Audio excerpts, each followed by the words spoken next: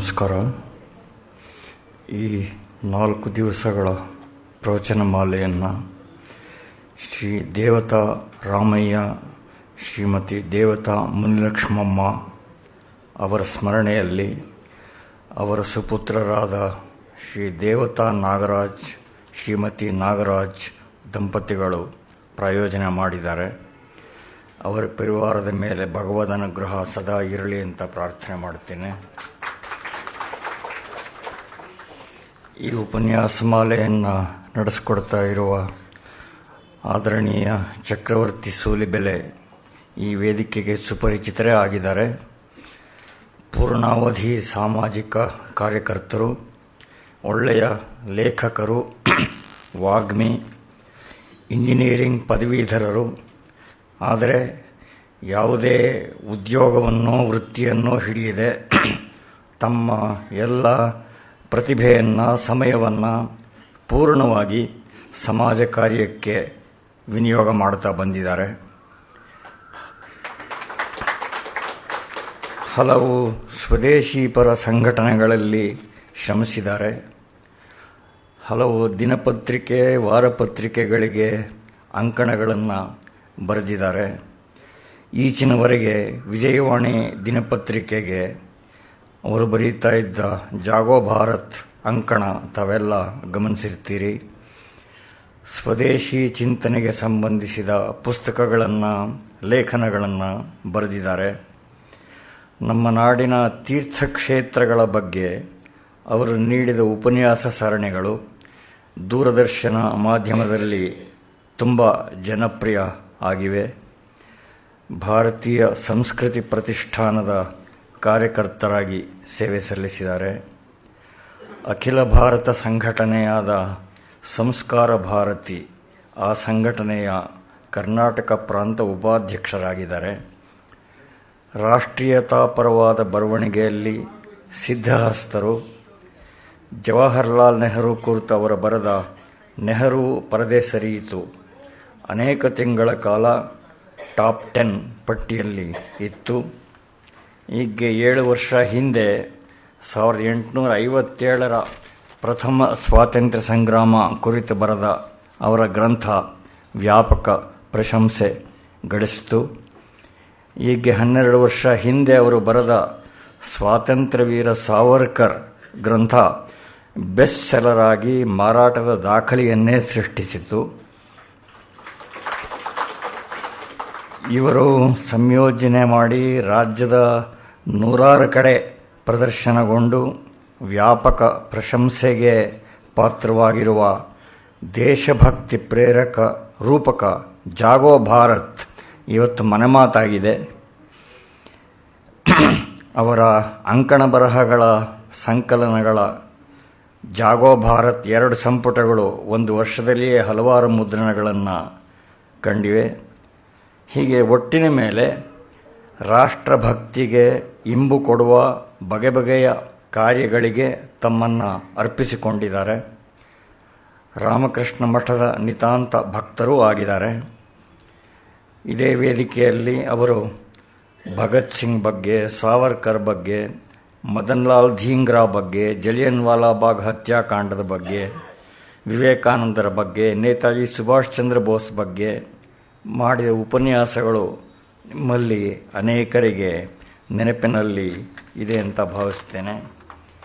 ಈ ಸಲದ ಉಪನ್ಯಾಸ ಮಾಲಿಕೆಯ ವಿಷಯ ಭವ್ಯ ಭಾರತದ ಪರಿಕಲ್ಪನೆಗಳು. ಒಂದು ಪ್ರಸಿದ್ಧ ಕಥೆಯನ್ನು ನೀವೆಲ್ಲ ಕೇಳಿರ್ತೀರಿ. ಒಬ್ಬ ಮೇಷ್ಟ್ರು ದೊಡ್ಡ ಬಿಳಿ ಹಾಳೆಯ ಮಧ್ಯೆ ಒಂದು ಸಣ್ಣ ಚುಕ್ಕೆ ಇಟ್ಟು ವಿದ್ಯಾರ್ಥಿಗಳನ್ನು ಕೇಳಿದ್ರು, ನಿಮಗೆಲ್ಲ ಏನು ಕಾಣ್ತಾ ಇದೆ ಅಂತ. ವಿದ್ಯಾರ್ಥಿಗಳೆಲ್ಲ ಹೇಳಿದ್ರು, ನಮಗೆ ಕಪ್ಪು ಚುಕ್ಕೆ ಕಾಣ್ತಾ ಇದೆ ಅಂತ.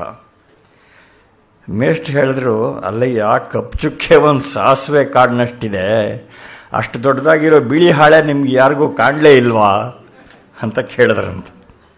ಇವತ್ತಿನ ಪರಿಸ್ಥಿತಿ ಹಾಗೆ ಆಗಿದೆ.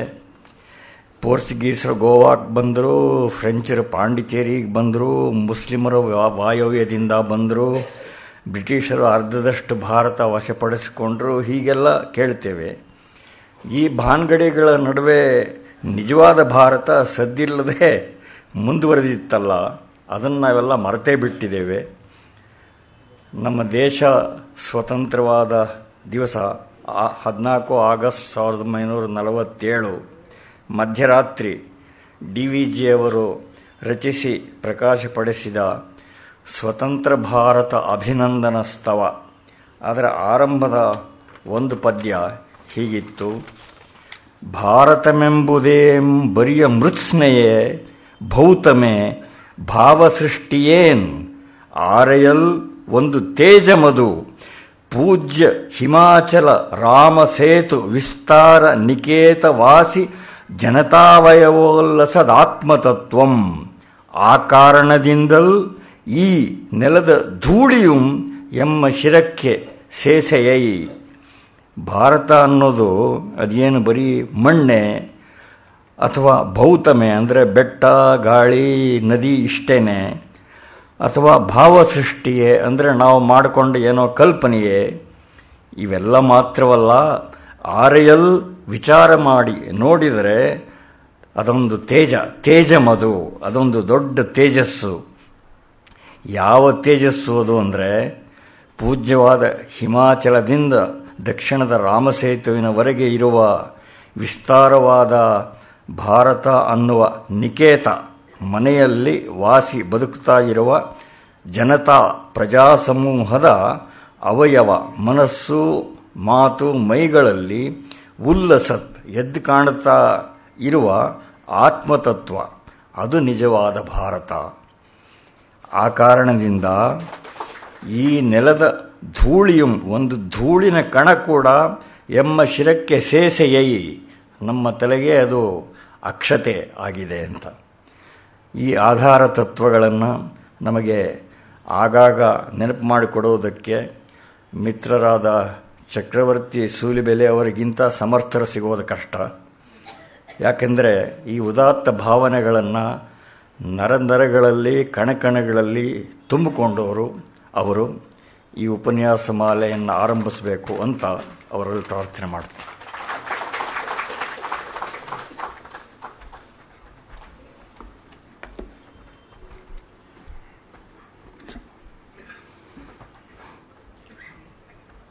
ಜನನೀಂ ಶಾರದಾಂ ದೇವೀಂ ರಾಮಕೃಷ್ಣಂ ಜಗದ್ಗುರುಂ ಪಾದಪದ್ಮೇ ತಯೋರ್ಶ್ರಿತ್ವ ಪ್ರಣಮಾಮಿ ಮುಹುರ್ಮುಹುಃ. ರತ್ನಾಕರ ಧೌತಪದಾಂ ಹಿಮಾಲಯ ಕಿರೀಟಿನೀಂ ಬ್ರಹ್ಮ ರಾಜರ್ಷಿ ರತ್ನಾಢ್ಯಾಂ ವಂದೇ ಭಾರತ ಮಾತರಂ. ಆದರಣೀಯ ಎಲ್ಲ ದೇಶಭಕ್ತ ಬಂಧುಗಳಿಗೆ ಅತ್ಯಂತ ಪ್ರೀತಿಪೂರ್ವಕವಾದ ನಮಸ್ಕಾರಗಳನ್ನು ಸಮರ್ಪಿಸ್ತಾ ಇದ್ದೇನೆ. ಮುಂದಿನ 4 ದಿನಗಳ ಕಾಲ ಬಹುಶಃ ನನ್ನ ಜೀವಮಾನದ ಒಂದು ಸುದೀರ್ಘ ಉಪನ್ಯಾಸ ಮಾಲೆ ಅನಿಸುತ್ತೆ.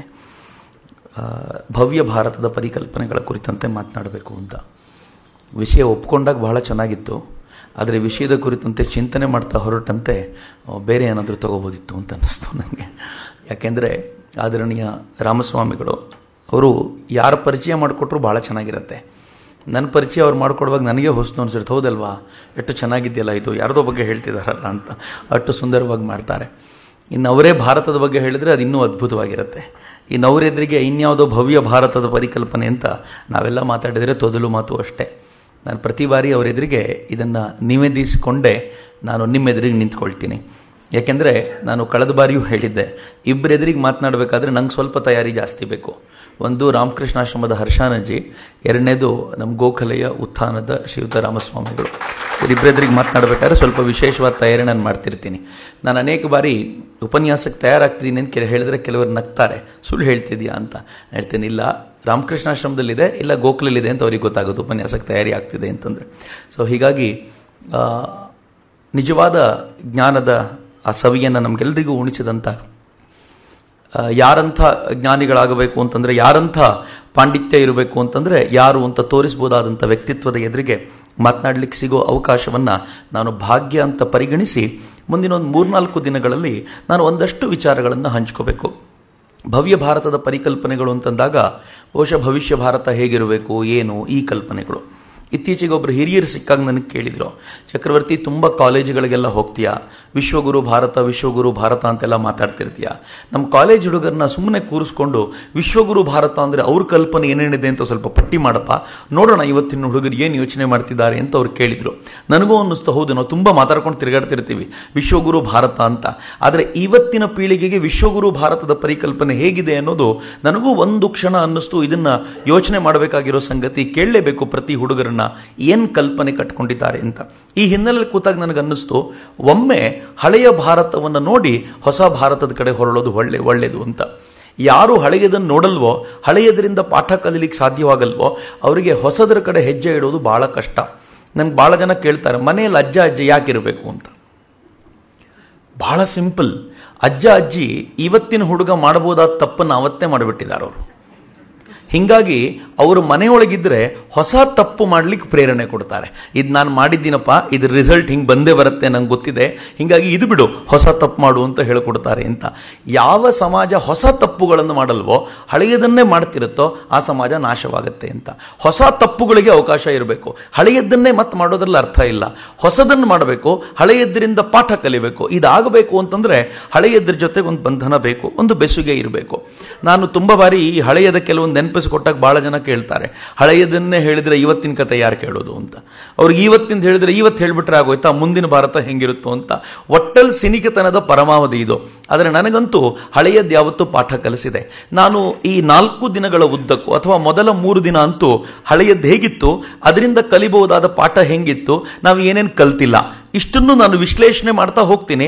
4ನೇ ದಿನ ಇವತ್ತು ಮತ್ತು ಮುಂದೆ ಹೇಗಿರಬಹುದು ಅನ್ನೋದ್ರ ಕುರಿತಂತೆ ನನಗೆ ಗೊತ್ತಿರೋ ಕೆಲವು ಅಂಶಗಳನ್ನು ಹಂಚಿಕೊಳ್ಳೋ ಪ್ರಯತ್ನ ಪಡ್ತೀನಿ. ವಾಸ್ತವವಾಗಿ ಭಾರತವನ್ನು ಕಟ್ಟಬೇಕು ಅಂದರೆ, ಒಂದು ಭವ್ಯ ಭಾರತವನ್ನು ನಿರ್ಮಾಣ ಮಾಡಬೇಕು ಅಂದರೆ ಭಾರತವನ್ನು ಅರಿತುಕೊಳ್ಳೋದು ಬಹಳ ಮುಖ್ಯ ಅಂತ. ಏನು ಭಾರತದ ಅಂತಃಸತ್ವ ಯಾವುದು ಭಾರತದ ಕೇಂದ್ರ, ಯಾವುದರ ಆಧಾರದ ಮೇಲೆ ನಾಡನ್ನು ಕಟ್ಟಬೇಕು, ಯಾವುದರ ಆಧಾರದ ಮೇಲೆ ಕಟ್ಟಿದ್ರೆ ಇದು ಸಸ್ಟೈನಬಲ್ ಡೆವಲಪ್ಮೆಂಟ್ ಅಂತ ಅನಿಸ್ಕೊಳ್ಳುತ್ತೆ. ಇವೆಲ್ಲವನ್ನೂ ಅರ್ಥ ಮಾಡ್ಕೊಳ್ಳದೆ ಹೋದರೆ ಬಹುಶಃ ಭಾರತವನ್ನು ಕಟ್ಟುವುದು ಬಹಳ ಕಷ್ಟ. ನೀವು ಯಾವತ್ತೂ ಭಾರತದ ಕುರಿತಂತೆ ಆಲೋಚನೆ ಮಾಡುವಾಗ ವಿವೇಕಾನಂದರು ಹೇಳಿದಂಥ ಅನೇಕ ಸಂಗತಿಗಳು ನನಗೆ ತುಂಬಾ ಗಂಭೀರ ಅಂತ ಅನಿಸುತ್ತೆ. ಸ್ವಾಮೀಜಿ ಹೇಳ್ತಾರೆ, ಹೇಗೆ ವ್ಯಕ್ತಿಯೊಬ್ಬನಿಗೆ ಕೇಂದ್ರ ಇದೆಯೋ, ನಾವು ಆತ್ಮ ಅಂತ ಕರಿತೀವೋ, ಹಾಗೆ ಒಂದು ದೇಶಕ್ಕೂ ಒಂದು ಆತ್ಮ ಅಂತಿರುತ್ತೆ ಅಂತ, ಒಂದು ದೇಶಕ್ಕೂ ಒಂದು ಕೇಂದ್ರ ಅಂತಿರುತ್ತೆ ಅಂತ. ಸ್ವಾಮೀಜಿ ಆ ಕೇಂದ್ರವನ್ನ ಧರ್ಮ ಅಂತ ಕರೀತಾರೆ. ಭಾರತದ ಕೇಂದ್ರ ಧರ್ಮ, ಇದು ಭಾರತದ ಅಂತಃಸತ್ವ. ಇದರ ಆಧಾರದ ಮೇಲೆಯೇ ಭಾರತ ಕಟ್ಟಲ್ಪಟ್ಟಿದೆ. ನೀವು ಭಾರತದಲ್ಲಿ ಏನನ್ನು ಮಾಡಿದ್ರೂ ಕೂಡ ಅದು ಧಾರ್ಮಿಕವಾಗಿಯೇ ಇರಬೇಕು ಅಂತ. ಧಾರ್ಮಿಕವಲ್ಲದೆ ಏನೂ ಇರೋದಿಲ್ಲ. ನನಗೆ ಅನೇಕ ಬಾರಿ ಅನ್ನಿಸ್ತಿತ್ತು, ಸ್ವಾಮೀಜಿ ಕೆಲವು ಕಡೆ ಹೇಳ್ತಾರೆ, ಅವ್ರ ಅರ್ಥ ಆಗೋದು ಯಾವಾಗ ಅಂದ್ರೆ, ನೀವು ಹೆಚ್ಚೆಚ್ಚು ಸಮಾಜದ ಜೊತೆಗೆ ಬೆರೆತಾಗ ಸ್ವಾಮೀಜಿ ಅರ್ಥ ಆಗ್ತಾರೆ. ಸ್ವಾಮೀಜಿ ಹೇಳ್ತಾರೆ, ನೀವು ಅಮೆರಿಕಕ್ಕೆ ಹೋಗಿ ಅಮೆರಿಕಾದೊಬ್ಬ ಸಾಮಾನ್ಯ ರೈತನಿಗೆ ಇಲ್ಲಿ ಆಳ್ತಾ ಇರೋ ಪೊಲಿಟಿಕಲ್ ಪಾರ್ಟಿ ಯಾವುದು, ಇದರ ಲೀಡರ್ ಯಾರು ಅಂತ ಕೇಳಿದ್ರೆ ಅವನೊಂದು ಅರ್ಧ ಗಂಟೆ ಭಾಷಣ ಮಾಡ್ತಾನಂತೆ. ಪೊಲಿಟಿಕಲ್ ಪಾರ್ಟಿ ಯಾವುದು, ಈ ಪೊಲಿಟಿಕಲ್ ಪಾರ್ಟಿ ಏನ್ ಮಾಡುತ್ತೆ, ಇವ್ರ ಹಗರಣಗಳು ಎಂತೆಂತ ಒಂದು ಅರ್ಧ ಗಂಟೆ ಭಾಷಣ ಮಾಡ್ತಾನಂತೆ. ಭಾರತಕ್ಕೆ ಬಂದು ಕೇಂದ್ರದಲ್ಲಿರೋ ಮಂತ್ರಿ ಇಂಥವ್ರು ಯಾರು ಅಂತ ಕೇಳಿದ್ರೆ ಕೆಲವು ಸಲ ಎಜುಕೇಟೆಡ್ಸ್ಗೂ ಗೊತ್ತಿರೋದಿಲ್ಲ.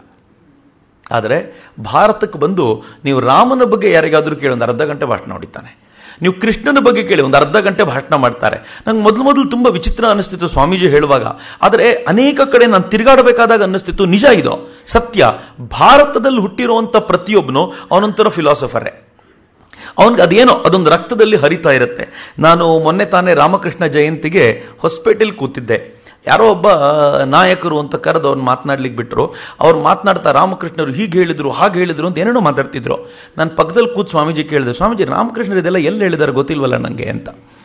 ಅವರಂದ್ರು, ಭಾರತದಲ್ಲಿ ಹುಟ್ಟಿರೋರು ಪ್ರತಿಯೊಬ್ಬರು ಫಿಲಾಸಫರ್ಪ, ದರ್ಶನ ಎಲ್ಲೆಲ್ಲಿಂದ ಆಗಿರುತ್ತೋ ಗೊತ್ತಿರಲ್ಲ, ತುಂಬ ತಲೆ ಕೆಡಿಸ್ಕೊಳ್ಬೇಡ ಅಂತಂದ್ರು. ನಾನಂದ್ರೆ ಇರ್ಬೋದೇನೋ ಅಂತೇಳಿ ನಾನು ಸುಮ್ಮನೆ ಆಗ್ಬಿಟ್ಟೆ ಅಂತ. ಸತ್ಯಗಳು ಎಲ್ಲೆಲ್ಲಿಂದ ಯಾರಿಗೆ ಹೊಳೆಯುತ್ತೋ ಭಾರತದಲ್ಲಿ ಅಂತ. ಈ ಅಂಶಗಳಿವೆಯಲ್ಲ, ಬಹುಶಃ ಇದು ಭಾರತದ ನರನಾಡಿಯಲ್ಲಿದೆ. ಈ ಸತ್ಯದ ಕುರಿತಂತ ಒಂದು ಹುಡುಕಾಟದ ತೀವ್ರತೆ, ಈ ಚಿಂತನೆ, ಇದು ಭಾರತದ ನರನಾಡಿಯಲ್ಲಿದೆ. ಹಿಂಗಾಗಿ ಭಾರತದ ಅಂತಃಸತ್ವ ಈ ಧರ್ಮದ ಆಧಾರವಾಗಿರುತ್ತೆ. ನಾನು ತುಂಬ ಬಾರಿ ಯೋಚನೆ ಮಾಡ್ತೀನಿ, ಭಾರತದ ಧರ್ಮದ ಆಧಾರಿತದ್ದು ಹೇಗಿರುತ್ತೆ ಅಂತಂದ್ರೆ, ಇಲ್ಲಿ ಊಟ ಮಾಡುವಾಗೂ ಧರ್ಮವನ್ನು ಆಚರಣೆ ಮಾಡ್ತೀವಿ. ನಾವೊಂದು ಟೂರಿಗೆ ಹೋಗಬೇಕಾದ್ರೂ ಒಂದು ಧರ್ಮವನ್ನು ಆಚರಣೆ ಮಾಡ್ತೀವಿ.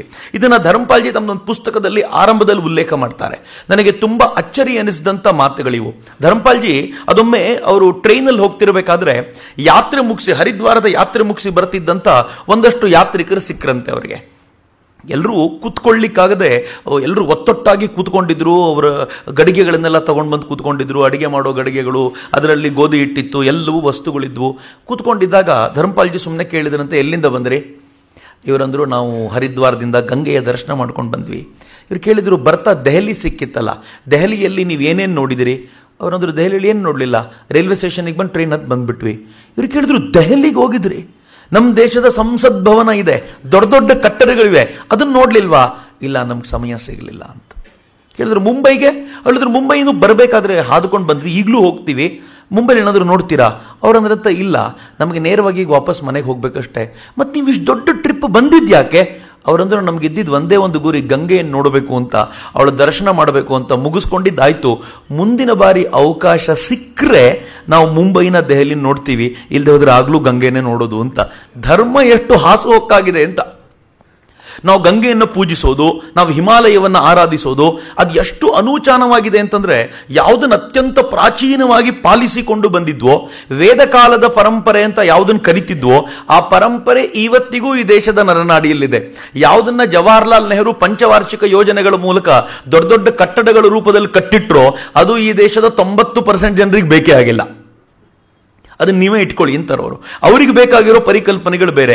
ಯಾವುದು ಈ ಕೇಂದ್ರ ಅನ್ನೋದನ್ನು ಹುಡುಕಬೇಕಾಗಿದೆ ಅಂತ ನಾನು ತುಂಬಾ ಬಾರಿ ನೋಡ್ತೀನಿ. ಊಟಕ್ಕೆ ಕೂರುವಾಗ ನಾವು ಈಗಲೂ ಕೂಡ ಊಟ ಮಾಡುವಾಗ ಅದನ್ನು ಅರ್ಪಣೆ ಮಾಡಬೇಕು ಅಂತ ಕೇಳ್ಕೊಳ್ತೀವಿ. ಊಟ ಮಾಡುವಾಗ ನಾವು ವ್ರತ ಮಾಡ್ತೀವಿ. ಈಗಂತೂ ಎಲ್ಲವನ್ನೂ ಬಿಟ್ಟಿದ್ದೀವಿ ಅಂತ ಇಟ್ಕೊಳ್ಳೋಣ. ಎಲ್ಲವನ್ನೂ ಹೋಟ್ಲಲ್ಲಿ ಊಟ ಮಾಡುವಾಗ ಎಲ್ಲವನ್ನೂ ಬಿಡ್ತೀವಿ, ಮನೇಲಿ ಊಟ ಮಾಡುವಾಗ ಯಾವುದನ್ನು ಕೇರ್ ಮಾಡಲ್ಲ. ಆದರೂ ಕೂಡ ನಮ್ಮ ಮನೆಯಲ್ಲಿ ಒಂದು ಹಬ್ಬ ಬಂತು ಅಂದರೆ ಒಂದು ವ್ರತ ನಿಯಮ ಅಂತ ಪಾಲನೆ ಮಾಡ್ತೀವಿ. ಅಷ್ಟು ಚೆನ್ನಾಗಿದೆ ಅಂದರೆ, ಪುಟ್ಟ ಮಗು ಕೂಡ ಅವತ್ತು ಸ್ನಾನ ಮಾಡಬೇಕು, ಪೂಜೆ ಆಗುವವರೆಗೂ ಏನು ತಿನ್ನಬಾರ್ದು. ಮತ್ತು ಎಂದಿಗಿಂತ ಹೆಚ್ಚು ಅದ್ಭುತವಾಗಿರುವಂಥ ಅಡುಗೆಗಳಾಗೋದು ಅವತ್ತೇ. ಆ ಹುಡುಗನ ಕತೆ ಏನಾಗಿರಬೇಡ, ಅವನದನ್ನು ನೋಡ್ತಿರ್ತಾನೆ, ಅದನ್ನು ವಾಸನೆ ತಗೊಳ್ತಿರ್ತಾನೆ, ಅದನ್ನು ಪ್ರತಿ ಬಾರಿ ತಿನ್ನಬೇಕು ಅಂತ ಅನ್ನಿಸ್ತಿರುತ್ತೆ ಅವನಿಗೆ. ಆದರೆ ಅಮ್ಮ ಹೇಳ್ತಾಳೆ, ಮಗು ಸ್ನಾನ ಮಾಡದೆ ಪೂಜೆ ಮಾಡದೆ ಏನೂ ಇಲ್ಲ. ಅವನಿಗೆ ಎಷ್ಟು ಸಂಯಮ ಅಂತಂದ್ರೆ, ಎಷ್ಟು ಅವನು ಧರ್ಮ ಭೀರುವಾಗಬೇಕು, ಅವನ ಧರ್ಮವನ್ನ ಆಚರಿಸುವಂತ ಪ್ರಜ್ಞೆ ಅವನಿಗೆ ತರಬೇಕು ಅಂತಂದ್ರೆ, ಆ ತಾಯಿ ಅವನಿಗೆ ಪೂಜೆ ಆಗುವವರೆಗೂ ಮುಟ್ಲಿಕ್ಕೆ ಬಿಡಲ್ಲ. ಆ ಸಂಯಮದ ಪಾಠ ಇದೆಯಲ್ಲ, ಎಷ್ಟು ಚೆನ್ನಾಗಿ ಕಲಿಸ್ತು ಅಂತ. ಮತ್ತೆ ಈ ತರದ ಹಬ್ಬ ಒಂದೆರಡಲ್ಲ, ಈ ತರದ ಹಬ್ಬ ವರ್ಷದಲ್ಲಿ ಒಂದು 30-40 ಆದ್ರೂ ನಮ್ಮ ಮನೇಲಿ ಮಾಡ್ತೀವಿ. ನಮ್ಗೆ ಆತ್ಮ ಸಂಯಮದ ಪಾಠವನ್ನ ಹಬ್ಬ ಮತ್ತು ಅಡುಗೆಯಲ್ಲೂ ಕಲಿಸುವಂತ ಒಂದು ಪರಂಪರೆ ಇತ್ತಲ್ಲ, ಎಷ್ಟು ಸುಂದರವಾಗಿದೆ ಅಂತ. ನಾನು ಇವೆಲ್ಲವನ್ನೂ ಯೋಚನೆ ಮಾಡಿದವಾಗಲೇ ನನಗನ್ಸೋದು, ಭಾರತದ ಈ ವಾಸ್ತುವೆ, ನಾನು ವಾಸ್ತುವನ್ನು ತುಂಬ ನಂಬಲ್ಲ, ಆದರೆ ಒಟ್ಟಾರೆ ಭಾರತವನ್ನು ಕಂಡಾಗ ಭಾರತದ ವಾಸ್ತುವೇ ನಂಗೊಂದು ಖುಷಿ ಕೊಡುವಂಥದ್ದು ಅಂತ. ಈ ಭಾರತದ ವಾಸ್ತುವೇ ಹೇಗಿದೆ ಅಂತಂದ್ರೆ, ಈ ಥರದ ಅಂತರ್ಮುಖಿ ವ್ಯಕ್ತಿತ್ವವಾಗಲಿಕ್ಕೆ ಪ್ರೇರಣೆ ಕೊಡುವಂಥ ಒಂದು ವಾತಾವರಣದಲ್ಲಿ ನಾವಿದ್ದೀವಿ. ನಮ್ಮನ್ನು ಅನೇಕರು ಉಪಖಂಡ ಅಂತ ಹೇಳಿದ್ರು, ಅದು ಮೂದಲಿಸಿದ್ದ. ಆಕ್ಚುಲಿ ಭಾರತಕ್ಕೆ ತನ್ನದೇ ಆದ ಒಂದು ಸಂಸ್ಕೃತಿಯಲ್ಲ, 10 ಸಂಸ್ಕೃತಿಗಳನ್ನು ಒಳಗೊಂಡಿರುವುದರಿಂದ ಇದೊಂದು ಉಪಖಂಡ ಅಂತ. ಆದರೆ ನಾನು ಯಾವಾಗಲೂ ಸ್ವಲ್ಪ ಕೂತಾಗ ಆಲೋಚನೆ ಮಾಡ್ತಿರ್ತೀನಿ, ಉಪಖಂಡ ಅನ್ನೋದನ್ನು ಪಾಸಿಟಿವ್ ಆಗಿ ಸ್ವೀಕಾರ ಮಾಡೋದಾದ್ರೆ, ನೀವು ಜಗತ್ತಿನ ಯಾವ ಖಂಡವನ್ನು ಆಲೋಚನೆ ಮಾಡ್ತೀರೋ ಆ ಖಂಡವನ್ನೆಲ್ಲ ನಾನು ಭಾರತದಲ್ಲಿ ನೋಡ್ಬೋದು. ಅಷ್ಟು ವಿವಿಡ್ ಆಗಿರುವಂತ ಕಲ್ಚರ್ನ ಭಾರತ ಒಳಗೊಂಡಿದೆ ಅಂತ. ನೀವು ಅಮೆರಿಕ ನೋಡಬೇಕು, ಅಮೆರಿಕಾದ ಶಿಸ್ತುಬದ್ಧ ಬದುಕು ಅಥವಾ ಅಮೆರಿಕನ್ರ ಆ ಕಲ್ಪನೆಗಳು ಭಾರತದಲ್ಲಿದೆ. ವಿಸ್ತಾರವಾದ ಭೂಮಿ ಭಾರತದ ಕಲ್ಪನೆ ಇದೆ. ನೀವು ಯುರೋಪ್ನಲ್ಲಿರುವಂತಹ ಆ ಥರದ ಕಲ್ಪನೆಗಳು ಭಾರತದಲ್ಲಿ ನಿಮ್ಗೆ ನೋಡ್ಲಿಕ್ಕೆ ಸಿಗತ್ತೆ. ನೀವು ಆಫ್ರಿಕಾದ ಪ್ರಾಕೃತಿಕ ಶ್ರೀಮಂತಿಕೆ ನಿಮಗೆ ಭಾರತದಲ್ಲಿ ನೋಡ್ಲಿಕ್ಕೆ ಸಿಗತ್ತೆ. ನೀವು ಜಗತ್ತಿನಲ್ಲಿ ಏನನ್ನು ನೋಡಿ, ಇಡೀ ಏಷ್ಯಾದ ಬೆಳಕು, ಏಷ್ಯಾದ ಜ್ಞಾನ ಅದು ಭಾರತದಲ್ಲಿ ಸಿಗುತ್ತೆ. ಇಡೀ ಜಗತ್ತನ್ನ ಏನಾದರೂ ಮಿನಿಯೇಚರ್ ಮಾಡಿದ್ರೆ ಅದನ್ನು ಭಾರತ ಅಂತ ಕರೆಯುವುದು ಅಂತ. ಇದು ನನಗೆ ಯಾವಾಗಲೂ ಅನ್ಸೋದು. ಬಹುಶಃ ನಾನು ತುಂಬಾ ಭಾವುಕ ಅಥವಾ ನನ್ನ ಭಾರತ ಅನ್ನೋ ಕಾರಣಕ್ಕೆ ಹಂಗೆ ಅನಿಸ್ತು ಅಂದ್ರೆ, ಸುಮ್ಮನೆ ಕೂತ್ಕೊಂಡು ಒಂದ್ಸಲ ಆಲೋಚನೆ ಮಾಡಿ. ಯಾರ್ಯಾರು ವರ್ಲ್ಡ್ ಟೂರ್ ಮಾಡಿ ಬಂದಿದ್ದೀರೋ ಅವರಿಗೆಲ್ಲ ಅರ್ಥ ಆಗುತ್ತೆ ಭಾರತ ಅನ್ನೋದು ಒಂದು ವಿಶೇಷವಾದ ನಾಡು ಅಂತ. ನಿಮ್ಗೆ ಯುರೋಪ್ ನೋಡಬೇಕು ಅಂತಂದ್ರೆ ನಮ್ಮ ಹಿಮಾಲಯದ ತಪ್ಪಲಿಗೆ ಹೋಗಿ ಬನ್ನಿ. ನಾನು ಚಾರ್ಧಾಮ್ ಯಾತ್ರೆಗೆ ಹೋಗಿ ಬಂದಾಗ ನನ್ನನ್ನು ಕರ್ಕೊಂಡು ಹೋಗಿದ್ದಂತ ನಮ್ಮ ಕಾರ್ ಡ್ರೈವರು ಅವನೊಂದ್ ಕಡೆ ನಿಲ್ಲಿಸ್ದ, ಒಂದು ರೌಂಡ್ ಹಾಕೊಂಡು ಬನ್ನಿ ಅಂತ ಕೇಳ್ದ. ನಾನು ಕೇಳಿದೆ, ಯಾವ ಊರಿದು? ಚೋಫ್ತಾ ಅಂತ ಊರಿನ ಹೆಸರು. ನಾನು ಹೇಳಿದೆ, ಏನ್ ವಿಶೇಷ? ಸರ್, ನೀವು ಇಲ್ಲಿಗೆ ಹೋದ್ರೆ ಸ್ವಿಟ್ಜರ್ಲ್ಯಾಂಡಿಗೆ ಹೋಗಬೇಕಾದ ಅಗತ್ಯ ಇಲ್ಲ, ಅಷ್ಟು ಅದೇ ತರದ ವಾತಾವರಣ ಇಲ್ಲಿದೆ ಅಂತ ಹೇಳ್ತಾರೆ ಅಂತ. ನೀವು ಒಂದು ರೌಂಡ್ ಹಾಕೊಂಡು ಬಂದ್ರೆ ಸ್ವಿಟ್ಜರ್ಲ್ಯಾಂಡ್ ತಿರ್ಕೊಂಡು ಬಂದಂತೆ ಅವನು ಹೇಳೋದು. ನೀವು ಯುರೋಪಿನ ಭಾಗಗಳನ್ನು ನೋಡಬೇಕು ಅಂತಂದ್ರೆ ಹಿಮಾಲಯದ ತಪ್ಪಲು, ನಿಮಗೆ ಮರುಭೂಮಿ ನೋಡಬೇಕು ಅಂದ್ರೆ ರಾಜಸ್ಥಾನ, ನಿಮಗೆ ನದಿಗಳನ್ನು ನೋಡಬೇಕು ಅಂದ್ರೆ ಎಲ್ಲಿ ನಿಂತರೂ ಕಾಣುತ್ತೆ, ನಿಮ್ಗೆ ಸಮುದ್ರ ನೋಡಬೇಕು ಅಂದ್ರೆ ಭಾರತದ ದಕ್ಷಿಣ. ಒಂದೆರಡಲ್ಲ, 3 ಸಾಗರಗಳು ಬಂದು ತಾಯಿ ಭಾರತೀಯ ಪಾದ ತೊಳ್ಕೊಂಡು ಹೋಗ್ತವೆ. ಏನು ಸುಂದರವಾದ ಭಾಗ ಅಂತ. ಈ ಭಾರತ ಎಷ್ಟು ಚೆನ್ನಾಗಿ ರೂಪುಗೊಂಡಿದೆ ಅಂತಂದ್ರೆ, ನೀವು ಕೇಳಿದ್ದನ್ನ ಕೊಡಲಿಕ್ಕೆ ತಯಾರಾಗಿರುವಂತ ಭಾಗ. ಭಗವಂತ ತುಂಬಾ ಪ್ರೀತಿಸಿದ ನಾಡು ಅಂತ. ನನಗೆ ಅದಕ್ಕೆ ಯಾವಾಗಲೂ ಅನ್ಸುತ್ತೆ, ನಾನು ಕುವೈತಿಗೆ ಹೋಗಿದ್ದಾಗ ಸುಮ್ಮನೆ ಕುವೈತ್ ನೋಡ್ತಿದ್ದೆ. ನಂಗೆ ಮೊದಲು ಬಹಳ ಚಂದ ಅನ್ನಿಸ್ತು, ಏನು ವಿಶಾಲವಾದ ರಸ್ತೆಗಳು, ಎಷ್ಟು ಸುಂದರವಾಗಿದೆ ಅಂತ. ಆದರೆ ಎಲ್ಲಿ ಕಣ್ಣು ಹಾಯಿಸಿದ್ರು ನಿಮಗೆ ಮರಳು ಬಿಟ್ಟರೆ ಬೇರೆ ಕಾಣದೇ ಇಲ್ಲ. ಕುವೈತ್ನಲ್ಲಿ ನನಗೆ ನನ್ನ ಜೊತೆ ಇದ್ದ ಹುಡುಗರು ಹೇಳ್ತಿದ್ರು, ಅಣ್ಣ ಇಲ್ಲಿ ಪೆಟ್ರೋಲ್ ಬೇಕಿದ್ರೆ ನಿಮಗೆ ಸುಲಭಕ್ಕೆ ಸಿಗುತ್ತೆ, ಆದರೆ ಕುಡಿಲಿಕ್ಕೆ ನೀರು ಸಿಗಲ್ಲ ಇಲ್ಲಿ ಅಂತ. ಅಕಸ್ಮಾತ್ ಇಲ್ಲಿನ ನೀರನ್ನ ಹೀಗೆ ಕುಡಿದು ಬಿಟ್ರೆ ನಾವು ವಾಪಸ್ ಭಾರತಕ್ಕೆ ಬರೋ ಸ್ಥಿತಿಯಲ್ಲಿರಲ್ಲ, ಅಷ್ಟು ಕೆಟ್ಟ ನೀರು ಇವರಿಗಿದೆ. ಇದನ್ನು ಡಿಸ್ಟಿಲ್ ಮಾಡ್ಕೊಂಡು ಕುಡಿಬೇಕಾದ ಪರಿಸ್ಥಿತಿ.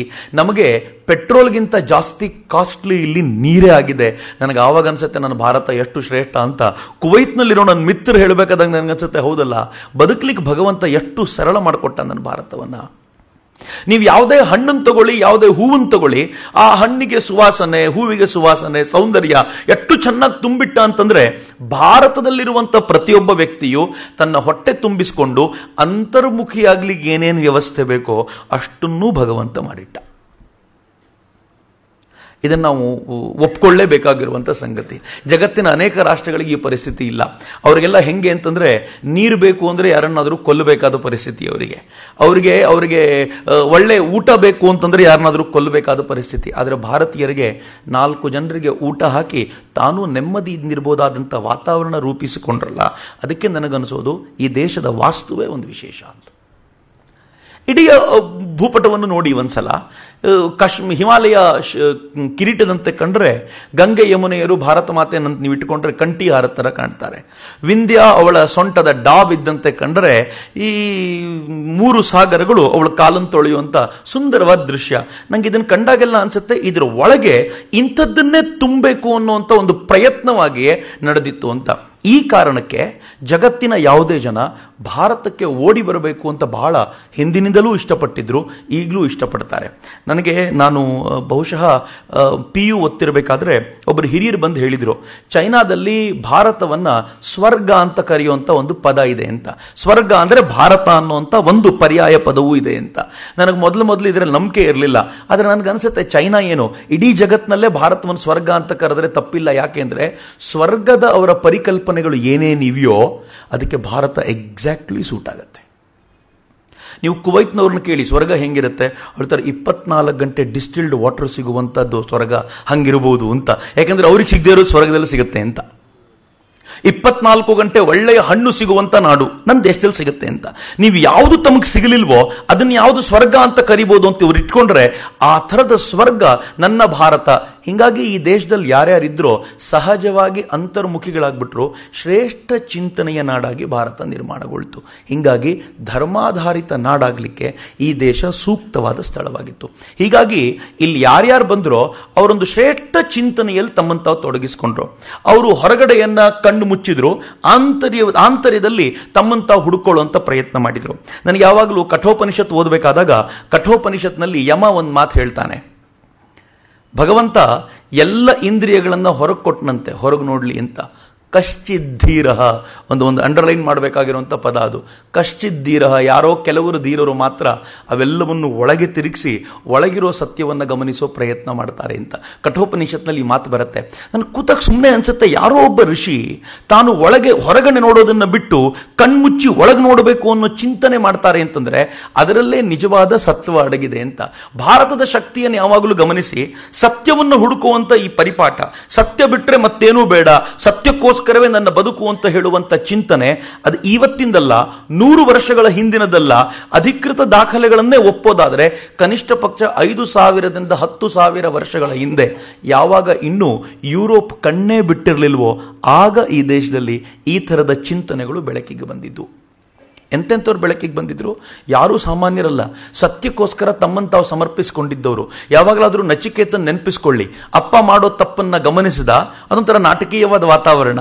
ಆ ವಾತಾವರಣದಲ್ಲಿದ್ದಂಥ ಆ ವ್ಯಕ್ತಿ ಅಪ್ಪ ಮಾಡಿದ ತಪ್ಪನ್ನು ನೋಡಿಕೊಂಡು ನನ್ನನ್ನು ಯಾರಿಗಾದರೂ ದಾನ ಮಾಡುವಂತ ಕೂತಿದ್ದವನ್ನ ಯಮನ ಬಳಿ ದಾನ ಅಂತ ಕಳಿಸ್ಕೊಟ್ಟಿದ್ದು.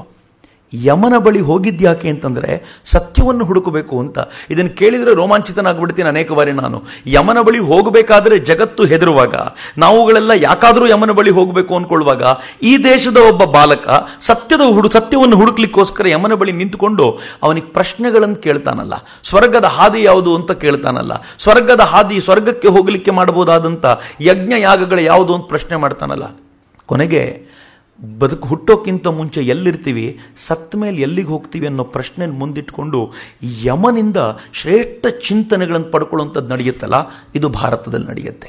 ನೆನಪು ಮಾಡ್ಕೊಳ್ಳಿ, ಯಾಜ್ಞವಲ್ಕ್ಯರನ್ನ ಅವರು ತಮ್ಮ ಇಬ್ಬರು ಪತ್ನಿಯರಿಗೆ ತಮ್ಮ ಎಲ್ಲ ಆಸ್ತಿಯನ್ನ ಕೊಟ್ಟು ನಾನು ಹೊರಡ್ತೀನಪ್ಪ ಅಂತ ಹೇಳಬೇಕಾದಾಗ, ಆಸ್ತಿಯನ್ನ ಡಿವೈಡ್ ಮಾಡ್ತೀನಿ ಅಂದಾಗ ಅವರ ಪತ್ನಿ ಮೈತ್ರಿ ಬಂದು ಕೇಳ್ತಾಳೆ, ನೀವು ಕೊಟ್ಟಿರುವಂಥ ಈ ಆಸ್ತಿಯಿಂದ ನೀವು ಯಾವುದನ್ನು ಪಡೀಲಿಕ್ಕೆ ಹೋಗ್ತಿದ್ದೀರೋ ಅದರಲ್ಲೂ ಪಾಲು ಸಿಗುತ್ತಾ ನನಗೆ? ಅವರಂದ್ರು ಅದರಲ್ಲಿ ಹೆಂಗೆ ಸಿಗತ್ತೆ, ಅದು ನನಗೆ ಮಾತ್ರ. ನಿನಗೆ ಈ ಭೌತಿಕವಾದ ಸಂಪತ್ತು ಸಿಗುತ್ತೆ, ಇದರಿಂದ ನೀನು ಅದನ್ನು ಪಡ್ಕೊಳ್ತೀಯ ಅನ್ನೋದು ಗ್ಯಾರಂಟಿ ಇಲ್ಲ. ಇದರಿಂದ ನೀನು ಭೌತಿಕಳಾಗಿ ಇರ್ತೀಯ ಅಂದಾಗ ಅವ್ರು ಹೇಳ್ತಾಳೆ, ಹಂಗಿದ್ರೆ ಇದನ್ನು ತೊಗೊಂಡು ನಾನೇನು ಮಾಡಲಿ, ನೀವು ಯಾವುದನ್ನು ಪಡೀಲಿಕ್ಕೆ ಹೊರಟಿದ್ದೀರೋ ನನಗೆ ಅದನ್ನೇ ಕೊಡಿ ಅಂತಂದಾಗ ಯಾಜ್ಞವಲ್ಕ್ಯರು ಹೇಳೋದಿದೆ, ಮೊದಲು ನೀನು ನನಗೆ ಪ್ರೀತಿಯ ಪತ್ನಿ, ಈಗ ಇನ್ನೂ ಹೆಚ್ಚು ಪ್ರೀತಿ ಆಯಿತು ನಿನ್ನ ಮೇಲೆ ಅಂತ. ಏನು ಸುಂದರವಾದ ವಾತಾವರಣ, ಎಂಥ ಹೆಣ್ಮಗಳನ್ನು ನಾವು ಗಮನಿಸ್ತೀವಿ. ಇವತ್ತು ನಾವು ಚರ್ಚೆ ತುಂಬ ಮಾಡ್ತೀವಿ, ಹೆಣ್ಮಕ್ಕಳ ಸ್ಥಿತಿಗತಿಗಳು ಎಂಥವು, ಭಾರತ ಹೆಂಗೆ ಕಂಡಿತ್ತು ಅಂತ. ಆದರೆ ತನ್ನ ಹೆಂಡತಿಗೆ ತಾನು ಪಡೆಯಬಹುದಾದ ಎಲ್ಲದರಲ್ಲೂ ಸಮಪಾಲನ್ನು ಕೊಡುವಂತ ಶ್ರೇಷ್ಠ ಚಿಂತನೆ ಅವತ್ತಿತ್ತಲ್ಲ, ಸತ್ಯದ ಹುಡುಕಾಟಕ್ಕೋಸ್ಕರ ಇವೆಲ್ಲವೂ ನಡೆದಿತ್ತು ಅಂತ. ನೆನಪು ಮಾಡ್ಕೊಳ್ಳಿ, ಗಾರ್ಗಿಯನ್ನ ಅವಳು ಯಾಜ್ಞವಲ್ಕ್ಯರನ್ನ ಪ್ರಶ್ನೆ ಮಾಡೋ ರೀತಿ, ಯಾಜ್ಞವಲ್ಕ್ಯರು ಅದಕ್ಕೆ ಕೊಡುವಂತ ಉತ್ತರ, ಇವೆಲ್ಲವನ್ನು ಗಮನಿಸಿದಾಗ ಭಾರತ ಎಷ್ಟು ಎತ್ತರದಲ್ಲಿ ನಿಂತಿತ್ತು ಅಂತಂದ್ರೆ, ಸಹಜವಾಗಿ ಭಾರತವನ್ನ ಜ್ಞಾನದ ಸಾಗರ ಅಂತ ಕರೆದಿದ್ರಲ್ಲಿ ತಪ್ಪೇ ಇಲ್ಲ. ಭಾರತ ಅನ್ನೋ ಪದದ ಅರ್ಥವೂ ಹಂಗೆ ಅಂತಲ್ಲ. ಭಾ ಅಂದ್ರೆ ಬೆಳಕು, ಆ ಧಾತುವಿನ ಅರ್ಥ. ಯಾವ ದೇಶದ ಜನ ಸದಾ ಬೆಳಕನ್ನೇ ಹುಡುಕೋದ್ರಲ್ಲಿ ನಿರತರಾಗಿರ್ತಾರೋ ಅಂಥ ರಾಷ್ಟ್ರವನ್ನ ಭಾರತ ಅಂತ ಕರಿಬಹುದು ಅಂತ. ಅದಕ್ಕೋಸ್ಕರ ಸೋಮನಾಥಾನಂದಜಿ ತಮ್ಮ ಪುಸ್ತಕ ಒಂದರಲ್ಲಿ ತುಂಬ ಚೆನ್ನಾಗಿ ಹೇಳ್ತಾರೆ, ಈ ಭಾರತದ ತತ್ವಶಾಸ್ತ್ರ ಶ್ರೇಣಿಯನ್ನ ಹಿಮಾಲಯ ಅಂತ ಕರೆದ್ರೆ, ಈ ಹಿಮಾಲಯದ ಬುಡ, ಅದು ಹಿಮಾಲಯದ ಬುಡದಲ್ಲಿರುವಂಥ ಹಳ್ಳಿಗಳು ಈ ವೇದಗಳಲ್ಲಿ ಬರುವಂಥ ಯಜ್ಞ ಯಾಗಾದಿಗಳು ಕರ್ಮಕಾಂಡಗಳು. ಈ ಹಿಮಾಲಯದ ತುದಿ ಹೋಗ್ತಾ ಹೋಗ್ತಾ ಅದು ಉಪನಿಷತ್ತಾಗಿ ಸಾಕ್ಷಾತ್ ಶಿವನಂತೆ ನಿಂತ್ಕೊಳ್ಳುತ್ತೆ. ಅಂಥ ಉಪನಿಷತ್ತಿನ ದರ್ಶನವನ್ನು ಜಗತ್ತಿಗೆ ಮಾಡಿಸಿದವರು. ಯೋಚನೆ ಮಾಡಿ, ಇವತ್ತು ನಾವು ಕೂತ್ಕೊಂಡಿಲ್ಲಿ ಭಾರತ ಎಂಥ ಇನ್ಕ್ಲೂಸಿವ್ ಚಿಂತನೆಯನ್ನು ಕೊಡ್ತು ಅಂತಂದರೆ, ಯಾರನ್ನೂ ಹೊರಗಿಡಲಿಲ್ಲ, ಎಲ್ಲರನ್ನೂ ತನ್ನೊಳಗೆ ಸೇರಿಕೊಳ್ತು. ಒಂದು ಉಪನಿಷತ್ತು ಅಂತ ಕರೆದಾಗ ಯಾರೋ ಒಬ್ಬರು ಹೇಳಿದ್ದಂಥದ್ದಲ್ಲ. ಉಪನಿಷತ್ತು ಅಂತಂದರೆ ನೂರಾರು ಜನ ಋಷಿಗಳು ತಾವು ಕಂಡಂತಹ ದರ್ಶನವನ್ನು, ತಾವು ಮಾಡಿಕೊಂಡಂಥ ದರ್ಶನವನ್ನು ಸಮಾಜಕ್ಕೆ ಪ್ರಸ್ತುತಪಡಿಸಿದ್ದು. ಆದರೆ ಜಗತ್ತಿನ ಅನೇಕ ಭಾಗ ಹೆಂಗಿದೆ ಅಂತಂದರೆ, ಅನೇಕ ಮತಪಂಥಗಳು ಹೆಂಗಿವೆ ಅಂತಂದರೆ, ಒಬ್ಬ ವ್ಯಕ್ತಿ, ಒಂದು ಗ್ರಂಥ, ಇದು ಬಿಟ್ಟರೆ ಇನ್ಯಾವುದೂ ಸತ್ಯ ಇಲ್ಲ ಅಂತ. ಇದು ಬಿಟ್ಟು ನುಳಿದಿದ್ದೆಲ್ಲ ಸುಳ್ಳು, ಇದು ಮಾತ್ರ ಸತ್ಯ ಹೇಳುವಂತ ಅನೇಕ ಮತಪಂಥಗಳು ಹಾಗೆ ಉಳ್ಕೊಂಡಿವೆ. ಅವರಿಗೆ ಒಂದೇ ಗ್ರಂಥ, ಅವರಿಗೆ ಕುರಾನ್ ಒಂದೇ ಗ್ರಂಥ, ಬೈಬಲ್ ಒಂದೇ ಗ್ರಂಥ, ಅವರಿಗೆ ಧಮ್ಮಪದ ಒಂದೇ ಗ್ರಂಥ, ಅವರಿಗೆ ಗುರು ಗ್ರಂಥ ಸಾಹಿಬ ಒಂದೇ ಗ್ರಂಥ. ಇದು ಬಿಟ್ಟರೆ ಬೇರೆ ಸತ್ಯವನ್ನ ನಾವು ಒಪ್ಪಿಕೊಳ್ಳಲ್ಲ. ಕೆಲವರು ಬೇರೆದನ್ನು ಒಪ್ಕೊಳ್ತಾರೆ, ನೀವು ಇಟ್ಟಿದ್ದು ಸರಿ, ನಮ್ದಿದು, ಬೇರೆದನ್ನು ಒಪ್ಕೊಳ್ತೀವಿ ಅಂತ. ಇನ್ನೂ ಕೆಲವರಿದ್ದಾರೆ, ಬೇರೆ ಮೂಲಕ ಹೋದರೆ, ಬೇರೆ ದಾರಿಯನ್ನು ಹಿಡಿದ್ರೆ ನೀವು ಸೇರೋದೇ ಇಲ್ಲ ಭಗವಂತನನ್ನ ಅಂತ. ಆದರೆ ಇವ್ರು ಹೇಳೋಕ್ಕಿಂತ 10,000 ವರ್ಷಗಳ ಮುಂಚೆ ಈ ದೇಶದ ಋಷಿಗಳು ಹೇಳಿದ್ರು, ಎಲ್ಲ ಮಾರ್ಗಗಳು ಒಂದೇ ಭಗವಂತನ ಕಡೆ ಕರ್ಕೊಂಡು ಹೋಗ್ತವೆ ಎನ್ನುವಂತ ಇನ್ಕ್ಲೂಸಿವ್ ಚಿಂತನೆಯನ್ನು ಕೊಟ್ಟಿದ್ರಲ್ಲ, ಇದು ಭಾರತ ಅಂತ. ಅದಕ್ಕೆ ನಾನು ಯಾವಾಗಲೂ ತುಂಬ ಹೆಮ್ಮೆಯಿಂದ ಹೇಳ್ಕೊಳ್ಳೋದು, ಒಟ್ಟಾರೆ ಈ ಭಾರತದ ಉಪನಿಷತ್ ಕಾಲದ ಚಿಂತನೆಯನ್ನ ನಾನು ಕ್ರೋಢೀಕರಿಸ್ಕೊಳ್ಳೋದು, ಇದು ನನ್ನ ಕಲ್ಪನೆ. ನಾನು ಯಾವಾಗಲೂ ಅಂದ್ಕೊಳ್ಳೋದು, ಸತ್ಯ ಅನ್ನೋದು ಒಳಗಿದೆ. ಈ ಒಳಗಿರುವ ಸತ್ಯವನ್ನ ಹುಡುಕಾಟ ಮಾಡೋದೇ ಜೀವನ. ಈ ಜೀವನ ಸರ್ಕಲ್, ಒಂದು ವೃತ್ತ. ಈ ವೃತ್ತದಿಂದ ಹೊರಗೆ ಬರೋದು ನಮ್ಮ ಬದುಕಿನ ಕೊನೆ. ತುಂಬಾ ಕಲ್ಪನೆ, ನಾನು ತುಂಬಾ ಇಷ್ಟಪಡ್ತೀನಿ ಈ ಕಲ್ಪನೆಯನ್ನ. ನಮ್ಮ ಇಡೀ ಸತ್ಯ ಅನ್ನೋದು ಒಳಗಿದೆ, ಇದೆಲ್ಲ ಹೊರಗೆ ಹುಡುಕಬೇಕಾದಂಥದ್ದಲ್ಲ. ಇದು ಭಾರತ ತುಂಬಾ ಚೆನ್ನಾಗಿ ಕಲ್ಪನೆ ಕಟ್ಕೊಡ್ತು. ಎರಡನೇದು, ಈ ಸತ್ಯವನ್ನ ಹುಡುಕಾಡೋದೇ ಜೀವನ, ಇದು ಬಿಟ್ಟು ಮತ್ತೊಂದಲ್ಲ. ಮೂರನೇದು, ನಮ್ಮ ಟೋಟಲ್ ಬದುಕಿದೆಯಲ್ಲ, ಇದೊಂದು ವೃತ್ತ. ಹುಟ್ಟಬೇಕು, ಬದುಕು ನಡೆಸಬೇಕು, ಮತ್ತೆ ಸಾಯಬೇಕು, ಮತ್ತೆ ಹುಟ್ಟಬೇಕು, ಮತ್ತು ಬದುಕು ನಡೆಸಬೇಕು, ಮತ್ತೆ ಸಾಯಬೇಕು. ಹೀಗಾಗಿ ಶೂನ್ಯ ಮತ್ತು ಪೂರ್ಣದ ಪರಿಕಲ್ಪನೆ ಭಾರತದಲ್ಲಿ ತುಂಬಾ ಚೆನ್ನಾಗಿ ಬಂತು. ಆದರೆ ಮುಂದಿನ ಹಂತ ಏನು ಅಂದರೆ, ಇದರಿಂದ ಮುಕ್ತಿ ಪಡೆಯೋದಿದೆಯಲ್ಲ, ಇದರಿಂದ ಫ್ರೀಡಮ್ ಪಡ್ಕೊಳ್ಳೋದಿದೆಯಲ್ಲ, ಇದು ಪ್ರತಿಯೊಬ್ಬನ ಜೀವನದ ಗುರಿಯಾಗಿರಬೇಕು ಅಂತ. ಇಷ್ಟು ಭಾರತ ತನ್ನ ಟೋಟಲ್ ಸಾಧನೆಯನ್ನ ಜನರ ಮುಂದೆ ಇರಿಸಿದ್ದು. ಹೀಗಾಗಿ ಸತ್ಯವನ್ನು ಹುಡುಕಾಡುವುದು ಎಷ್ಟು ಭಾರತೀಯರಿಗೆ ಅಗತ್ಯವೋ, ಫ್ರೀಡಮ್ ಕೂಡ ಅಷ್ಟೇ ಅಗತ್ಯ. ಫ್ರೀಡಮ್ ಅಂದಾಗ ಇದು ಭಾರತದ ಆಂತರಿಕವಾದ ಶಕ್ತಿಯ ಮಾತುಗಳನ್ನು ನಾನು ಆಡ್ತಿದ್ದೀನಿ. ನಾನು ಹೈಸ್ಕೂಲ್ನಲ್ಲಿ ಓದಬೇಕಾದಾಗ ನನಗೊಬ್ಬ ಮೇಷ್ಟ್ರು ಯಾವಾಗಲೂ ಹೇಳ್ತಿದ್ರು, ಈ ದೇಶ ಹೆಂಗಿದೆ ಅಂತಂದರೆ, ಗ್ರೀಕರು, ಶಕರು, ಹೂಣರು, ಮೊಘಲರು, ತುರ್ಕರು, ಅರಬ್ಬರು, ಅಫ್ಘನ್ರು, ಪೋರ್ಚುಗೀಸರು, ಫ್ರೆಂಚರು, ಡಚ್ಚರು, ಇಂಗ್ಲೀಷರು ಎಲ್ಲರೂ ಆಕ್ರಮಣ ಮಾಡಿ ಮಾಡಿ ಎಲ್ಲರೆದುರಿಗೆ ಸೋತು ನಿಂತ ಭಾರತ ಅಂತ. ನನಗೂ ಕೆಲವೊಂದು ಸಲ ಅನ್ನಿಸ್ತಿತ್ತು, ಹೌದಲ್ಲ ಎಷ್ಟು ಕೆಟ್ಟದಾಗಿದೆ, ಭಾರತೀಯರಿಗೆ ಸ್ವಾತಂತ್ರ್ಯ ಬೇಕು ಅಂತ ಯಾವಾಗಲೂ ಅನ್ನಿಸ್ತಾನೆ ಇರಲಿಲ್ವಾ ಅಂತ. ಆದರೆ ಆಮೇಲೆ ಗೊತ್ತಾಯಿತು, ಭಾರತ ಆ ಕ್ಷಣಕ್ಕೆ ಸೋಲ್ತು ಅನಿಸಿದ್ರು ಯಾವ ಥರದ ರಿಟಾಲಿಯೇಷನ್ ಇಟ್ಟಿತ್ತು ಅಂತಂದರೆ, ವಾಪಸ್ ಭಾರತವನ್ನು ಭಾರತವಾಗಿಸ್ಕೊಳ್ಳಿಕ್ಕೆ ನಮಗೆ ಬಹಳ ಸಮಯ ಬೇಕಾಗ್ತಿರಲಿಲ್ಲ. ನಾವು ಆದಷ್ಟು ಬೇಗ ಭಾರತವನ್ನು ಭಾರತವಾಗಿಸ್ಕೊಳ್ಳೋ ಪ್ರಯತ್ನ ಮಾಡ್ತಿದ್ವಿ. ಇದನ್ನು ನಾನು ಸ್ಥಿತಿಸ್ಥಾಪಕತ್ವ ಗುಣ ಅಂತ ಕರಿತೀನಿ. ಒಂದು ಸ್ಪ್ರಿಂಗನ್ನು ನೀವು ತುಳಿದಿಟ್ಟರೆ ಸ್ಪ್ರಿಂಗಿನ ತುಡಿತ ಹೆಂಗಿರುತ್ತೆ ಅಂದರೆ ಆದಷ್ಟು ಬೇಗ ವಾಪಸ್ ಬರಬೇಕು ಅಂತ. ಭಾರತಕ್ಕೆ ಹಂಗಿತ್ತು. ನಮಗೆ ಇದನ್ನು ಯಾರು ಹೇಳಿಕೊಡ್ಲಿಲ್ಲ ಅಷ್ಟೇ. ನಾವು ವಾಪಸ್ ಬರುವ ತುಡಿತ ಇತ್ತಲ್ಲ, ಈ ತುಡಿತ ಯಾಕಿತ್ತು ಅಂತಂದ್ರೆ, ಪ್ರತಿಯೊಬ್ಬ ವ್ಯಕ್ತಿಗೂ ತಾನು ಇಂಡಿಪೆಂಡೆಂಟ್ ಆಗಿರಬೇಕು ಅನ್ನೋ ಕಲ್ಪನೆ ಭಾರತದಲ್ಲಿ ಸಹಜವಾಗಿದೆ. ಪ್ರತಿಯೊಬ್ಬ ವ್ಯಕ್ತಿಗಿದೆ, ಅಥವಾ ಯಾರೇ ಇರಲಿ, ನಾನು ಇಂಡಿಪೆಂಡೆಂಟ್ ಆಗಿರಬೇಕು, ನಾನು ಸ್ವತಂತ್ರನಾಗಿರಬೇಕು, ನಾನು ಯಾವುದನ್ನು ಆಚರಿಸ್ತೀನೋ ಅದು ಹೀಗೆ ಇರಬೇಕು. ಈ ಮುಕ್ತಿಯ ಪರಿಕಲ್ಪನೆ ಋಷಿಗಳು ಹೆಂಗೆ ತುಂಬಿದ್ದಾರೆ ಅಂತಂದ್ರೆ, ನಾನು ಯಾರನ್ನೋ ನನ್ನ ತಲೆ ಮೇಲೆ ಕೂತ್ಕೊಳ್ಳೋದನ್ನ ಸಹಿಸೋದಿಲ್ಲ. ಇದು ಭಾರತದ ಶಕ್ತಿ. ಹೀಗಾಗಿಯೇ ಇಲ್ಲಿನ ಋಷಿಗಳು ಬಹಳ ಮುಕ್ತವಾಗಿದ್ದರು. ಯಾರನ್ನೂ ಯಾವತ್ತೂ ಕೇರ್ ಮಾಡಿದವರಲ್ಲ, ಯಾವತ್ತೂ ದುಡ್ಡಿಗೋಸ್ಕರವೋ ಮತ್ಯಾವುದಕ್ಕೋಸ್ಕರ ತಮ್ಮನ್ನು ತಾವು ಮಾರ್ಕೊಂಡವರಲ್ಲ. ಮುಕ್ತವಾಗಿರುವಂಥ ಪ್ರಯತ್ನ ಮಾಡಿದವರು ಬಹಳ ಜನ ಇದ್ದಿದ್ದರಿಂದಲೇ ಭಾರತ ಮುಕ್ತಿಯ ಕಲ್ಪನೆಗೆ ತೀರಾ ಹತ್ತಿರ ಆಗಿತ್ತು. ಇದನ್ನೇ ನಾನು ವೇದಿಕ್ ರಿಲಿಜನ್ ಅಂತ ಕರೆಯೋದು. ಆಗಿನ್ನೂ ಹಿಂದುತ್ವದ ಪರಿಕಲ್ಪನೆ ಇರಲಿಲ್ಲ. ವೇದಿಕ್ ರಿಲಿಜನ್ ಎಲ್ಲ ಕಡೆ ಇದೇ ಹಬ್ಬಿಕೊಂಡಿತ್ತು ಅಂತ. ಆದರೆ ಈ ದೇಶದ ಒಟ್ಟಾರೆ ಹಿಸ್ಟ್ರಿಯನ್ನು ನೀವು ಯೋಚನೆ ಮಾಡಿದರೆ, ಈ ಹಿಸ್ಟ್ರಿಯಿಂದ ಪುರಾಣದ ಕಾಲದವರನ್ನ ಹೊರಗಿಡ್ತಾರೆ. ನಮ್ಮ ಹಿಸ್ಟ್ರಿಯನ್ನು ನೀವು ತೆಗೆದು ನೋಡಿದರೆ, ರಾಮ ಮತ್ತು ಕೃಷ್ಣ ಹಿಸ್ಟ್ರಿ ಅಂತ ಯಾರೂ ಒಪ್ಕೊಳ್ಳೋಕೆ ತಯಾರಿಲ್ಲ. ಒಂದು ಹಿಸ್ಟ್ರಿ ಅಂತ ಒಪ್ಪಿಕೊಳ್ಳೋದು ಹೇಗೆ ಅಂತ ನಾನೊಬ್ಬರು ಹಿರಿಯರನ್ನು ಕೇಳ್ತಿದ್ದೆ. ಅವ್ರು ಹೇಳ್ತಿದ್ರು, ಹಿಸ್ಟ್ರಿ ಅಂತ ಒಪ್ಕೊಳ್ಬೇಕಾದ್ರೆ ಕೆಲವು ಸಂಗತಿಗಳು ಮ್ಯಾಚ್ ಆಗಬೇಕು.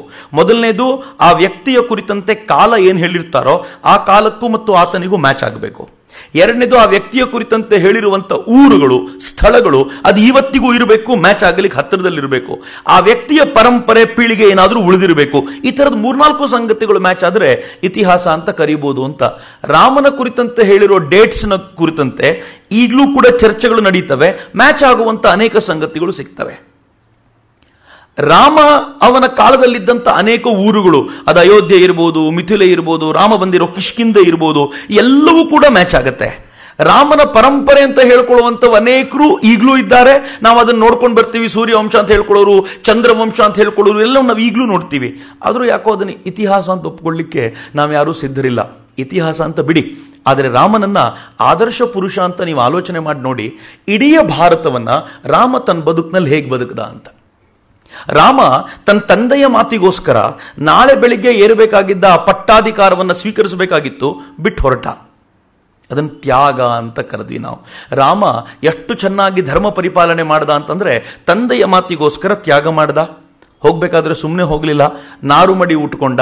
ಅದನ್ನು ಉಟ್ಟುಕೊಂಡು ತನ್ನ ತಂದೆ ಹೇಳಿದಂತೆ ತಾನು ಕಾಡಿನ ವಾಸಕ್ಕೆ ಏನು ಬೇಕೋ ಅಷ್ಟನ್ನು ಮಾಡ್ದ. ರಾಮ ಹೋದ ತಕ್ಷಣ ಅವನ ಹೆಂಡತಿ ಹೇಳಿದ್ಲು, ನಿಮ್ಮನ್ನು ಬಿಟ್ಟು ನಾನು ಎಲ್ಲಿಗೆ ಹೋಗೋದು, ನಾನು ನಿಮ್ಮ ಜೊತೆ ಬರ್ತೀನಿ ಅಂತ. ಅವಳನ್ನು ಕರ್ಕೊಂಡು ಹೋದ. ತಮ್ಮ ಅಂದ, ಅಣ್ಣ ನಿನ್ನ ಸೇವೆಗೆ ನಾನು ಇರಲೇಬೇಕಲ್ಲ, ನಾನು ಬರ್ತೀನಿ ಅಂತ. ಅವನು ಹೊರಟ. ಧರ್ಮದ ಪರಿಪಾಲನೆ ಅತ್ಯಂತ ಶ್ರೇಷ್ಠ ಮಟ್ಟದಲ್ಲಿ ನಡೀತು. ರಾಮ ನಾರು ಮಡಿ ಹುಟ್ಟಿದ್ದೇನೆ, ಮತ್ತೆ ತ್ಯಾಗ ಅಂತ ಕರೆದ್ವಿ ನಾವು. ರಾಮ ಹೊರಟ, ತ್ಯಾಗ ಆಯಿತು. ರಾಮನನ್ನ ಕರೀಲಿಕ್ಕೋಸ್ಕರ ವಾಪಸ್ ಭರತ ಬಂದಾಗ ರಾಮ ಪಾದುಕೆಗಳನ್ನ ಭರತ ಕೇಳಿದ ಅಂತ ಕೊಟ್ಟು ಕಳಿಸಿದ. ಅಲ್ಲೂ ಕೂಡ ತ್ಯಾಗದ ಪರಮೋತ್ಕೃಷ್ಟ ಆದರ್ಶ. ಯೋಚನೆ ಮಾಡಿ, ಈಗ ಅದೇ ರಾಮನ ಪತ್ನಿ ಸೀತೆಯನ್ನ ರಾವಣ ಒಯ್ದಾಗ, ಭಾರತದ ಪರಂಪರೆ ಎಷ್ಟು ಚೆನ್ನಾಗಿದೆ ನೋಡಿ, ಒಯ್ದಾಗ ರಾಮ ಸುಮ್ಮನೆ ಇದ್ಬಿಡ್ಬೋದಿತ್ತು ಅಂತ. ಯಾರೋ ಕರ್ಕೊಂಡು ಹೋದ್ರು, ಸುಮ್ಮನೆ ಬಿಡಿ, ತ್ಯಾಗ ಆಯ್ತಲ್ಲ ಅಂತ. ಆದರೆ ರಾಮ ಅಲ್ಲಿ ತ್ಯಾಗದ ಮಾತಾಡಲಿಲ್ಲ. ರಾಮ ಈ ಥರದ ಅನ್ಯಾಯ ಮಾಡಿದವನಿಗೆ ಪಾಠ ಕಲಿಸಬೇಕು ಅಂತ ತನ್ನ ಕೈಯಲ್ಲಿದ್ದ ಧನುಸ್ಸನ್ನು ತಗೊಂಡು ತಾನೊಂದು ಸೈನ್ಯವನ್ನು ಕಟ್ಟಿ, ವಾನರರ ಸೇನೆಯಾದರೂ ಸರಿ, ಸೈನ್ಯವನ್ನು ಕಟ್ಟಿ ಆಕ್ರಮಣ ಮಾಡಿ ರಾವಣನನ್ನ ಧ್ವಂಸ, ಅವನ ಇಡೀ ಸಾಮ್ರಾಜ್ಯವನ್ನು ಧ್ವಂಸಗೊಳಿಸಿ ಸೀತೆಯನ್ನು ಕರ್ಕೊಂಡು ಬಂದ. ಎಷ್ಟು ಚೆನ್ನಾಗಿದೆ ನೋಡಿ. ಸೀತೆಯನ್ನು ಕರ್ಕೊಂಡು ಬರ್ಲಿಕ್ಕೆ ಇಷ್ಟೆಲ್ಲ ಪಟ್ಟವನು ರಾಜನಾದಾಗ ಯಾರೋ ಒಂದು ಮಾತಾಡಿದ್ರು ಅನ್ನೋ ಕಾರಣಕ್ಕೋಸ್ಕರ ಸೀತೆಯನ್ನು ಕಳಿಸಿಬಿಟ್ಟ. ಇದನ್ ತ್ಯಾಗ ಅಂದ್ವಲ್ಲ ನಾವು. ಭಾರತ ನೋಡಿ ಎಷ್ಟು ಚೆನ್ನಾಗಿದೆ. ಯಾವುದು ತ್ಯಾಗ ಮತ್ತು ಅನ್ಯಾಯದ ವಿರುದ್ಧ ಸಟದೆ ಯಾವಾಗ ನಿಲ್ಲಬೇಕು ಅಂತ ಭಾರತ ಹೇಳ್ಕೊಡ್ತು. ನಮ್ಮ ದುರ್ದೈವ, ನಾವು ಅಹಿಂಸೆ ಅಂತ ಹೆಂಗೆ ಪಾಠ ಮಾಡಿಬಿಟ್ಟಿದ್ದೀವಿ ಅಂತಂದ್ರೆ, ಭಾರತದಲ್ಲಿ ಯಾವತ್ತೂ ಕ್ಷಾತ್ರ ಭಾವನೆ ಇರಲೇ ಇರಲಿಲ್ಲ ಅಂತ. ರಾಮ ಕೂಡ ತ್ಯಾಗದ ಅತ್ಯಂತ ಶ್ರೇಷ್ಠ ಆದರ್ಶವನ್ನು ತೋರಿಸುವಾಗಲೂ ಕೂಡ ಅದೇ ರಾಮ ಕೈಯಲ್ಲಿ ಧನುಸ್ಸನ್ನು ತಗೊಂಡು ಆತ ರಾವಣನ ಲಂಕೆಯನ್ನು ಪೂರ್ತಿ ನಾಶ ಮಾಡಿ ತನಗೆ ಬೇಕಾದವ್ರನ್ನಲ್ಲಿ ಪಟ್ಟಕ್ಕೆ ಕೂರಿಸಿ ಬಂದಲ್ಲ, ಇದು ಭಾರತದ ಆದರ್ಶ ಅಂತ. ಈ ಆದರ್ಶದಿಂದ ಕೊಂಚವೂ ವಿಚಲಿತವಾಗುವಂತಿಲ್ಲ. ನಮ್ಮ ಕಾಲಕ್ರಮದಲ್ಲಿ ಆಗಿರುವಂಥ ಘಟನಾವಳಿಗಳನ್ನು ನಾನು ಮುಂದೆ ಹೇಳ್ತೀನಿ, ಯಾಕೆ ಭಾರತ ಪೂರ್ಣ ಬದಲಾಗ್ಬಿಡ್ತು ಅಂತ ಮುಂದೆ ಹೇಳಲಿಕ್ಕೆ ಬಹಳಷ್ಟಿದೆ. ಆದರೆ ರಾಮನ ಆದರ್ಶವನ್ನು ನೆನಪಿಟ್ಕೊಳ್ಳಿ, ಕೃಷ್ಣನ್ ನೆನಪಿಸ್ಕೊಳ್ಳಿ. ಪಾಂಡವರು ಕೌರವರು ಇಬ್ಬರು ಕೂತು ನೀನೇ ರಾಜ ಆಗು ಅಂತ ಹೇಳುವಂಥ ಪ್ರಸಂಗ ಅದು. ಆದರೆ ಕೃಷ್ಣ ಹಂಗೆ ಮಾಡಲಿಲ್ಲ. ಕೃಷ್ಣ ಯಾರಿಗೆ ರಾಜ್ಯ ಕೊಡಿಸ್ಬೇಕು ಅವರನ್ನು ರಾಜ್ಯ ಕೊಡಿಸ್ಲಿಕ್ಕೋಸ್ಕರ ನಿಂತ. ನಂಗೆ ಕೃಷ್ಣ ಯಾಕೆ ತುಂಬ ಇಷ್ಟ ಆಗ್ತಾನೆ ಅಂತಂದರೆ, ಅಧರ್ಮ ತಾಂಡವ ನೃತ್ಯ ಆಡುತ್ತೆ ಅಂತ ಗೊತ್ತಾದಾಗ ಯುದ್ಧ ಮಾಡಿಸಿ ಅಧರ್ಮವನ್ನು ನಾಶ ಮಾಡಲಿಕ್ಕೋಸ್ಕರ, ಧರ್ಮದ ಗೆಲುವಿಗೋಸ್ಕರ ಹೋರಾಟ ಮಾಡಿದವನು ಕೃಷ್ಣ. ಇದು ಭಾರತದ ಆದರ್ಶ. ನಮ್ಮ ಭಾರತದಲ್ಲಿ ನಮಗೊಂದು ಮೋಸ ಮಾಡಲಾಗಿದೆಯಲ್ಲ. ಭಾರತ ಯಾವಾಗಲೂ ಅಹಿಂಸೆಯ ಪರವಾಗಿತ್ತು, ಭಾರತ ಯಾವಾಗಲೂ ಏನು ಮಾಡಲಿಲ್ಲ, ಯಾರು ಅನ್ಯಾಯ ಮಾಡಿದ್ರು ನೋಡ್ಕೊಂಡಿರಬೇಕು ಅಂತ ಇದು ಆನಂತರದ ದಿನಗಳಲ್ಲಾಗಿರುವಂಥದ್ದು. ಆದರೆ ವಾಸ್ತವವಾಗಿ ಭಾರತದ ಆದರ್ಶ ಅಂತಂದ್ರೆ ಧರ್ಮದ ಸ್ಥಾಪನೆಗೋಸ್ಕರ ಯಾವುದು ಭಾರತದ ಕೇಂದ್ರವೋ ಅದನ್ನು ವಾಪಸ್ ಆ ಕೇಂದ್ರಕ್ಕೆ ತಂದು ನಿಲ್ಲಿಸ್ಲಿಕ್ಕೋಸ್ಕರ ಈ ದೇಶದ ಪ್ರತಿಯೊಬ್ಬರು ಶ್ರಮಿಸಿದ್ದಾರೆ. ಕೃಷ್ಣ ಕೂಡ ಅದನ್ನು ಅತ್ಯಂತ ಸ್ಪಷ್ಟವಾಗಿ ಮಾಡ್ದ. ಎಷ್ಟು ಸ್ಪಷ್ಟವಾಗಿ ಅಂತಂದ್ರೆ, ಕೃಷ್ಣ ಅರ್ಜುನನಿಗೆ ವಿಶ್ವರೂಪ ದರ್ಶನ ಮಾಡಿಸ್ತಾ ಹೇಳ್ತಾನೆ, ನೀನು ಯಾರ್ಯಾರನ್ನು ಕೊಲ್ಲಬೇಕು ಅಂತಿದ್ಯೋ ಅಗೋ ಅದಾಗಲೇ ಅವರು ಸತ್ತೋಗಿದ್ದಾರೆ, ನಾನು ಸಾಯಿಸಾಗಿದೆ, ನೀನು ಸತ್ತಿರೋರನ್ನ ವಾಪಸ್ ಬಡಿಬೇಕಷ್ಟೆ. ಯಾಕೆ ನಿನಗೀ ಕೆಲಸ ಅಂತಂದ್ರೆ, ನೀನು ನನ್ನ ಪ್ರಿಯ ಮಿತ್ರ, ಪ್ರಿಯ ಸಖ ಅನ್ನೋ ಕಾರಣಕ್ಕೋಸ್ಕರ ನಾನು ಮಾಡಿರೋದ್ರೆಲ್ಲ ಕ್ರೆಡಿಟ್ ನೀನು ಕೊಡಬೇಕು ಅಂತ ಕೊಡಿಸ್ತಿದ್ದೀನಿ ಅಂತ. ನಿಮಿತ್ತ ಮಾತ್ರ ಭವಸವ್ಯ ಸಾಚಿನ್ನಂದ್ಬಿಟ್ಟ. ಇಷ್ಟು ಅಂದ ನಂತರವೂ ಎಂಥ ಅದ್ಭುತವಾದ ಚಿಂತನೆಯನ್ನು ಕೊಟ್ಟು ಅವನನ್ನು ತಯಾರು ಮಾಡಿ ಧರ್ಮ ಸ್ಥಾಪನೆಗೋಸ್ಕರ ಒಂದು ದೊಡ್ಡ ಪ್ರಯತ್ನ ನಡೀತಲ್ಲ, ಇದು ಭಾರತದ ಆದರ್ಶ ಅಂತ. ಆದರೆ ಇತಿಹಾಸಕಾರ ಇದನ್ನು ತೀವ್ರವಾಗಿ ಗಮನಿಸಲ್ಲ.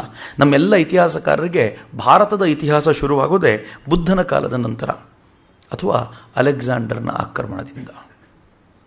ನಮ್ಮ ಮೇಲೆ ಆಕ್ರಮಣಗಳಾಗಿರೋದನ್ನು ನೆನಪಿಸಿಕೊಟ್ಟು ಕೊಟ್ಟು ಕೊಟ್ಟು ಕೊಟ್ಟು ನಾವು ಆಕ್ರಮಣಗಳಲ್ಲೇ ಮುಳುಗೋಗಿದ್ದೀವಿ ಅನ್ನೋ ಮಟ್ಟಿಗೆ ನಮಗೆ ಹೇಳಲಾಗಿದೆ. ಇರಲಿ, ನಾವು ಅದನ್ನೇ ಆದರ್ಶವಾಗಿಟ್ಟುಕೊಂಡೆ, ಅದನ್ನೇ ಬುಕ್ ಮಾರ್ಕ್ ಆಗಿಟ್ಕೊಂಡೆ ಮುಂದಕ್ಕೆ ಹೋಗೋಣ, ಏನು ತೊಂದರೆ ಇಲ್ಲ ಅದರಲ್ಲಿ. ಯಾವ ಥರದ ವಿಚಿತ್ರ ಅಂತಂದರೆ, ಅಲೆಕ್ಸಾಂಡರ್ ಈ ದೇಶಕ್ಕೆ ಆಕ್ರಮಣ ಮಾಡ್ಲಿಕ್ಕೆ ಬರಬೇಕಾದ್ರೆ ಈ ಹಿಂದೂ ಧರ್ಮ, ನನಗೆ ಹಿಂದೂ ಧರ್ಮ ಅಂತ ಯಾಕೆ ಕರಿತೀನಿ ಅಂದರೆ, ಇಲ್ಲಿಂದ ಆಚೆಗೆ ಇಂಡಸ್ನಿಂದ ಆಚೆಗಿದ್ದವರು ಸಿಂಡಸ್ಸು ಹಿಂದೂ ಅಂತೆಲ್ಲ ಏನು ಕಲ್ಪನೆ ಕಟ್ಕೊಟ್ಟಿದ್ದಾರೋ ಅದನ್ನೇ ಇಟ್ಕೊಂಡು ಮುಂದಕ್ಕೆ ಹೋದರೆ, ನಮ್ಮ ಧರ್ಮದ ಈ ವ್ಯಾಪ್ತಿ ಭಾರತದ ಸಾಮ್ರಾಜ್ಯ ಎಲ್ಲಿವರೆಗೂ ಇತ್ತು ಅಂದರೆ ಹೆಚ್ಚು ಕಡಿಮೆ ಹಿಂದೂ ಕುಶ್ ಪರ್ವತದ ಹತ್ತಿರದವರೆಗೂ ಹೋಗಿತ್ತು. ಪರ್ಷಿಯಾದ ಒಂದು ಬಾರ್ಡರ್ ನಾವೇ ಆಗಿದ್ವಿ ಅಂತ ಹೇಳಬೇಕಾದ್ರೆ ಬಹಳ ಹೆಮ್ಮೆ ಅನಿಸುತ್ತೆ. ಇವತ್ತು ಯಾವುದು ಗಾಂಧಾರ ಅಂತ ಕರಿತೀವೋ, ಇವತ್ತು ಯಾವುದು ನಾವು ಅಫ್ಘಾನಿಸ್ತಾನ ಅಂತ ಕರಿತೀವೋ ಅದು ಗಾಂಧಾರವಾಗಿತ್ತು. ಕಾಬೂಲ್ ನದಿ ಕುಭ ನದಿ ಅಂತ ಕರ್ಕೊಳ್ತಿದ್ವಿ, ಅಷ್ಟು ವಿಸ್ತಾರವಾದ್ದು. ಅಲ್ಲಿಂದ ಕೆಳಗೆ ಬಂದರೆ ಸಿಂಧೂ ನದಿಯ ಉದ್ದಕ್ಕೂ ಪುಟ್ಟ ಪುಟ್ಟ ಪುಟ್ಟ ಪುಟ್ಟ ಗಣರಾಜ್ಯಗಳು, ಎಲ್ಲರೂ ಚಿಕ್ಕ ಚಿಕ್ಕವರೇ, ಆದರೆ ಪ್ರತಿಯೊಬ್ಬರಿಗೂ ಪೂರ್ಣ ಪ್ರಮಾಣದ ಸ್ವರಾಜ್ಯದ ಕಲ್ಪನೆ ಇಟ್ಕೊಂಡು ಪುಟ್ಟ ಪುಟ್ಟ ಗಣರಾಜ್ಯಗಳಾಗಿದ್ವು. ಸ್ವಲ್ಪ ಆ ಕಡೆಗೆ ಬಂದರೆ ಮಗಧ ಸಾಮ್ರಾಜ್ಯ ವಿಸ್ತಾರವಾಗಿ ಹರಡಿಕೊಂಡು ನಿಂತಿತ್ತು. ಇದು ಒಟ್ಟಾರೆ ಭಾರತವಾಗಿ. ದಕ್ಷಿಣ ಭಾರತದಲ್ಲಿ ಅಲ್ಲಲ್ಲಿ ಕೆಲವು ರಾಜ್ಯಗಳು ಇದ್ವು. ಇಷ್ಟು ಭಾರತ. ಆಗ ಗ್ರೀಕ್ ಇತ್ತಲ್ಲ, ಹೇಗಿತ್ತು ಅಂದರೆ ಪುಟ್ಟ ಪುಟ್ಟ ರಾಜ್ಯ. ಅಥೆನ್ಸ್, ಸ್ಪಾರ್ಟಾ, ಈ ಪುಟ್ಟ ಪುಟ್ಟ ನಗರಗಳೇ ಒಂದು ರಾಜ್ಯ ಅನ್ಕೊಂಡಿದ್ರು. ಪರ್ಷಿಯಾದ ಜನ ಈ ಗ್ರೀಕಿನ ಮೇಲೆ ಆಕ್ರಮಣ ಮಾಡಲಿಕ್ಕೆ ಹೋದಾಗ ಅವರು ಸಾಧ್ಯವಾದಷ್ಟು ಈ ಪುಟ್ಟ ಪುಟ್ಟ ಊರುಗಳು ಅವರು ರೆಸಿಸ್ಟೆನ್ಸ್ ಕೊಡ್ಲಿಕ್ಕೆ ಪ್ರಯತ್ನ ಮಾಡಿದರು. ಆಗಲಿಲ್ಲ ಅಂತ ಗೊತ್ತಾದಾಗ ಈ ಎಲ್ಲ ಪುಟ್ಟ ಊರುಗಳನ್ನು ಸೇರಿಸಿ ಫಿಲಿಪ್ ದ ಕಿಂಗ್ ಆಫ್ ಮೆಸಡೋನಿಯಾ, ಅವನು ಇವರೆಲ್ಲರನ್ನೂ ಸೇರಿಸ್ಕೊಂಡು ಒಂದು ಸಾಮ್ರಾಜ್ಯ ಕಟ್ಟಬೇಕು ಅಂತ ನಿಶ್ಚಯ ಮಾಡ್ದ. ಸೈನ್ಯ ಕಟ್ಟಿ ಪರ್ಷಿಯನ್ರನ್ನ ಅಡ್ಡಗಟ್ಟಿ ಅವರನ್ನು ಮೆಟ್ಟಬೇಕು ಅನ್ನೋ ವೇಳೆ ತೀರ್ಕೊಂಡ್ಬಿಟ್ಟ. ಆಗ ಪಟ್ಟಕ್ಕೆ ಬಂದವನು so called the great Alexander. ಅವನು ಪಟ್ಟಕ್ಕೆ ಬಂದ. ಅವನನ್ನು ಬ್ರಿಟಿಷರು ದ ಗ್ರೇಟ್ ಅಂತ ಹೇಳಿ ಹೇಳಿ ಹೇಳಿ ನಮಗೂ ಅಲೆಕ್ಸಾಂಡರ್ ಅಂದ ತಕ್ಷಣ ಮುಂದಿನ ಪದ ದಿ ಗ್ರೇಟ್ ಅಂತ ಬಂದು ನಿಂತ್ಕೊಂಡು ಬಿಡುತ್ತೆ. ನಾವು ಹೇಳ್ಕೊಂಡು ತಿರುಗಾಡ್ತಾ ಇರ್ತೀವಿ. ಈ ಅಲೆಕ್ಸಾಂಡರ್ ಪಟ್ಟಕ್ಕೆ ಬಂದವನು ಏನು ಮಾಡ್ದ, ಮಹತ್ವಾಕಾಂಕ್ಷೆಯಿಂದ ಅವನು ಪರ್ಷಿಯಾದ ಮೇಲೆ ದಾಳಿ ಮಾಡ್ದ. ದೊಡ್ಡ ಸೇನೆ ಅವನದ್ದು. ಈ ಸೇನೆಯನ್ನು ತಗೊಂಡು ಪರ್ಷಿಯಾದ ಮೇಲೆ ದಾಳಿ ಮಾಡ್ದ. ಪರ್ಷಿಯಾ ಎಕ್ಸ್ಪೆಕ್ಟು ಮಾಡಿರಲಿಲ್ಲ ಈ ಥರದೊಂದು ದಾಳಿ ಆಗ್ಬೋದು ಅಂತ. ಛಿದ್ರ ವಿಚ್ಛಿದ್ರವಾಗಿದ್ದ ಪರ್ಷಿಯಾ ಸೇನೆ ಮೇಲೆ ಯಾವಾಗ ಇವನು ದಂಡು ಬಂದ್ಬಿಡ್ತೋ, ಪರ್ಷಿಯಾಗಿ ಏನು ಮಾಡಬೇಕು ಅಂತ ಗೊತ್ತಾಗಲಿಲ್ಲ. ಪೂರ್ಣ ಪರ್ಷಿಯಾನ್ ಅಲೆಕ್ಸಾಂಡರ್ ಗೆದ್ದು ನಿಂತುಬಿಟ್ಟ. ಹೇಗಿದೆ ನೋಡಿ, ಅಲೆಕ್ಸಾಂಡರ್ ಯಾವಾಗ ಪರ್ಷಿಯಾನ್ ಗೆದ್ದುಬಿಟ್ನೋ ಈ ಗ್ರೀಕ್ನ ಜನರಿಗೆ ಬಹಳ ಖುಷಿಯಾಗ್ಬಿಡ್ತು. ಅವ್ರು ಅನ್ಕೊಂಡಿದ್ರು ಪರ್ಷಿಯಾ ಗೆಲ್ಲಲಾಗದ ನಾಡು ಅಂತ. ಪರ್ಷಿಯಾನ್ ನಾವು ಗೆದ್ದಿದ್ದೀವಿ ಅಂತಂದ್ರೆ ಅಲೆಕ್ಸಾಂಡರ್ ಸಾಮಾನ್ಯ ಅಲ್ಲ, ದೇವರ ಮಗನೇ ಇರಬೇಕು ಅಂತ. ಇವನಿಗೇನೋ ಶಕ್ತಿ ಕೊಟ್ಟಿದ್ದಾರೆ ಅಂತ ಅಲೆಕ್ಸಾಂಡರು ಇವರೆಲ್ಲ ಹೇಳಿದ ನೋಡಿ ನಂಬಿಟ್ಟಿದ್ದ. ಅದನ್ನ ನಾನೇ ಸನ್ ಆಫ್ ಜಿಯಸ್ ಅಂತ ಕರ್ಕೊಳ್ತಿದ್ದ. ಅವರ ಗ್ರೀಕರ ದೇವರ ಮಗ ತಾನು ಅಂತ ಅವನು ಯಾವಾಗಲೂ ಹೆಮ್ಮೆಯಿಂದ ಹೇಳ್ಕೊಳ್ತಿದ್ದ ಅಂತ ಇತಿಹಾಸಕಾರರು ಬಣ್ಣಿಸ್ತಾರೆ. ಹಂಗೊಂದೊಂದು ಮನಸ್ಸಿಗೆ ಬಂದ್ಬಿಟ್ಟಿತ್ತು. ಈ ಅನೇಕ ಬಾರಿ ಹಿಂಗಾಗ್ಬಿಡತ್ತೆ. ಅದರಲ್ಲೂ ಜಗತ್ನಲ್ಲಿ ಎಲ್ಲಿದೆಯೋ, ಭಾರತದಲ್ಲಂತೂ ಇದು ತುಂಬ ಇದೆ. ಯಾರಾದರೂ ಒಬ್ಬರು ನೋಡಿದಾಗ ಅವರನ್ನು ಇನ್ನೊಬ್ಬರಿಗೆ ಸಮೀಕರಿಸದೆ ಹೋದರೆ ನಮ್ಗೆ ಸಮಾಧಾನನೇ ಇಲ್ಲ. ಇವ್ರು ನೋಡಿದ್ರೆ ಥೇಟ್ ಚಂದ್ರಶೇಖರ್ ಆಜಾದೇ ಅಲ್ಲ ಅಂತ ಅಂದ್ಬಿಡೋದು. ಏನು ಸರ್, ಸ್ವಾಮಿ ವಿವೇಕಾನಂದರ ಥರನೇ ಇದ್ದಾರೆ ಅಂತ. ಪುಣ್ಯ, ಅವ್ರವ್ರ ಯೋಗ್ಯತೆ ಗೊತ್ತಿದ್ರೆ ಪುಣ್ಯ. ಅವ್ರೇನಾದ್ರೂ ಅದನ್ನು ನಂಬ್ಕೊಳ್ಳಿಕ್ಕೆ ಶುರು ಮಾಡಿದಂದ್ರೆ ಸತ್ತೇ ಹೋದ್ರು ಅಂತ. ಇದೊಂದು ದೊಡ್ಡ ಪ್ರಾಬ್ಲಮ್ ಈ ದೇಶದ್ದು. ಇದನ್ನು ಯಾವಾಗಲೂ ರಾಜೀವ್ ದೀಕ್ಷಿತರು ತುಂಬಾ ಸಲ ಹೇಳೋರು. ನಮ್ಮ ದೇಶದಲ್ಲಿ ಒಂದು ದೊಡ್ಡ ಸಮಸ್ಯೆ ಅಂದ್ರೆ ಸಮೀಕರಿಸೋದೇ ದೊಡ್ಡ ಸಮಸ್ಯೆ ಅಂತ. ಅವ್ರನ್ನ ಸಮೀಕರಿಸ್ಬಿಟ್ರೆ ನಮಗೊಂದು ಸಮಾಧಾನ, ನಾವು ಅವ್ರನ್ನ ಅದೇ ತರ ನೋಡಬೇಕು ಅಂತ. ನನಗೆ ನಮ್ಮ ಆಶ್ರಮದ ಸ್ವಾಮೀಜಿಯೊಬ್ಬರು ಯಾವಾಗಲೂ ಹೇಳೋರು, ಅವ್ರು ಆಗ್ತಾನೆ ಭಜನೆ ಶುರು ಮಾಡಿದ್ರಂತೆ. ಶುರು ಮಾಡಿದಾಗ ಈ ಎಲ್ಲರೂ ಭಾಳ ಖುಷಿಪಟ್ಟು ಹೇಳ್ಕೊಂಡು ಹೋದರು. ಪುರುಷೋತ್ತಮಾನಂಜಿ ಇದ್ದರು ಪಕ್ಕದಲ್ಲಿ, ಅವ್ರು ಸ್ವಲ್ಪ ಗಟ್ಟಿ ಸಾಧು ಅವರು. ಅವ್ರು ಬಂದವ್ರು ಹೇಳಿದ್ರಂತೆ, ನೋಡಪ್ಪ, ಭಕ್ತರು ಅಂದರೆ ಹೆಂಗಿರ್ತಾರೆ ಅಂದರೆ, ನೀನು ಹಣ್ಣು ತಿಂದು ಅವ್ರಿಗೆ ಸಿಪ್ಪೆ ಕೊಟ್ರು, ಬಾಳೆಹಣ್ಣು ತಿಂದು ಅವ್ರಿಗೆ ಸಿಪ್ಪೆ ಕೊಟ್ರು ಭಾಳ ಚೆನ್ನಾಗಿದೆ ಅಂತಾರೆ, ನಂಬಕ್ಕೆ ಹೋಗಬೇಡ ಅದನ್ನು ಅಂತ. ಎಷ್ಟು ಸುಂದರವಾಗಿದೆ ನೋಡು. ಇದು ಆಗಬೇಕಾಗಿರೋ ಸಂಗತಿ ಅಂತ. ಅನೇಕ ಬಾರಿ ಎಷ್ಟು ಮೋಸ ಆಗಿಬಿಡುತ್ತೆ ಅಂತಂದ್ರೆ, ಈ ಹೇಳೋದನ್ನ ಸತ್ಯ ಅಂತ ನಂಬಿಟ್ರೆ ಬಹಳ ಕಷ್ಟ. ಅಲೆಕ್ಸಾಂಡರ್ ನಂಬಿಟ್ಟಿದ್ದ. ಅವನಿಗೆ ಯಾವ ಥರದ ಹುಚ್ಚು ಬಂದಿತ್ತು ಅಂತಂದ್ರೆ, ನಾನು ಭಗವಂತನ ಮಗ ಆಗಿರೋದ್ರಿಂದ ನಾನು ಜಗತ್ತನ್ನೇ ಆಳ್ಲಿಕ್ಕೆ ಅಂತ ಬಂದಿರೋದು ಅಂತ. ಹೀಗಾಗಿ ಅವನ ಮುಂದೆ ಇದ್ದ ಮುಂದಿನ ರಾಷ್ಟ್ರ ಯಾವುದಾದ್ರೂ ಇದ್ದರೆ ಅದು ಭಾರತ ಅಂತ. ಯಾಕೆ ಭಾರತ ಮುಂದಿನ ರಾಷ್ಟ್ರ ಆಗಿತ್ತು ಅಂದರೆ, ನಾನು ಆಗಲೇ ಹೇಳಿದಂತೆ ಇಲ್ಲಿ ಹುಟ್ಟಿದ ಪ್ರತಿಯೊಬ್ಬರು ಫಿಲಾಸಫರ್. ಎಷ್ಟರ ಮಟ್ಟಿಗೆ ಅಂದರೆ, ಈ ದೇಶದಿಂದ ಹೋಗ್ತಿದ್ದಂಥ ಗ್ರೀಕಿಗೆ ಹೋಗ್ತಿದ್ದಂಥ ವ್ಯಾಪಾರಿಗಳು ಕೂಡ ಹೈಯೆಸ್ಟ್ ಫಿಲಾಸಫರ್ಸ್ ಆಗಿರ್ತಿದ್ರಂತೆ. ಅವರ ಮಾತುಗಳಿಗೆ ಅರಿಸ್ಟಾಟಲ್ಲು, ಸಾಕ್ರಟೀಸ್ನ ಕಾಲದಿಂದಲೂ ತಲೆದೂಗುವಂಥ ವಾತಾವರಣ ಇರ್ತಿತ್ತು ಅಂತ. ನಂಗೆ ಗೊತ್ತಿಲ್ಲ ಎಷ್ಟರ ಮಟ್ಟಿಗೆ ಇದು ದಾಖಲೋ, ಆದರೆ ಸಾಕ್ರಟೀಸ್ ಎಲ್ರಿಗೂ ಪ್ರಶ್ನೆ ಕೇಳ್ತಿದ್ದಂತೆ. ಈ ದೇಶದ ಒಬ್ಬ ವ್ಯಾಪಾರಿ ಹೋಗಿ ಸಾಕ್ರಟೀಸಿಗೆ ಒಂದು ಪ್ರಶ್ನೆ ಕೇಳಿದಾಗ ಸಾಕ್ರಟೀಸ್ ಉತ್ತರಿಸ್ಲಿಕ್ಕೆ ಆಗಿರಲಿಲ್ಲ ಅಂತ. ಸಾಕ್ರಟೀಸಿಗೆ ಆ ಪ್ರಶ್ನೆಗೆ ಉತ್ತರ ಗೊತ್ತಾಗಿರಲಿಲ್ಲ ಅಂತ. ಈ ಥರದನ್ನೆಲ್ಲ ಕೇಳಿ ಕೇಳಿ ಕೇಳಿ ಅವ್ರಿಗೆ ಹೆಂಗೆ ಅನಿಸಿತ್ತು ಅಂತಂದ್ರೆ, ಭಾರತವನ್ನು ವಶಪಡಿಸ್ಕೊಳ್ಬೇಕು ಅಂತ. ಮತ್ತು ತುಂಬಾ ದೂರ ಅಲ್ಲ, ಈಗ ಪರ್ಷಿಯನ್ ಗೆದ್ದಿರೋದ್ರಿಂದ ಪರ್ಷಿಯಾದ ಬಾರ್ಡರ್ ನಂತರ ಇರೋದು ಭಾರತ. ಹಿಂದೂ ಕುಶ್ ಪರ್ವತವನ್ನು ದಾಟ್ಬಿಟ್ರೆ ಭಾರತ ಸಿಗುತ್ತೆ. ಇದನ್ನು ಗೆಲ್ಲೇಬೇಕು ಅಂತ ಸೆಲೆಕ್ಟೆಡ್ 1.25 ಲಕ್ಷ ಸೈನಿಕರನ್ನ ಅಲೆಕ್ಸಾಂಡರ್ ತಯಾರು ಮಾಡಿಕೊಂಡ. ಅಂಡರ್ಲೈನ್ ಮಾಡ್ತಿದ್ದೀನಿ, ಸೆಲೆಕ್ಟೆಡ್ ಸೈನಿಕರನ್ನ ತಯಾರು ಮಾಡಿಕೊಂಡ. ಒಂದು 15-20 ಸಾವಿರ ಜನ ಕುದುರೆ ಮೇಲೆ ಬಂದ್ರಂತೆ. ಅವನು ಕುದುರೆ ತುಂಬ ವಿಶೇಷವಾಗಿರುತ್ತೆ ಆ ಭಾಗದ್ದು. ಕುದುರೆ ಮೇಲೆ ಬಂದರು. ಅವರೆಲ್ಲ ಯಾವ ಥರದ ಒಂದು ಸುನಾಮಿ ಅಂತಂದರೆ, ದೊಡ್ಡ ಸೈನಿಕರ ದಂಡು ಆಕ್ರಮಣ ಮಾಡ್ತಾ ಇದ್ದಂತೆ ಬಾರ್ಡರಲ್ಲಿದ್ದ ಒಂದೊಂದು ಪುಟ್ಟ ಪುಟ್ಟ ರಾಜ್ಯಗಳು ಪ್ರತಿರೋಧ ಮಾಡಿದರೂ ಕೂಡ ಇವನದನ್ನು ಬಿಟ್ಟು ಬಿಡದೆ ದಾಳಿ ಮಾಡ್ಕೊಂಡು ಬಂದ. ತಕ್ಷಶಿಲಾಕ್ಕೆ ಬಂದ. ಈಗಿನ ಪಾಕಿಸ್ತಾನದಲ್ಲಿದೆ ತಕ್ಷಶಿಲಾನ ಆಳ್ತಿದ್ದು ಅಂಬಿ ಅನ್ನೋ ರಾಜ. ಈ ಅಂಬಿ ಅನ್ನೋ ರಾಜ ಇವನನ್ನು ಸ್ವಾಗತಿಸಿದ್ದು ಅಂತ ಅನೇಕ ಬಾರಿ ಹೇಳ್ತಾರೆ. ಇವನೇ ಇಲ್ಲಿಗೆ ಬರಬೇಕು ಅಂತ ಇವನನ್ನು ಕೇಳ್ಕೊಂಡಿದ್ದು ಅಂತ ಕೂಡ ಹೇಳ್ತಾರೆ. ಅಂಬಿ ಇವನನ್ನ ಸ್ವಾಗತಿಸಿದ್ರಿಂದ ಅಂಬಿ ಪ್ರತಿರೋಧ ತೋರ್ಲಿಲ್ಲ. ಅಂಬಿ ಹೇಳ್ದ, ನನಗಿರೋದು ಒಂದೇ ಒಂದು ಆಸೆ, ಇಲ್ಲೊಬ್ಬ ಪುರೂರವ ಅಂತಿದ್ದಾನೆ, ಪೋರಸ್ ಅಂತ ಗ್ರೀಕರು ಕರೀತಾರೆ, ಅವನನ್ನು ಸೋಲಿಸಬೇಕು, ಅವನನ್ನು ಕೊಲ್ಲಬೇಕು, ಇದೇ ನನ್ನ ಜೀವನದ ಗುರಿ. ಹಿಂಗಾಗಿ ನೀನು ಬಂದು ಈ ಕೆಲಸ ಮಾಡಿಕೊಡ್ಬೇಕು ಅಂತ. ಆದರೆ ಸಾವರ್ಕರ್ ತಮ್ಮ ಪುಸ್ತಕದಲ್ಲಿ ಹೇಳ್ತಾರೆ, ಅಲೆಕ್ಸಾಂಡರ್ನ ಕಡೆಯವರು ಭಾರತಕ್ಕೆ ಬಂದ ತಕ್ಷಣ ಬಹಳ ಅಚ್ಚರಿಪಡುವಂಥ ಸಂಗತಿ, ನಾನು ಯಾವ ಇತಿಹಾಸದ ಪುಸ್ತಕದಲ್ಲೂ ಇದನ್ನು ಉಲ್ಲೇಖ ಮಾಡಲ್ಲ, ಭಾರತಕ್ಕೆ ಬಂದ ಒಂದು ಕೆಲವು ದಿನಗಳ ಕಾಲ ಅವರು ಯುದ್ಧ ಮಾಡಲಿಲ್ವಂತೆ, ಹಬ್ಬ ಆಚರಣೆ ಮಾಡಿದ್ರಂತೆ. ಹಬ್ಬ ಯಾಕೆ ಗೊತ್ತಾ? ಅವ್ರು ಅನ್ಕೊಂಡಿದ್ರಂತೆ, ಭಾರತ ನಮ್ಮ ಪೂರ್ವಜರ ನಾಡು, ಇಲ್ಲಿಂದಲೇ ಇವರೆಲ್ಲ ಗ್ರೀಕಿಗೆ ಬಂದಿದ್ದು, ಇದು ನಮ್ಮ ಪಾಲಿಗೆ ದೇವಭೂಮಿ, ನಾವು ಇಲ್ಲಿಗೆ ಬಂದಿದ್ದು ಹಬ್ಬ ಮಾಡಲಿಕ್ಕೋಸ್ಕರ ಅಂಥೇಳಿ ಬಹಳ ಖುಷಿಯಿಂದ ಹಬ್ಬದ ಆಚರಣೆ ಮಾಡಿದ್ರು ಅಂತ. ಎಟ್ಟರ ಮಟ್ಟಿಗೆ ಹಬ್ಬದ ಆಚರಣೆ ನಡೀತು ಅಂತಂದ್ರೆ, ಆ ಹಬ್ಬದ ಪರಿಕಲ್ಪನೆಯಲ್ಲಿ ಮೈ ಮರೆತು ಅವರು ಅನೇಕ ದಿನಗಳ ಕಾಲ ಯುದ್ಧ ಮಾಡೋದಿರಲಿ ಎಲ್ಲವನ್ನೂ ಮರೆತರಂತೆ. ಅವರ ಪೂಜೆ ನಮ್ಮ ಪೂಜೆ ಹೋಲ್ತಿತ್ತು, ಅವರ ಪೂಜೆಯ ಪದ್ಧತಿಗಳು, ಅವರ ಕಲ್ಪನೆಗಳು ಎಲ್ಲವೂ ಭಾರತವನ್ನು ಹೋಲ್ತಿದ್ದರಿಂದ ಅವರಿಗೆ ನಮ್ಮ ಪೂರ್ವಜರ ನಾಡಿಗೆ ಬಂದಿದ್ದೀವಿ ಅನ್ನುವಂಥ ಒಂದು ಖುಷಿಯಾಗಿತ್ತು ಅಂತ. ಅಂಬಿ ಯಾವಾಗ ದಾರಿ ಮಾಡಿಕೊಟ್ನೋ ಒಳಗೆ ಬಂದರು ವಿತಸ್ತಾ ನದಿ. ಈ ವಿತಸ್ತಾ ನದಿಯನ್ನು ದಾಟಿದ್ರೆ ಅಲ್ಲಿ ಪುರೂರವ ನಿಂತಿದ್ದಾನೆ. ಪುರೂರವನಿಗೆ ಗೊತ್ತು, ಎದುರಿಗೆ ಬರುವಂಥ ಸೈನ್ಯ ಸಾಮಾನ್ಯವಾದ್ದಲ್ಲ, ಲಕ್ಷಾಂತರ ಜನ ಅದರಲ್ಲಿದ್ದಾರೆ. ಜೊತೆಗೆ ಈಗಾಗಲೇ ಪುಟ್ಟ ಪುಟ್ಟ ರಾಜ್ಯಗಳನ್ನು ಗೆದ್ದು ಬಂದಿರೋದ್ರಿಂದ ನಿಜವಾಗಿಯೂ ಅವರಲ್ಲೊಂದು ಗೆಲುವಿನ ಅಹಂಕಾರ ತುಂಬಿಬಿಟ್ಟಿದೆ. ಇವರನ್ನು ಎದುರಿಸೋದು ಬಹಳ ಕಷ್ಟ. ಆದರೂ ಕೂಡ ಪುರೂರವನ ಆ ಕಲ್ಪನೆ, ಆ ಇಚ್ಛೆ ಹೋಗಿರಲಿಲ್ಲ. ಅವನ ಒಳಗಿದ್ದಂಥ ರಕ್ತ ಇತ್ತಲ್ಲ, ಅದು ಫ್ರೀಡಮ್ಗೋಸ್ಕರ ಹಾತೊರಿತಿದ್ದಂಥ ರಕ್ತ. ನಾನು ಅದಕ್ಕೋಸ್ಕರ ಇದನ್ನು ಆಗ್ಲಿಂದ ಹೇಳ್ಕೊಂಡು ಬರ್ತಿದ್ದೀನಿ. ಭಾರತದ ರಕ್ತ ಮುಕ್ತಿಗೋಸ್ಕರ ಚಿಂತನೆ ಮಾಡುವಂಥ ರಕ್ತ. ಭಾರತದ ರಕ್ತ ದಾಸ್ಯದ ರಕ್ತ ಅಲ್ಲ. ನಾವು ಬೇಕಿದ್ರೆ ದಾಸರಾಗ್ತೀವಿ, ನಾವು ಭಗವಂತನಿಗೆ ದಾಸರಾಗೋದು ಖುಷಿ, ನಮಗೆ ಪುರಂದರ ದಾಸರಾಗೋದು ಖುಷಿ. ಆದರೆ ದಾಸ್ಯದ ರಕ್ತ ಯಾವತ್ತೂ ಅಲ್ಲ. ಯಾರೋ ಒಬ್ಬನ್ನ ಎದುರಿಗೆ ಬಂದು ನಿಮ್ಮ ತಲೆ ಮೇಲೆ ಕೂತ್ಕೊಳ್ತಾನೆ ಅಂದ್ರೆ ಒಪ್ಪಿಕೊಳ್ಳುವಂತ ರಕ್ತ ಅಲ್ಲ.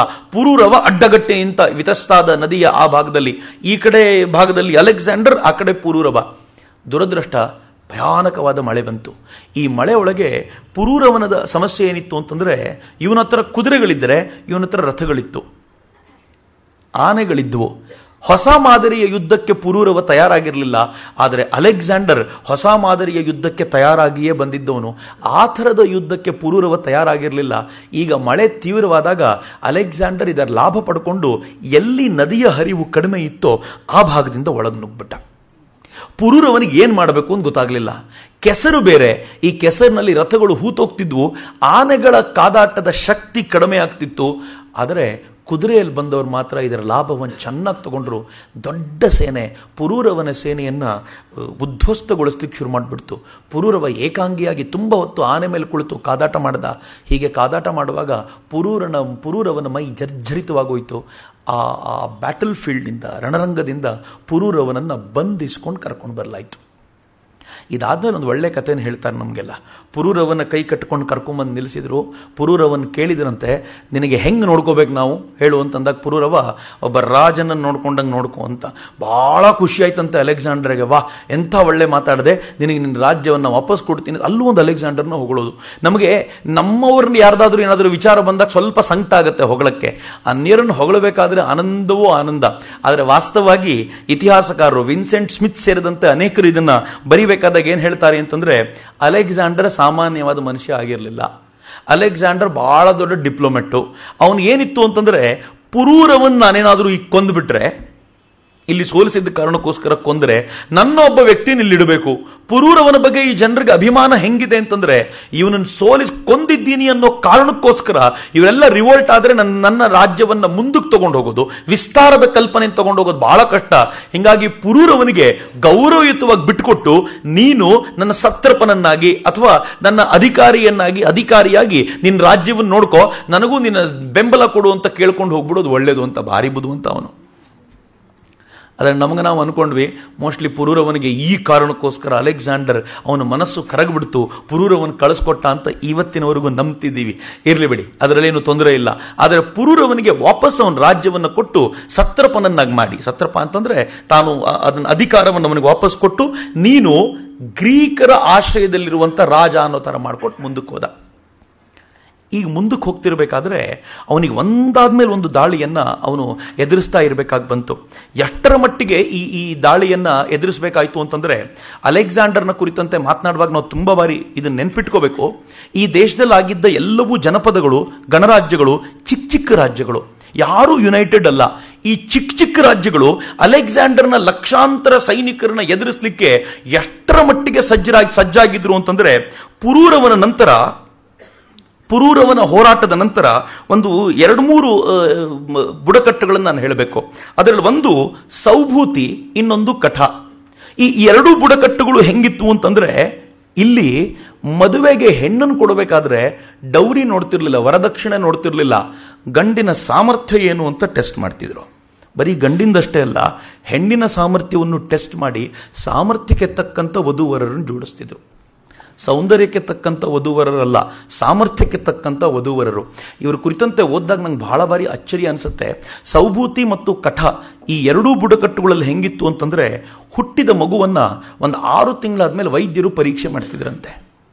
ಈ ಮಗುವಿನಲ್ಲಿ ಸಾಮರ್ಥ್ಯ ಇಲ್ಲದೆ ಹೋದರೆ, ಆರೋಗ್ಯ ಸರಿ ಇಲ್ಲ ಅಂತಂದ್ರೆ, ದೇಹದಲ್ಲಿ ಏನೋ ಗಂಭೀರವಾದ ಸಮಸ್ಯೆ ಇದೆ ಅಂತಂದ್ರೆ ಆ ಮಗುವನ್ನ ಕೊಂದು ಬಿಡ್ತಿದ್ರಂತೆ. ಇಂಥ ಮಗು ನಮಗೆ ಬೇಕಾಗಿಲ್ಲ ಅಂತ. ನಮಗೆ ಸಮರ್ಥ ಮಗುವೇ ಬೇಕು, ಈ ರಾಷ್ಟ್ರವನ್ನ ಕಾಯಲಿಕ್ಕೆ ಸಮರ್ಥವಾದವರೇ ಬೇಕು ಅಂತ.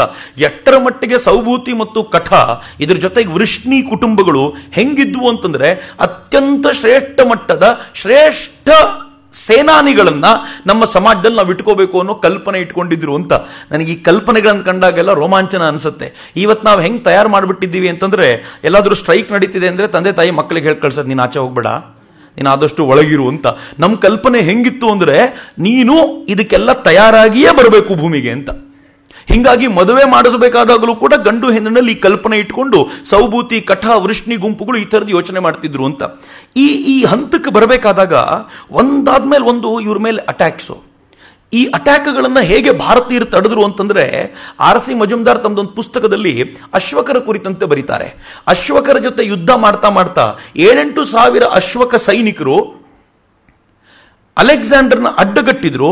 ಅನೇಕ ದಿನಗಳ ಕಾಲ ಯುದ್ಧ ನಿಲ್ಲಲಿಲ್ಲ. ಅಲೆಕ್ಸಾಂಡರ್ ಕೊನೆಗೂ ಒಂದು ದೊಡ್ಡ ಪ್ರಯತ್ನ ಹಾಕಿ ಅಶ್ವಕರ ರಾಜನನ್ನ ಕೊಂದಾಕಿದ್ರು. ರಾಜನನ್ನು ಕೊಂದ ಮೇಲೆ ಯುದ್ಧ ಮುಗಿಯುತ್ತೆ ಅಂತಂದ್ರೆ, ರಾಜನನ್ನು ಕೊಂದ ಮೇಲೆ ಇನ್ನೊಂದು ಯುದ್ಧ ಶುರುವಾಯಿತು. ರಾಣಿ ರಣಾಂಗಣಕ್ಕೆ ಬಂದ್ಲಂತೆ. ರಾಣಿ ಕೃಪಾ ಅಂತ ಅವಳ ಹೆಸರು. ಇದು ಆರ್.ಸಿ. ಮಜುಮ್ದಾರ್ ಉಲ್ಲೇಖ ಮಾಡ್ತಾರೆ. ಕೃಪಾಳನ್ನ ಗ್ರೀಕರು ಕ್ಯಾಫೆಲಿಸ್ ಅಂತ ಕರೀತಾರೆ. ಈ ಹೆಣ್ಮಗಳು ರಣಾಂಗಣಕ್ಕೆ ಬಂದ್ಲಂತೆ, ಕೈಯಲ್ಲಿ ಒಂದು ಕತ್ತಿ ಹಿಡ್ಕೊಂಡು. ಅತ್ಯಂತ ಸುದೀರ್ಘವಾದ ಕದನ. ಈ ಕದನ ನೋಡಿದಾಗ ಅವನಿಗೆ ಅನ್ನಿಸ್ತು, ಇನ್ನೆಷ್ಟು ದಿನ ಇವ್ರ ಜೊತೆನೆ ಕಾದಾಡಬೇಕು. ತನ್ನ ಕಡೆಯೂ ಸಿಕ್ಕಾಪಟ್ಟ ಜನ ಸಾಯ್ತಿದ್ದಾರೆ, ನಿಧಾನವಾಗಿ ಸಂಖ್ಯೆ ಕಡಿಮೆ ಆಗ್ತಿದೆ ಸೈನಿಕರದು, ಏನಾದರೂ ಮಾಡಬೇಕು ಅಂತ ಅಲೆಕ್ಸಾಂಡರ್ ಆಕೆ ಜೊತೆ ಒಪ್ಪಂದ ಮಾಡ್ಕೊಳ್ಬೇಕಾದ ಪರಿಸ್ಥಿತಿ ಬಂತಂತೆ. ನಂಗೆ ಬಹಳ ಅಚ್ಚರಿ ಅನ್ಸುವಂತ ಸಂಗತಿ. ನಾನು ಯಾಕೆ ಇಷ್ಟನ್ನು ಪದೇ ಪದೇ ಉಲ್ಲೇಖ ಮಾಡ್ತಿದ್ದೀನಿ ಅಂತಂದ್ರೆ, ಈ ದೇಶದಲ್ಲಿ ಅಲೆಕ್ಸಾಂಡರ್ಗೂ ಕೂಡ ಈಸಿ ಎಂಟ್ರಿ ಆಗಲಿಲ್ಲ. ಅಶ್ವಕರ ರಾಣಿಯ ಹೆಣ್ಣುಮಗಳು ಅಲೆಕ್ಸಾಂಡರ್ನ ಅಡ್ಡಗಟ್ಟಿ ನಿಲ್ಲಿಸಿದ್ಲು. ಅಲೆಕ್ಸಾಂಡರ್ ತಾನು ಇದುವರೆಗೂ ಗೆದ್ದಿರುವಂತ ಸಣ್ಣ ಪುಟ್ಟ ಭಾಗ ನಿನ್ ಕೈಯಲ್ಲಿ ಕೊಡ್ತೀನಿ, ನೀನ್ ನೋಡ್ಕೋ. ಹೇಗೆ ಪುರೂರವನಿಗೆ ಮಾಡಿದ್ನೋ ಹಾಗೆ ರಾಣಿ ಕೃಪಾಳಿಗೂ ಕೂಡ ಒಂದಷ್ಟು ಭಾಗಗಳನ್ನು ಕೊಟ್ಟು, ಇದ್ ನೀನ್ ನೋಡ್ಕೋ, ನಾನು ಮುಂದಕ್ಕೆ ಹೋಗ್ತೀನಿ ಅಂತ ಅಲೆಕ್ಸಾಂಡರ್ ಮುಂದಕ್ಕೆ ಹೊರಡಬೇಕಾದ ಪ್ರಸಂಗ. ಅಷ್ಟೊತ್ತಿಗೆ ಅಲೆಕ್ಸಾಂಡರ್ನ ಸೈನಿಕರೆಲ್ಲ ಜರ್ಜರಿತರಾಗಿ ಹೋಗಿದ್ರು. ಅವರಿಗೆ ಅನಿಸಿತ್ತು, ನಾವು ಭಾರತವನ್ನು ಪೂರ್ತಿ ಗೆಲ್ಲಬೇಕು ಅಂತ ನಿಶ್ಚಯ ಮಾಡಿದ್ರೆ ನಮ್ಮಲ್ಲಿ ಯಾರೂ ವಾಪಸ್ ಹೋಗಲ್ಲ, ಮೋಸ್ಟ್ಲಿ ಅಲೆಕ್ಸಾಂಡರ್ ಒಬ್ಬ ಗೆದ್ಕೊಂಡು ವಾಪಸ್ ಹೋಗ್ತಾನೇನೋ ಅಂತ. ಅವ್ರು ಎಲ್ಲಿವರೆಗೂ ಬಂದಿದ್ರು ಅಂತಂದ್ರೆ, ಇನ್ನು ಮುಂದೆ ನಾವು ಇಲ್ಲೊಂದು ನದಿ ಇದೆ, ಅವರು ಪಂಜಾಬನ್ನಾಗಲೇ ಸ್ವಲ್ಪ ಭಾಗವನ್ನು ಗೆದ್ದುಕೊಂಡಿದ್ರು. ಈ ನದಿ ಬಿಯಾಸ್ ಅಂತ ಈಗ ಕರೀತಾರೆ, ವ್ಯಾಸ್ ಅಂತ ಕರೀತಿದ್ರು. ಈ ವ್ಯಾಸ್ ನದಿಯನ್ನು ದಾಟಿದ್ರೆ ಅಲ್ಲಿ ಯೌಧೇಯರಿದ್ದಾರೆ. ಈ ಯೌಧೇಯರನ್ನ ನಾವೇನಾದರೂ ಎದುರಿಗೆ ನಿಂತು ಬಿಟ್ರೆ ನಾವು ಸಾಯೋದು ಖಾತ್ರಿ ಅಂತ ಅಲೆಕ್ಸಾಂಡರ್ನ ಸೈನಿಕರಿಗೆ ಅನಿಸ್ಲಿಕ್ಕೆ ಶುರುವಾಗೋಗಿತ್ತು. ಯೌಧೇಯರು ಹೇಗಿದ್ರು ಅಂತಂದ್ರೆ, ಈ ನದಿ ದಾಟ ಅವನು ಬರಲಿ, ನಾವು ನೋಡ್ಕೊಂಡು ಬಿಡ್ತೀವಿ ಅಂತ ದೊಡ್ಡ ಮಟ್ಟದಲ್ಲಿ ತಯಾರಿ ಮಾಡ್ಕೊಂಡು ನಿಂತು ಬಿಟ್ಟಿದ್ರು. ಇದು ಅಲೆಕ್ಸಾಂಡರ್ನ ಸೈನಿಕರಿಗೆ ಗೊತ್ತಾಗಿತ್ತು. ನಾವೀಗ ವಾಪಸ್ ಹೋಗಬೇಕು. ಎಷ್ಟರ ಮಟ್ಟಿಗೆ ಅವ್ರು ಮುಂದೆ ಹೆಜ್ಜೆ ಇಡ್ಲಿಕ್ಕೆ ಹಿಂಜರಿದ್ರು ಅಂದ್ರೆ, ಮುಂದೆ ಹೆಜ್ಜೆ ಇಡ್ಲಿಕ್ಕೆ ಒದ್ದಾಡ್ತಿದ್ರು ಅಂದ್ರೆ, ಅಲೆಕ್ಸಾಂಡರ್ ತನ್ನ ಎಲ್ಲ ಸೈನಿಕರನ್ನ ಸೇರಿಸಿ ಒಂದು ಮೋಟಿವೇಶನಲ್ ಸ್ಪೀಚ್ ಕೊಡಬೇಕಾಗಿ ಬಂತು. ನಾನು ಆಗಲೇ ಒಂದ್ಸಲ ನಿಮ್ಗೆ ಹೇಳಿದ್ದೆ, ಅಲೆಕ್ಸಾಂಡರ್ ಯಾವ ಸೈನಿಕರನ್ನ ಕರ್ಕೊಂಡು ಬಂದಿದ್ನೋ ಇವರೆಲ್ಲ ಸೆಲೆಕ್ಟೆಡ್ ಸೈನಿಕರಾಗಿದ್ರು. ಹುಚ್ಚು ಆವೇಶ ಇದ್ದವರೇ, ಗೆಲ್ಲಬೇಕು ಅನ್ನೋ ಹುಚ್ಚಿದ್ಕೊಂಡೇ ಬಂದಂಥವರಾಗಿದ್ರು. ಯಾರೋ ಸುಮ್ಮನೆ ಎತ್ತಾಕೊಂಡು ಬಂದ ಸೈನಿಕರಲ್ಲ. ಇಂಥ ಸೈನಿಕರಿಗೆ ಮೋಟಿವೇಶನ್ನ ಕೊರತೆ ಹೆಂಗಾಗಿತ್ತು ಅಂತಂದ್ರೆ, ಅಲೆಕ್ಸಾಂಡರ್ ಇವ್ರನ್ನೆಲ್ಲ ಸೇರಿಸ್ಕೊಂಡು ಒಂದು ಮೋಟಿವೇಶನಲ್ ಸ್ಪೀಚ್ ಮಾಡಬೇಕಾಗಿ ಬಂತು. ಸ್ಪೀಚ್ ಮಾಡುವಾಗ ಅವನು ತನ್ನ ಪರಂಪರೆನೆಲ್ಲ ಹೇಳ್ಕೊಂಡ, ಗ್ರೀಕರ ಸಾಮರ್ಥ್ಯ ಹೇಳ್ಕೊಂಡ. ಅವನು ಹೇಳ್ದ, ಬಹಳ ದೂರ ಇಲ್ಲ, ಯೌಧೇಯರನ್ನ ಗೆದ್ದು ನಾವು ಸ್ವಲ್ಪ ಮುಂದಕ್ಕೆ ಹೋದ್ರೆ ಮಗಧ ಸಾಮ್ರಾಜ್ಯ ಅದನ್ನೊಂದು ಸೋಲಿಸಿಬಿಟ್ರೆ ಗಂಗಾ ನದಿಯ ಮೂಲಕ ಆ ಸಾಗರವನ್ನು ಮುಟ್ಟಿ ಬರಬಹುದು, ಯಾಕೆ ತಲೆ ಕೆಡಿಸ್ಕೊಳ್ತೀರಾ ಇನ್ನು ಸ್ವಲ್ಪ ದಿನ ಅಂತ. ಸ್ಪೀಚ್ ತುಂಬಾ ಅದ್ಭುತವಾಗಿತ್ತು. ಆದರೆ ಒಬ್ಬ ಸೈನಿಕನೂ ಅಲಗಾಡಲಿಲ್ಲ. ಅಲೆಕ್ಸಾಂಡರು ಎಷ್ಟರ ಮಟ್ಟಿಗೆ ವೀಕ್ ಆಗ್ಬಿಟ್ಟ ಅಂತಂದ್ರೆ, ಅಲೆಕ್ಸಾಂಡರ್ ಅವ್ರಿಗೆ ಕೇಳ್ಕೊಂಡ, ಆಯ್ತಪ್ಪ, ನಾವು ಎಲ್ಲರೂ ವಾಪಸ್ ಹೋಗಬೇಕು ಅಂತ ನಿಶ್ಚಯ ಮಾಡಿದರೆ ವಾಪಸ್ ಹೋಗೋಣ, ನಿಮಗಿಂತ ದೊಡ್ಡದು ನಂಗೆ ಗೆಲುವಲ್ಲ, ಆದರೆ ನಾನೇ ಬೇಕಿದ್ರೆ ಲೀಡ್ ಮಾಡ್ತೀನಿ, ಒಂದೇ ಒಂದು ಅವಮಾನವಾಗದಂತೆ ವಾಪಸ್ ಹೋಗೋಣ. ನಾವೇನಾದರೂ ಈಗ ಬಂದಂತೆ ವಾಪಸ್ ಹೋಗ್ಬಿಟ್ರೆ ನಮ್ಮ ರಾಷ್ಟ್ರಕ್ಕೆ ಅವಮಾನ ಆಗುತ್ತೆ. ಒಂದೇದು. ಎರಡನೇದು, ಇದುವರೆಗೂ ನಾವು ಕಷ್ಟಪಟ್ಟು ಗೆದ್ದಿದ್ದೇನಿದೆಯಲ್ಲ ಅದು ಸಹಜವಾಗಿ ಅವರೆಲ್ಲ ರಿವೋಲ್ಟ್ ಮಾಡಿ ವಾಪಸ್ ಹೋಗ್ಬಿಡ್ತಾರೆ. ಅದಕ್ಕೆ ನಾವು ಹೋಗೋಕ್ಕಿಂತ ಮುಂಚೆ ಸಿ ರೂಟನ್ನು ಗುರುತಿಸ್ಕೊಳ್ಳೋಣ, ಸಿಂಧೂ ನದಿ ಅಕ್ಕಪಕ್ಕದಲ್ಲಿರೋ ಎಲ್ಲ ರಾಜ್ಯಗಳನ್ನು ಗೆದ್ದುಕೊಂಡು ಸಮುದ್ರ ಮಾರ್ಗ ಹೋಗೋಣ, ಎಲ್ಲರೂ ತಯಾರಾಗಿ ಅಂತ. ಹೀಗಾಗಿ ಇವರು ವ್ಯಾಸ ನದಿಯನ್ನು ದಾಟುವಂತ ಈ ಯೌಧೇಯರ ಜೊತೆಗೆ ಯುದ್ಧ ಮಾಡೋ ಪ್ರಮೇಯವೇ ಬರಲಿಲ್ಲ. ಮುಂದೇನು, ಮಾಳವರು ಮತ್ತೆ ಶೂದ್ರಕರು ಇವ್ರದೊಂದು ಟೀಮ್ ಆ ಕಡೆಗಿತ್ತು. ಇವಿಬ್ರು ಎರಡು ಗಣರಾಜ್ಯಗಳು. ಎಷ್ಟು ಚೆನ್ನಾಗಿದೆ ನೋಡಿ ಈ ವಾತಾವರಣ. ಈ ಗಡಿಯಲ್ಲಿ ಬರಬೇಕಾದ್ರೆ ಎರಡು ಗಣರಾಜ್ಯಗಳು, ಮಾಳವರು ಮತ್ತು ಶೂದ್ರಕರು, ಇವರಿಬ್ರು ಈ ಅಲೆಕ್ಸಾಂಡರ್ ಬರ್ತಾನೆ ಅಂತ ಗೊತ್ತಾದ ತಕ್ಷಣ ಕಾದಾಟಕ್ಕೆ ಸಜ್ಜಾಗಿ ನಿಂತರು. ಅವರಿಬ್ಬರಿಗೂ ಒಂದು ಪಾಠ ಗೊತ್ತಿತ್ತು. ಇಷ್ಟೂ ಸಲ ಅಲೆಕ್ಸಾಂಡರ್ ಯಾಕೆ ಗೆದ್ದುಕೊಂಡು ಬರ್ತಿದ್ದಾನೆ ಅಂತಂದ್ರೆ, ಎಲ್ಲರೂ ಪುಟ್ಟ ಪುಟ್ಟ ಗಣರಾಜ್ಯಗಳಾಗಿ ಹೋರಾಟ ಮಾಡಿದ್ವಿ, ಈಗ ನಾವಿಬ್ಬರು ಒಟ್ಟಾಗೋಣ ಅಂತ ಕ್ರಿಟಿಕಲ್ ಟೈಮ್ನಲ್ಲಿ ಮಾಳವರು ಶೂದ್ರಕರು ಒಟ್ಟಾದರೂ ಬರೀ ಸೈನಿಕರಷ್ಟೇ ಅಲ್ಲ, ಹೆಣ್ಣು ಗಂಡುಗಳನ್ನು ಕೂಡ ಅವರು ಕೊಟ್ಟು, ಹೆಣ್ಣನ್ನು ಕೊಟ್ಟು ಆ ಕಡೆ ಈ ಕಡೆ ಹೆಣ್ಣನ್ನು ತಗೊಂಡು ಹಾಗೆ ಮಾಡಿಕೊಂಡು ಅತ್ಯಂತ ಗಟ್ಟಿಯಾಗಿರುವಂಥ ಒಂದು ತಂಡವನ್ನು ಕಟ್ಕೊಂಡ್ರು. ಎಷ್ಟು ಗಟ್ಟಿಯಾಗಿತ್ತು ಅಂತಂದರೆ, ಅಲೆಕ್ಸಾಂಡರ್ ತುಂಬ ಸುಲಭಕ್ಕೆ ಇವರನ್ನು ಗೆಲ್ಲಬೇಕು ಅಂತ ಆಕ್ರಮಣ ಮಾಡಲಿಕ್ಕೆ ಅಂತ ಬಂದ. ಅಲೆಕ್ಸಾಂಡರ್ನ ಆಕ್ರಮಣಕ್ಕೆ ಮಾಳವ ಶೂದ್ರಕರು ಜಗ್ಗಲೇ ಇಲ್ಲ. ಅವರದೊಂದು ದೊಡ್ಡ ಕೋಟೆ, ಅವರ ಮಧ್ಯದ ಆ ನಗರದ ಆ ದೊಡ್ಡ ಕೋಟೆ, ಈ ಕೋಟೆಯನ್ನು ಏರ್ಲಿಕ್ಕೆ ಅಂತ ಅಲೆಕ್ಸಾಂಡರ್ ಏಣಿಗಳನ್ನು ಹಾಕಿಸ್ದ. ಆದರೆ ಮಾಳವ ಶೂದ್ರಕರ ಕಂಡು ಅಲೆಕ್ಸಾಂಡರ್ನ ಸೈನಿಕರಿಗೆ ಎಷ್ಟು ಹೆದರಿಕೆ ಇತ್ತು ಅಂದರೆ, ಏಣಿ ಹತ್ತಲಿಕ್ಕೆ ಮಾತ್ರ ಯಾರೂ ತಯಾರಾಗಲಿಲ್ಲ, ಎಲ್ಲ ದೂರ ನಿಂತ್ಕೊಂಡಿದ್ರಂತೆ. ಅಲೆಕ್ಸಾಂಡ್ರಿಗೆ ಬಹಳ ಕೋಪ ಬಂತು. ಅವನೊಬ್ಬ ಶ್ರೇಷ್ಠ ವಾರಿಯರ್, ಎಷ್ಟಾದರೂ ಕೂಡ ಅವನಿಗೆ ತಡ್ಕೊಳಕ್ಕಾಗಲಿಲ್ಲ ಈ ಹೇಡಿತನವನ್ನು. ಅಲೆಕ್ಸಾಂಡರ್ ಏನು ಮಾಡ್ದ ಗೊತ್ತಾ, ತಾನೇ ಏಣಿ ಹತ್ತಕ್ಕೆ ಶುರು ಮಾಡಿಬಿಟ್ಟ. ಇದು ಅಲೆಕ್ಸಾಂಡರ್ನ ಬಗ್ಗೆ ಮೆಚ್ಚಬೇಕಾಗಿರುವಂಥ ಸಂಗತಿ. 1857 ಸಂಗ್ರಾಮದ ನಂತರ, ಅನೇಕ ವರ್ಷಗಳ ನಂತರ ಸ್ವಾಮೀಜಿ ಜನರಲ್ ಸ್ಟ್ರಾಂಗ್ ಅಂತ ಒಬ್ಬನನ್ನು ಭೇಟಿ ಮಾಡ್ತಾರೆ. ಭೇಟಿ ಮಾಡಿದಾಗ ಕೇಳ್ತಾರೆ, 1857 ಭಾರತ ಸೋತಿದ್ಯಾಕೆ? ಹಾಗಂದಾಗ ಜನರಲ್ ಸ್ಟ್ರಾಂಗ್ ಹೇಳ್ತಾನೆ, ಭಾರತದ ಅನೇಕ ನಾಯಕರು ತಾವು ಹಿಂದೆ ನಿಂತಿರ್ತಿದ್ರು, ಸೈನಿಕರನ್ನ ಮುಂದಕ್ಕೆ ಕಳಿಸ್ತಿದ್ರು, ಹೀಗಾಗಿ ಸೈನಿಕರನ್ನ ಲೀಡ್ ಮಾಡೋರು ಯಾರೂ ಇರಲಿಲ್ಲ, ಹಾಗಾಗಿ ಭಾರತ ಸೋತೋಯ್ತು ಅಂತ. ಅದಕ್ಕೆ ಸ್ವಾಮೀಜಿ ಹೇಳ್ತಾರೆ, ಜೋ ಸಿರ್ದಾರ್ ಒಹಿ ಸರ್ದಾರ್ ಅಂತ. ಯಾರು ತನ್ನ ತಲೆಯನ್ನು ಕೊಡ್ತಾನೋ ಅವನು ಮಾತ್ರ ಸರ್ದಾರನಾಗಬಲ್ಲ ಅಂತ ಸ್ವಾಮೀಜಿ ಯಾವಾಗಲೂ ಹೇಳ್ತಿದ್ರು. ಅಲೆಕ್ಸಾಂಡರ್ ತಲೆ ಕೊಡಬಲ್ಲಂತ ಸಾಮರ್ಥ್ಯ ಇರುವನು. ಆತ ಏನೇನು ಹತ್ತುತ್ತಾ ಇದ್ದಂತೆ ಎಲ್ರಿಗೂ ಮುಂದೇನು ಮಾಡಬೇಕು ಅಂತ ತೋಚಲಿಲ್ಲ, ತಾವೂ ಏಣಿ ಹತ್ತಲಿಕ್ಕೆ ಶುರು ಮಾಡಿದ್ರು. ಅಲೆಕ್ಸಾಂಡರ್ ವಾಪಸ್ ಬರಲಿಲ್ಲ, ತಾನೂ ಆ ಕೋಟೆನ ಹತ್ತಿ ಆ ಕಡೆ ಧುಮುಕು ಬಿಟ್ಟ. ಯಾವಾಗ ಆ ಕಡೆ ಧುಮುಕಿದ್ನೋ ಅಲೆಕ್ಸಾಂಡರ್ನ ಹಾಕ್ಕೊಂಡಿದ್ದಂಥ ಅವನ ಪೋಷಾಕು ನೀಟಾಗಿ ಗೊತ್ತಾಗ್ತಿತ್ತು. ಮಾಳವ ಶೂದ್ರಕರ ಕಡೆಯಿಂದ ಒಬ್ಬ ಸೈನಿಕ ಒಂದು ಬಾಣವನ್ನು ಅಲೆಕ್ಸಾಂಡರ್ನ ಕಡೆ ಬಿಟ್ಟ, ವಿಷಯುಕ್ತವಾದಂಥ ಬಾಣ. ಅದು ನೇರವಾಗಿ ಅಲೆಕ್ಸಾಂಡರ್ನ ಎದೆಗೆ ಬಂದು ಬಿತ್ತು. ಅಲೆಕ್ಸಾಂಡರ್ ಕುಸಿದು ಬಿದ್ದ. ಅಲೆಕ್ಸಾಂಡರ್ನ ಸೈನಿಕರು ಗಾಬರಿಯಾಗಿ ಅಲೆಕ್ಸಾಂಡರ್ನ ಸುತ್ತುವರೆದು ಎತ್ಕೊಂಡು ಬಂದರು. ಅಲೆಕ್ಸಾಂಡರ್ ಮೂರ್ಛಿತನಾಗಿದ್ದ. ಇದು ಯಾರೂ ಹೇಳಲ್ಲ ನಮಗೆ. ಅಲೆಕ್ಸಾಂಡರ್ನ ಕರ್ಕೊಂಡು ಬಂದು ಡೇರೆಯಲ್ಲಿ ಕೂಡ ಹಾಕ್ಕೊಂಡ್ರು. ಅಲೆಕ್ಸಾಂಡರ್ ಅನೇಕ ದಿನಗಳ ಕಾಲ ಹಾಸಿಗೆ ಬಿಟ್ಟು ಏಳಲೇ ಇಲ್ಲ. ಸುದ್ದಿ ಹೆಂಗೆ ಹೋಯ್ತು ಅಂತಂದರೆ ಅಲೆಕ್ಸಾಂಡರ್ ಸತ್ತೇ ಹೋದ ಯುದ್ಧದಲ್ಲಿ ಅಂತ. ಯಾವಾಗ ಸತ್ತೋದ ಅಂತ ಗೊತ್ತಾಯ್ತೋ ಅನೇಕರು ರಿವೋಲ್ಟ್ ಮಾಡ್ಲಿಕ್ಕೆ ಶುರು ಮಾಡಿಬಿಟ್ರೆ, ಹೆಂಗಿದ್ರು ಸತ್ತೋದ್ನಲ್ಲ ಇನ್ನು ನಮಗೇನಾಗಬೇಕು ಅಂತ ಅಲ್ಲಲ್ಲಿ ರಿವೋಲ್ಟ್ ಶುರುವಾಯಿತು. ಆದರೆ ಕೆಲವು ದಿನಗಳ ನಂತರ ಅಲೆಕ್ಸಾಂಡರ್ಗೆ ಉಪಚಾರ ಮಾಡಿ ಬದುಕಿದ್ದಾನೆ ಅಂತ ಖಾತ್ರಿಪಡಿಸ್ಕೊಂಡ್ರು. ಅಲೆಕ್ಸಾಂಡರ್ ಉಳ್ಕೊಂಡ. ಆದರೆ ಅಲೆಕ್ಸಾಂಡರ್ ಭಾರಿ ಬುದ್ಧಿವಂತ. ಮಾಳವ ಮತ್ತು ಶೂದ್ರಕರನ್ನ ಗೆಲ್ಲಲಿಕ್ಕಾಗಲ್ಲ ಅಂತ ಗೊತ್ತಾದಾಗ ಅಲೆಕ್ಸಾಂಡರ್ನ ಅವರನ್ನು ಕರೆಸಿ ಸಂಧಾನ ಮಾಡ್ಕೊಂಡು ಬಿಟ್ಟ. ಎಷ್ಟು ಚೆನ್ನಾಗಿದೆ ಈ ಘಟನೆಗಳನ್ನು ನೋಡಿ. ನಾನು ಯಾಕೆ ಇದನ್ನು ಹೇಳಬೇಕಾದಾಗಲೆಲ್ಲ ಹೆಮ್ಮೆ ಪಡ್ತೀನಿ ಅಂತಂದ್ರೆ, ಅಲೆಕ್ಸಾಂಡರ್ ದಿ ಗ್ರೇಟ್ ಜಗತ್ತನ್ನು ಗೆದ್ದ, ಆದರೆ ಭಾರತದಲ್ಲಿ ಅನೇಕರ ಜೊತೆ ಸಂಧಾನ ಮಾಡಿಕೊಂಡ ಅಂತ. ಈ ಅಲೆಕ್ಸಾಂಡರ್ ಮಾಳವ ಶೂದ್ರಕರ ಜೊತೆ ಸಂಧಾನ ಮಾಡಿಕೊಳ್ಳುವ ಘಟನೆಗಳನ್ನು ಗ್ರೀಕ್ ಇತಿಹಾಸಕಾರರು ವರ್ಣಿಸ್ತಾರೆ, ಬರೀ ರೋಚಕವಾಗಿ ವರ್ಣಿಸ್ತಾರೆ. ಮಾಳವ ಶೂದ್ರಕರು ತಾವು ವಿಶೇಷವಾದ ಪೋಷಾಕಗಳಲ್ಲಿ ಬಂದರಂತೆ. ಅಲೆಕ್ಸಾಂಡರ್ನ ಮುಂದೆ ತಾವು ಏನು ತೋರ್ಪಡಿಸಬೇಕಲ್ಲ. 100 ಜನ ಬಂದು ಕೂತರು. ಅಲೆಕ್ಸಾಂಡರ್ ಅವ್ರಿಗೆ ಅಷ್ಟೇ ಅದ್ಭುತವಾದ ಆತಿಥ್ಯವನ್ನು ಕೊಟ್ಟು ಅವರನ್ನು ತನ್ನ ಡೇರೆಯಲ್ಲಿ ಕರೆಸ್ಕೊಂಡು ಅವರಿಗೆ ಬೇಕಾಗಿರೋದನ್ನು ಏನು ಬೇಕೋ ಅದನ್ನೆಲ್ಲ ಕೊಟ್ಟು ವ್ಯವಸ್ಥಿತವಾಗಿ ಅವರಿಗೆ ಗೌರವವನ್ನು ಸಮರ್ಪಿಸಿ, ನಾವಿಬ್ಬರು ಯುದ್ಧ ಮಾಡೋದು ಬೇಡ, ಮುಂದೆ ಹೋಗ್ಲಿಕ್ಕೆ ನಮ್ಗೆ ಅನುವು ಮಾಡಿಕೊಡಿ ಅಂತ ಮಾಳವ ಶೂದ್ರಕರನ್ನ ಕೇಳ್ಕೊಳ್ಬೇಕಾಗಿ ಬಂತು ಅಂತ. ಆದರೆ ಗೊತ್ತಿರಲಿ ಮಿತ್ರರೇ, ಅಲೆಕ್ಸಾಂಡರ್ ಕುರಿತಂತೆ ಮಾತನಾಡುವಾಗೆಲ್ಲ ನಾವು ತುಂಬ ಹೆಮ್ಮೆಯಿಂದ ಮಾತನಾಡ್ತೀವಿ. ಇತಿಹಾಸಕಾರರು ಬಹಳ ಒಳ್ಳೊಳ್ಳೆ ಮಾತುಗಳನ್ನು ಹೇಳ್ತಾರೆ. ಆದರೆ ಎಷ್ಟು ಕ್ರೂರಿಯಾಗಿದ್ದ ಅಲೆಕ್ಸಾಂಡರ್ ಅಂತಂದರೆ, ತಾನು ಪುರೂರವನನ್ನು ಬಂಧಿಸ್ಕೊಂಡು ಹೋದಾಗ, ಅವನಿಗೆ ಬಂಧಿಸ್ಕೊಂಡು ಹೋಗಿದ್ದಾಗಲೆಲ್ಲ ಅಲೆಕ್ಸಾಂಡರ್ ಆ ಖುಷಿಗೆ ನಾಣ್ಯಗಳನ್ನು ಪಬ್ಲಿಷ್ ಮಾಡಿ, ನಾಣ್ಯಗಳನ್ನು ಪ್ರಿಂಟ್ ಮಾಡಿಸಿ, ಅಲ್ಲಿ ಪುರೂರವನಿಗೆ ಏಟಾಗಿರೋದು ತಾನು ಎಳ್ಕೊಂಡು ಹೋಗ್ತಾ ಇರುವಂಥ ಚಿತ್ರ ಬಿಡಿಸಿ ನಾಣ್ಯ ಟಂಕಿಸಿದ್ನಂತೆ.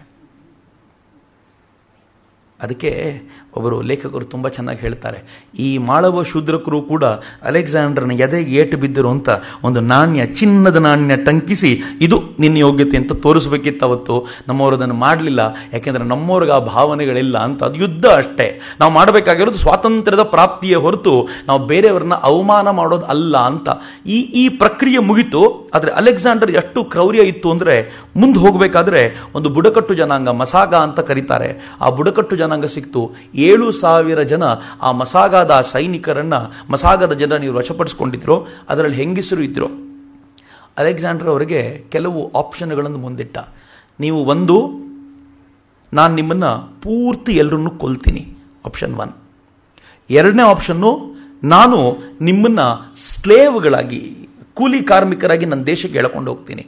ಅಥವಾ ಮೂರನೇದು, ನೀವು ನನ್ನ ಪರವಾಗಿ ಹೋರಾಟ ಮಾಡಿಬಿಟ್ರೆ ನಿಮ್ಮ ಗೌರವದಿಂದ ಇರ್ಲಿಕ್ಕೆ ಬಿಡ್ತೀನಿ ಅಂತ, ಸೈನಿಕರ ಕೆಲಸ ಮಾಡಬೇಕು ಅಂತ.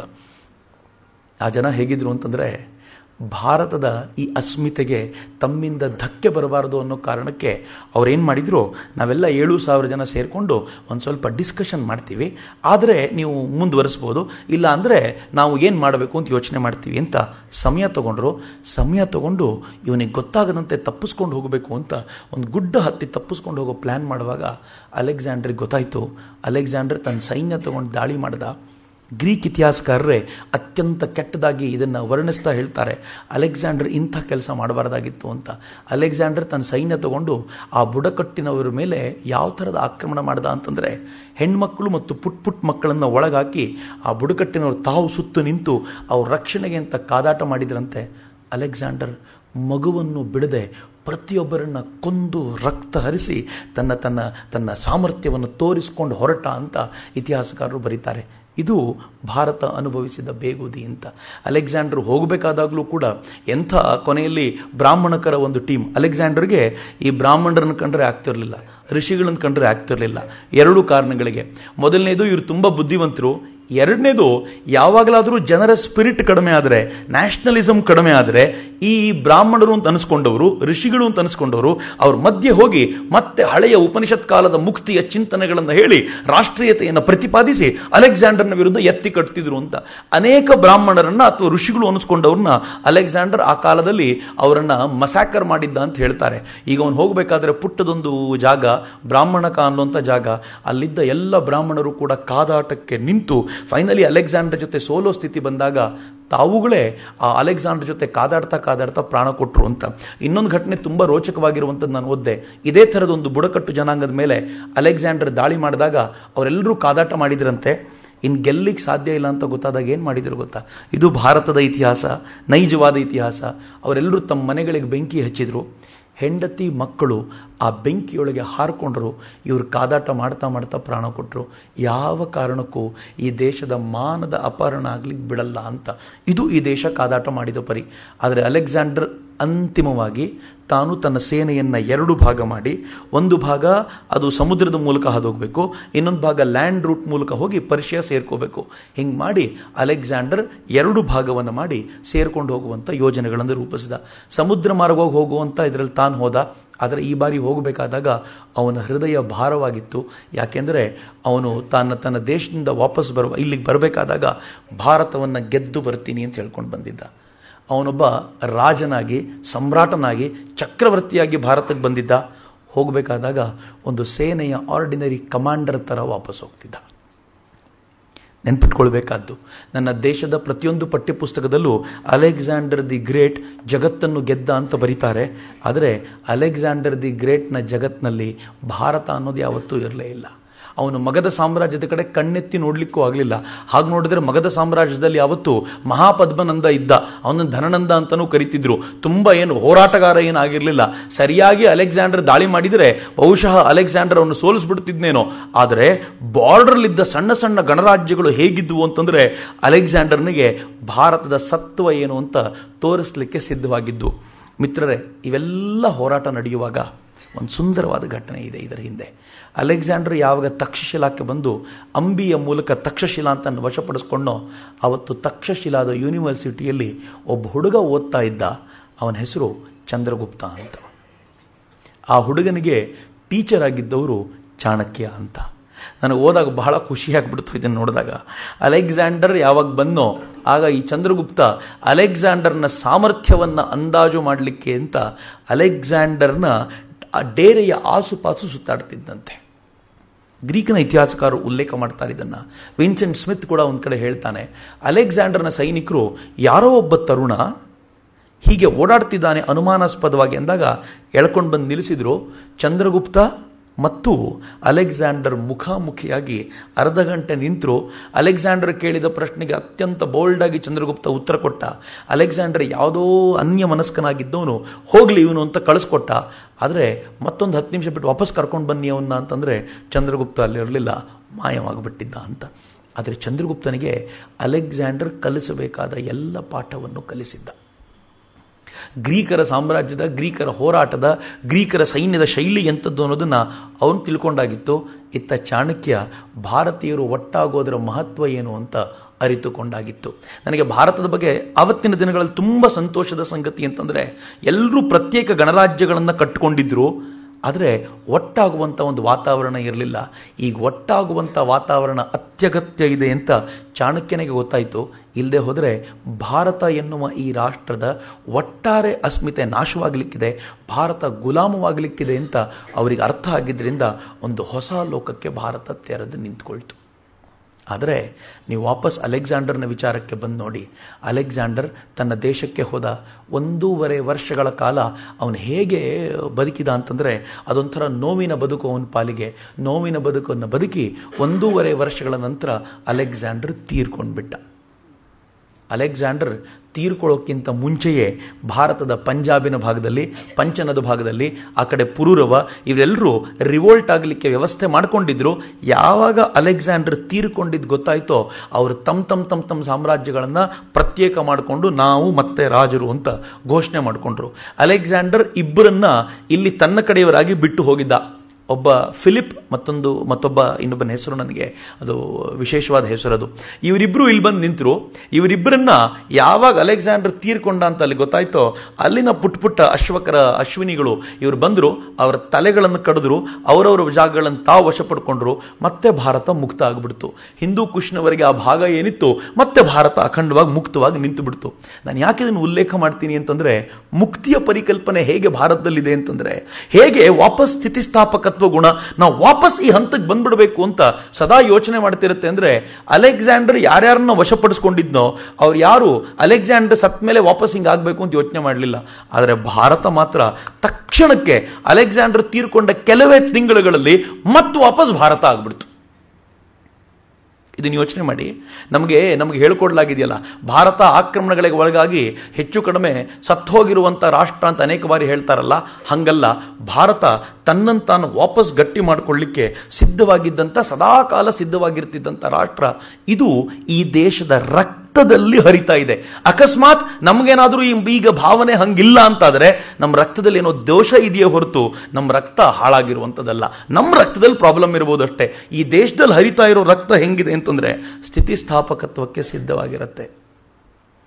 ಯಾವತ್ತಾದರೂ ನಂಗೆ ಗೊತ್ತಿಲ್ಲ, ನಾನು ಇದನ್ನು ಉಲ್ಲೇಖ ಇಲ್ಲಿ ಮಾಡಲೋ ಇಲ್ವೋ, ಯಾವತ್ತಾದರೂ ಅಖಂಡ ಭಾರತದ ಕಲ್ಪನೆ ಮಾಡಿದಾಗ ನಾವೇನಾಗ್ತಿರ್ತೀವಿ, ಸ್ಥಿತಿಸ್ಥಾಪಕತ್ವದ ನೆನಪು ಮಾಡ್ಕೊಂಡು ನೋಡಿದರೆ ಅಖಂಡ ಭಾರತದ ಕಲ್ಪನೆ ಅಸಹಜ ಏನಲ್ಲ ಅಂತ. ನೀವು ಇದೇ ಕಲ್ಪನೆ, ಹಳೆಯ ಕಲ್ಪನೆಗಳನ್ನು ನೆನಪಿಸ್ಕೊಂಡು ಹೋದ್ರೆ ಅಲ್ಲಿವರೆಗೂ ಭಾರತ ರೀಚ್ ಆಗೋದು ಅಸಹಜವಾದ ಕಲ್ಪನೆ ಏನಲ್ಲ. ಇದು ಪ್ರತಿಯೊಬ್ಬನ ಒಳಗಿರಬೇಕಾದಂಥ ತುಡಿತ. ಆ ತುಡಿತಕ್ಕೆ ಭಾರತ ಸಿದ್ಧವಾಗಿತ್ತು. ಅದಕ್ಕೆ ಸರಿಯಾಗಿ ಭಗವಂತನ ಕೃಪೆ ಆಯಿತು. ಒಬ್ಬ ಹುಡುಗ ತಯಾರಾಗಿ ನಿಂತ ಚಾಣಕ್ಯನಂತ ಗುರುಗಳು ಸಿಕ್ಕಿದ್ರು. ಚಾಣಕ್ಯ ಮತ್ತು ಚಂದ್ರಗುಪ್ತನನ್ನು ನೆನಪಿಸ್ಕೊಂಡಾಗ ಬಹಳ ಖುಷಿ ನನಗೆ. ನಮಗೆ ಚಂದ್ರಗುಪ್ತನ ಕುರಿತಂತೂ ಹೇಳಿದ್ದು ಬಹಳ ಕಡಿಮೆ ಇತಿಹಾಸದ ಪಠ್ಯ ಪುಸ್ತಕಗಳಲ್ಲಿ. ಚಂದ್ರಗುಪ್ತ ಮುರಾ ಅನ್ನುವಂಥ ಹೆಣ್ಣು ಮಗಳ ಮಗ. ಮುರಾ ಅಂತಂದ್ರೆ ಅದೊಂದು ಪುಟ್ಟ ವಂಶ. ಅದು ಈ ನವಿಲುಗಳನ್ನು ಮಾರಾಟ ಮಾಡ್ತಿದ್ದಂಥ ಮಾರಾಟ ಮಾಡ್ಕೊಂಡು ಜೀವನ ಮಾಡ್ತಿದ್ದವರು ಅವರು. ಅಂಥ ವಂಶದ ಆ ಹೆಣ್ಣು ಮಗಳ ಮಗನಾಗಿ ಹುಟ್ಟಿದವನು. ಅನೇಕ ಕಥೆಗಳು ಹೇಳ್ತಾರೆ. ಇದು ಮಹಾಪದ್ಮನಂದನ ಹೆಂಡತಿಯಾಗಿದ್ಲು ಆಕೆ, ಅವನು ಮಗ ಆಗಿದ್ದ ಇವನು. ಅವ್ರ ಜಾತಿ ತುಂಬಾ ಕೆಳಮಟ್ಟದ್ದಾಗಿದ್ದರಿಂದ ಇವನಿಗೆ ರಾಜ್ಯ ಕೊಡಬಾರದು ಅಂತ ಎಲ್ಲರೂ ನಿಶ್ಚಯ ಮಾಡಿದ್ರು ಅಂತ. ಇನ್ನು ಕೆಲವರು ಹೇಳ್ತಾರೆ ಅವನು ಅತ್ಯಂತ ಸಾಮಾನ್ಯನೇ, ಅವನೇನು ದೊಡ್ಡವನಲ್ಲ, ಅವನೇ ರಾಜನಾಗ್ಬಿಟ್ಟ ಅಂತ. ಯಾವುದನ್ನು ಒಪ್ಕೊಂಡ್ರು ಸರಿನೇ, ನಮಗೇನು ಬೇಜಾರಿಲ್ಲ. ಅವನು ಮಹಾಪದ್ಮನಂದನ ಮಗನಾಗಿದ್ರೆ ಅವನು ಅಧಿಕೃತವಾಗಿ ಅದನ್ನು ಏರ್ದ ಅಂತ. ಅವನು ಸಾಮಾನ್ಯ ಜಾತಿಯಿಂದ ಬಂದವನಾಗ ಅಲ್ಲಿ ಏರ್ದ ಅಂತಂದ್ರೆ ಈ ದೇಶದ ವೈಶಿಷ್ಟ್ಯ ಅದು. ಟೀ ಮಾರೋನು ಪ್ರಧಾನಿ ಆಗಬಹುದು ಅನ್ನೋ ಕಲ್ಪನೆ ಈ ದೇಶದಲ್ಲಿ ಇರಬಹುದು, ಈ ದೇಶಕ್ಕೆ ಬಂತು ಅನ್ನೋದಾದ್ರೆ, ಸಾಮಾನ್ಯನಾಗಿರೋ ಚಂದ್ರಗುಪ್ತ ಅವನು ಮೌರ್ಯ ಸಾಮ್ರಾಜ್ಯ ಸ್ಥಾಪಕನಾದ ಅಂತಂದ್ರೆ ಅದೇನು ದೊಡ್ಡ ಆಶ್ಚರ್ಯ ಪಡಬೇಕಾದ ಸಂಗತಿಯಲ್ಲ. ಅದರ ನೆನ್ಪಿಟ್ಕೊಳ್ಳಿ, ಯಾವಾಗ ಅಲೆಕ್ಸಾಂಡರ್ನ ದಾಳಿ ಆಯಿತೋ ಈ ದೇಶದ ಒಳಗೊಂದು ಗಂಭೀರವಾದ ಚರ್ಚೆ ಶುರುವಾಗ್ಬಿಡ್ತು. ಅಲೆಕ್ಸಾಂಡರ್ನ ಈ ದಾಳಿಗೆ ಭಾರತ ಸೋತಿದ್ಯಾಕೆ ಅಂದ್ರೆ ಏಕತೆ ಇರಲಿಲ್ಲ ಅನ್ನೋ ಕಾರಣಕ್ಕೋಸ್ಕರ.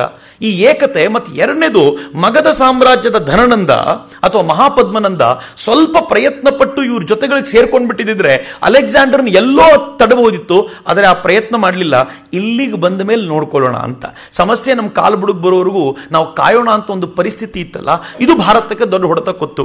ಚಾಣಕ್ಯ ಇದನ್ನು ಪೂರ್ಣ ಪ್ರಮಾಣದಲ್ಲಿ ಯೋಚನೆ ಮಾಡಿ ಚಾಣಕ್ಯರು ಏನು ಮಾಡಿದ್ರು, ತಾನು ಇದಕ್ಕೇನಾದರೂ ವ್ಯವಸ್ಥೆ ಮಾಡಬೇಕು ಅಂತ ಅವರು ನೇರವಾಗಿ ಮಹಾಪದ್ಮನಂದನ ದಾನಾಧ್ಯಕ್ಷರಾಗಿ ಆಯ್ಕೆಯಾದರು. ದಾನಾಧ್ಯಕ್ಷ ಅಂದರೆ ಯಾವ್ಯಾವ ಸಂಸ್ಥೆಗೆ ಎಷ್ಟೆಷ್ಟು ದಾನಗಳನ್ನು ಕೊಡಬೇಕು ಅಂತ ನಿಶ್ಚಯ. ಮಹಾಪದ್ಮನಂದ ಅಥವಾ ಧನನಂದ ಅದಾಗಲೇ ಜನರಿಂದ ಕೆಟ್ಟ ಹೆಸರು ಪಡ್ಕೊಂಡಿದ್ದ.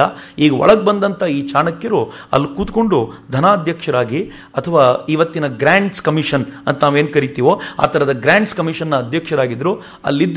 ಅಲ್ಲಿದ್ದಂಥ ಚಾಣಕ್ಯರು ಬರೀ ಈ ಕೆಲಸ ಮಾಡಲಿಲ್ಲ. ಇವನ ಸುತ್ತಲೂ ಇರೋ ಜನ ಯಾರ್ಯಾರು ಹಣಕ್ಕೆ ಬಗ್ತಾರೆ, ಯಾರ್ಯಾರು ದೇಶಪ್ರೇಮಕ್ಕೆ ಬಗ್ತಾರೆ, ಯಾರನ್ನು ಹೇಗೆ ವಶಪಡಿಸ್ಕೊಳ್ಬೋದು, ಇಡೀ ರಾಜ್ಯವನ್ನು ತಮ್ಮ ತೆಕ್ಕೆಗೆ ತಗೊಳ್ಳೋದು ಹೇಗೆ ಅನ್ನೋದನ್ನು ಸಾಧ್ಯಂತ ಅಧ್ಯಯನ ಮಾಡಿದರು. ಇವ್ರು ಮಾಡೋ ಕೆಲಸ ನೋಡಿ ಕೆಲವರಿಗೆ ಅನುಮಾನ ಬಂತು. ಅನುಮಾನ ಬಂದವರು ಧನನಂದರಿಗೆ ಹೇಳಿದ್ರು ಇದೇನೋ ಸಮಸ್ಯೆ ಇದೆ ಅಂತ. ಅದೊಮ್ಮೆ ಧನನಂದ ಹೀಗೆ ಪಕ್ಕಕ್ಕೆ ಬರ್ತಾ ನೋಡಿದ್ನಂತೆ. ಇವರು ಒಳಗೆ ಕೂತಿದ್ದ ಇವರನ್ನ ಅತ್ಯಂತ ಕೆಟ್ಟ ಪದಗಳಲ್ಲಿ ನಿಂದಿಸಿ ಇವರನ್ನಲ್ಲಿಂದ ಓಡಿಸಿದ್ರು ಅಂತ. ಇದು ಕಥೆ ಬರುತ್ತೆ, ಈ ಥರದೊಂದು ಕಥೆ. ಈ ಕಥೆನ ಹೇಳಿ ಅನೇಕರು ನಮಗೆ ಹೇಳ್ತಾರೆ. ಇದಾದ ನಂತರ ಚಾಣಕ್ಯರು ತಮ್ಮ ಬಿಚ್ಚಿರುವಂಥ ಕೂದಲನ್ನು ತೋರಿಸ್ಕೊಂಡು, ಎಲ್ಲಿವರೆಗೂ ಈ ರಾಜ್ಯ ನಿನ್ನ ಕೈಯಿಂದ ಕಿತ್ಕೊಳ್ಳಲ್ವೋ ಅಲ್ಲಿವರೆಗೂ ನಾನು ಈ ಶಿಖೆಯನ್ನು, ಈ ಕೂದಲನ್ನು ವಾಪಸ್ ಕಟ್ಟಲ್ಲ ಅಂತ ಹೇಳಿದರು ಅಂತ. ನನಗೂ ಮೊದಲನೇ ಬಾರಿಗೆ ಇದನ್ನು ಓದಿದಾಗ ಅಂದರೆ ಪ್ರಾಬ್ಲಮ್ ಇದ್ದಿದ್ದು ಧನನಂದಲ್ಲ, ಇವರು ಕೂದಲನ್ನು ಎಳೆದ್ರು ಅನ್ನೋದೇ ಪ್ರಾಬ್ಲಮ್, ಇದಕ್ಕೋಸ್ಕರ ರಾಜ್ಯವನ್ನು ಟಾಪಲ್ ಮಾಡಬೇಕಾಗಿ ಬಂತ ಅಂತ ಹೀಗೆ ನಂಬುವಂಥ ಎಲ್ಲ ಸಾಧ್ಯತೆಗಳು ಇವೆ. ಆದರೆ ವಾಸ್ತವವಾಗಿ ಈ ಕಾರಣಕ್ಕೋಸ್ಕರ ಚಾಣಕ್ಯರಂಥವರು ಯಾರಿಗೆ ನಾನು ಎನ್ನುವ ಅಹಂಭಾವ ಸತ್ತು ಹೋಗಿದೆಯೋ, ಯಾರಿಗೆ ನಾನು ಅನ್ನುವ ಈ ಕಲ್ಪನೆಯೇ ಇಲ್ವೋ, ಅವರಿಗೆ ಶಿಖೆ ಬಿಚ್ಚೋಯ್ತು ಅನ್ನೋ ಕಾರಣಕ್ಕೋಸ್ಕರ ತಾನು ಒಂದು ಸಾಮ್ರಾಜ್ಯವನ್ನೇ ಉರುಳಿಸ್ತೀನಿ ಅಂತ ಸಂಕಲ್ಪ ಮಾಡಿರಲಿಕ್ಕಿಲ್ಲ. ಆದರೆ ಗ್ರೀಕರ ಈ ದಾಳಿಯನ್ನು ನೋಡಿ ಇನ್ನು ಮುಂದೆ ಈ ದೇಶಕ್ಕೆ ಈ ದಾಳಿಯಾಗದಂತೆ ತಡಿಲಿಕ್ಕೆ ಒಂದು ಸಮರ್ಥವಾದ ಸಾಮ್ರಾಜ್ಯ ಕಟ್ಟಬೇಕು ಅಂತ ಅವ್ರ ಕಲ್ಪನೆ ಇತ್ತಲ್ಲ, ಈ ಕಲ್ಪನೆಗೆ ಕಿಡಿಯಾಗದು ಹೊರಗೆ ಬಂತು ಅಷ್ಟೇ. ಅವರು ಸೆಲೆಕ್ಟ್ ಮಾಡಿಕೊಂಡ್ರು, ತಮ್ಮ ಶಿಷ್ಯನಾಗಿದ್ದ ಚಂದ್ರಗುಪ್ತನನ್ನು ಕರ್ಕೊಂಡು ಏನು ಮಾಡಿದ್ರು, ಎಲ್ಲ ಅಕ್ಕಪಕ್ಕದ ರಾಜ್ಯಗಳಿಗೆ ಸುದ್ದಿ ಹಬ್ಬಿಸಿದ್ರು. ಸುದ್ದಿ ಏನು ಅಂತಂದ್ರೆ, ನೀವು ಹೀಗೆ ಇದ್ರೆ ಮತ್ತೆ ಅಲೆಕ್ಸಾಂಡರ್ ದಾಳಿ ಮಾಡ್ತಾನೆ, ಈ ಬಾರಿ ದಾಳಿ ಮಾಡಿದರೆ ಚಿಕ್ಕ ಚಿಕ್ಕ ರಾಜ್ಯಗಳು ಉಳ್ಕೊಳ್ಳೋಕೆ ಸಾಧ್ಯ ಇಲ್ಲ, ಎಲ್ಲ ಒಟ್ಟಾಗೋದು ಅಗತ್ಯ. ಚಂದ್ರಗುಪ್ತನ ಆಶ್ರಯದಲ್ಲಿ ನಾವೊಂದು ಸೈನ್ಯ ಕಟ್ಟೋಣ ಅಂತ. ಚಂದ್ರಗುಪ್ತ ಪುಟ್ಟ ರಾಜರ ಎಲ್ಲ ಸಹಕಾರ ತಗೊಂಡು ಅದೊಮ್ಮೆ ಈ ಧನನಂದನ ಮೇಲೆ ದಾಳಿ ಮಾಡಿದ. ಧನನಂದನ ಸೈನ್ಯವನ್ನು ಎಷ್ಟು ವ್ಯವಸ್ಥಿತವಾಗಿ ಚಾಣಕ್ಯರು ಪ್ಲಾನ್ ಮಾಡಿದ್ರು ಅಂತಂದರೆ, ಧನನಂದರ ಅನೇಕ ಸೈನಿಕರಿಗೆ ಕೊಡಬೇಕಾದ ದುಡ್ಡನ್ನೆಲ್ಲ ಕೊಟ್ಟು ವ್ಯವಸ್ಥೆ ಮಾಡಿಕೊಂಡು, ಯಾರ್ಯಾರಿಗೆ ಲಂಚ ಕೊಡಬೇಕು, ಯಾರ್ಯಾರಿಗೆ ಏನು ಮಾಡಬೇಕು ಎಲ್ಲವನ್ನು ನೀಟಾಗಿ ಪ್ಲಾನ್ ಮಾಡಿಕೊಂಡು ಇವನ ಮೂಲಕ ಆಕ್ರಮಣ ಮಾಡಿಸಿದ್ರು. ಆಕ್ರಮಣ ಸಕ್ಸಸ್ಫುಲ್ ಆಯಿತು. ಧನನಂದ ಸಿಕ್ಕಾಕೊಂಡ, ಅವನ ತಲೆ ಕಡಿದು ಕೊಂದುಬಿಟ್ರು ಅವನನ್ನು. ಈಗ ಚಂದ್ರಗುಪ್ತ ಮೌರ್ಯ ಮುರಾಳ ಮಗನಾಗಿದ್ದರಿಂದ ಮೌರ್ಯ ವಂಶ ಅಂತ ತಗೊಂಡು ಅವನು ಮೌರ್ಯ ವಂಶವನ್ನು ತಾನು ಸ್ಥಾಪಿಸಿಕೊಂಡದ್ದಲ್ಲದೆ ಕೆಲವೇ ತಿಂಗಳುಗಳಲ್ಲಿ ಎಂಥ ಸಾಮ್ರಾಜ್ಯವನ್ನು ಕಟ್ಟದ ಅಂತಂದರೆ, ಅವನ ಬಗ್ಗೆ ಹೇಳ್ತಾರೆ ಹೆಚ್ಚು ಕಡಿಮೆ 6 ಲಕ್ಷ ಸೈನಿಕರ ಬೃಹತ್ ಸಾಮ್ರಾಜ್ಯವನ್ನು ಕಟ್ಟಿ ನಿಲ್ಲಿಸ್ದ ಅಂತ. 6 ಲಕ್ಷ ಸೈನಿಕರು ಅಂತ. ನನಗೆ ಯಾವಾಗಲಾದರೂ ಕಂಪೇರ್ ಮಾಡ್ಕೊಳ್ತೀನಿ ನಾನು. ಅಲೆಕ್ಸಾಂಡರ್ ಮತ್ತು ಚಂದ್ರಗುಪ್ತ ಮೌರ್ಯ ಅಂತ ನೀವು ಕಂಪೇರ್ ಮಾಡಿದರೆ ಹೆಂಗಿರುತ್ತೆ? ಅಲೆಕ್ಸಾಂಡರ್ ಪಟ್ಟಕ್ಕೆ ಬರಬೇಕಾದ್ರೆ ಅವರಪ್ಪ ಅದಾಗಲೇ ಸೈನ್ಯ ಕಟ್ಟಿದ್ರು, ಆಂಬಿಷನ್ ತೋರಿಸಿದ್ರು. ಈಗ ಅಲೆಕ್ಸಾಂಡರ್ ಅಂಥ ಸೈನ್ಯವನ್ನು ತಗೊಂಡು ಆಕ್ರಮಣ ಮಾಡಲಿಕ್ಕೆ ಹೊರಟವನು. ಆದರೆ ಚಂದ್ರಗುಪ್ತ ಮೌರ್ಯ ಪಟ್ಟಕ್ಕೆ ಬರಬೇಕಾದ್ರೆ ಶೂನ್ಯ, ಏನೂ ಇರಲಿಲ್ಲ ಅವನ ಹತ್ರ. ಆದರೆ ಕೆಲವೇ ದಿನಗಳಲ್ಲಿ ಎಂಥ ಸಾಮ್ರಾಜ್ಯವನ್ನು ಕಟ್ಟದ ಅಂದರೆ, ವಿಸ್ತಾರ ಮಾಡ್ತಾ ಹೋದ. ಏಕಚಕ್ರಾಧಿಪತ್ಯದ ಅಡಿಯಲ್ಲಿ ತಾನು ಹಿಂದೂ ಕುಶ್ನವರಿಗಿರುವಂಥ ಎಲ್ಲ ಜಾಗವನ್ನು ತನ್ನ ವಶಕ್ಕೆ ತೆಗೆದುಕೊಂಡು ಮತ್ತೊಂದು ಅದ್ಭುತವಾದ ಸಮರ್ಥವಾದ ದೇಶಭಕ್ತಿ ಉಳ್ಳುವಂಥ ಈ ಸ್ಪಿರಿಟ್ ಅನ್ನ ಗಟ್ಟಿಯಾಗಿಟ್ಕೊಳ್ಳುವಂಥ ತರುಣರ ನಿರ್ಮಾಣಕ್ಕೆ ಏನು ಬೇಕೋ ಅಷ್ಟನ್ನು ವ್ಯವಸ್ಥೆ ಮಾಡ್ಕೊಂಡು ಸಮರ್ಥವಾಗಿರುವಂಥ ಭಾರತವನ್ನು ಕಟ್ಟದ ಅಂತ. ಯಾವ ಭಾರತ ಕೆಲವೇ ವರ್ಷಗಳ ಹಿಂದೆ ಪೂರ್ತಿ ನಾಶವಾಗಿ ಹೋಗಿ ಗ್ರೀಕರ ಆಕ್ರಮಣಕ್ಕೆ ತುತ್ತಾಗಿ ಜರ್ಜರಿತವಾಗಿ ಹೋಗುತ್ತೆ ಅಂತ ಅನಿಸ್ಕೊಂಡಿತ್ತೋ, ಅದೇ ಭಾರತ 2 ವರ್ಷಗಳಲ್ಲಿ ವಾಪಸ್ ಹೆಂಗೆ ಎದ್ದು ನಿಂತುಕೊಳ್ತು ಅಂತಂದ್ರೆ, ಅಲೆಕ್ಸಾಂಡರ್ ಸತ್ 2 ವರ್ಷಕ್ಕೆ ಮತ್ತೆ ಭಾರತ ಅಖಂಡವಾಗಿ ಗಟ್ಟಿಯಾಗಿ ನಿಂತು ಬಿಡ್ತು.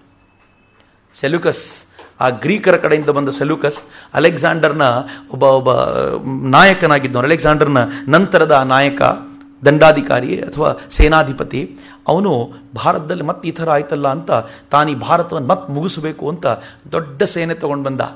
ಅವನದು ಎಕ್ಸ್ಪೆಕ್ಟೇಷನ್ ಹಾಗೆ ಇತ್ತು.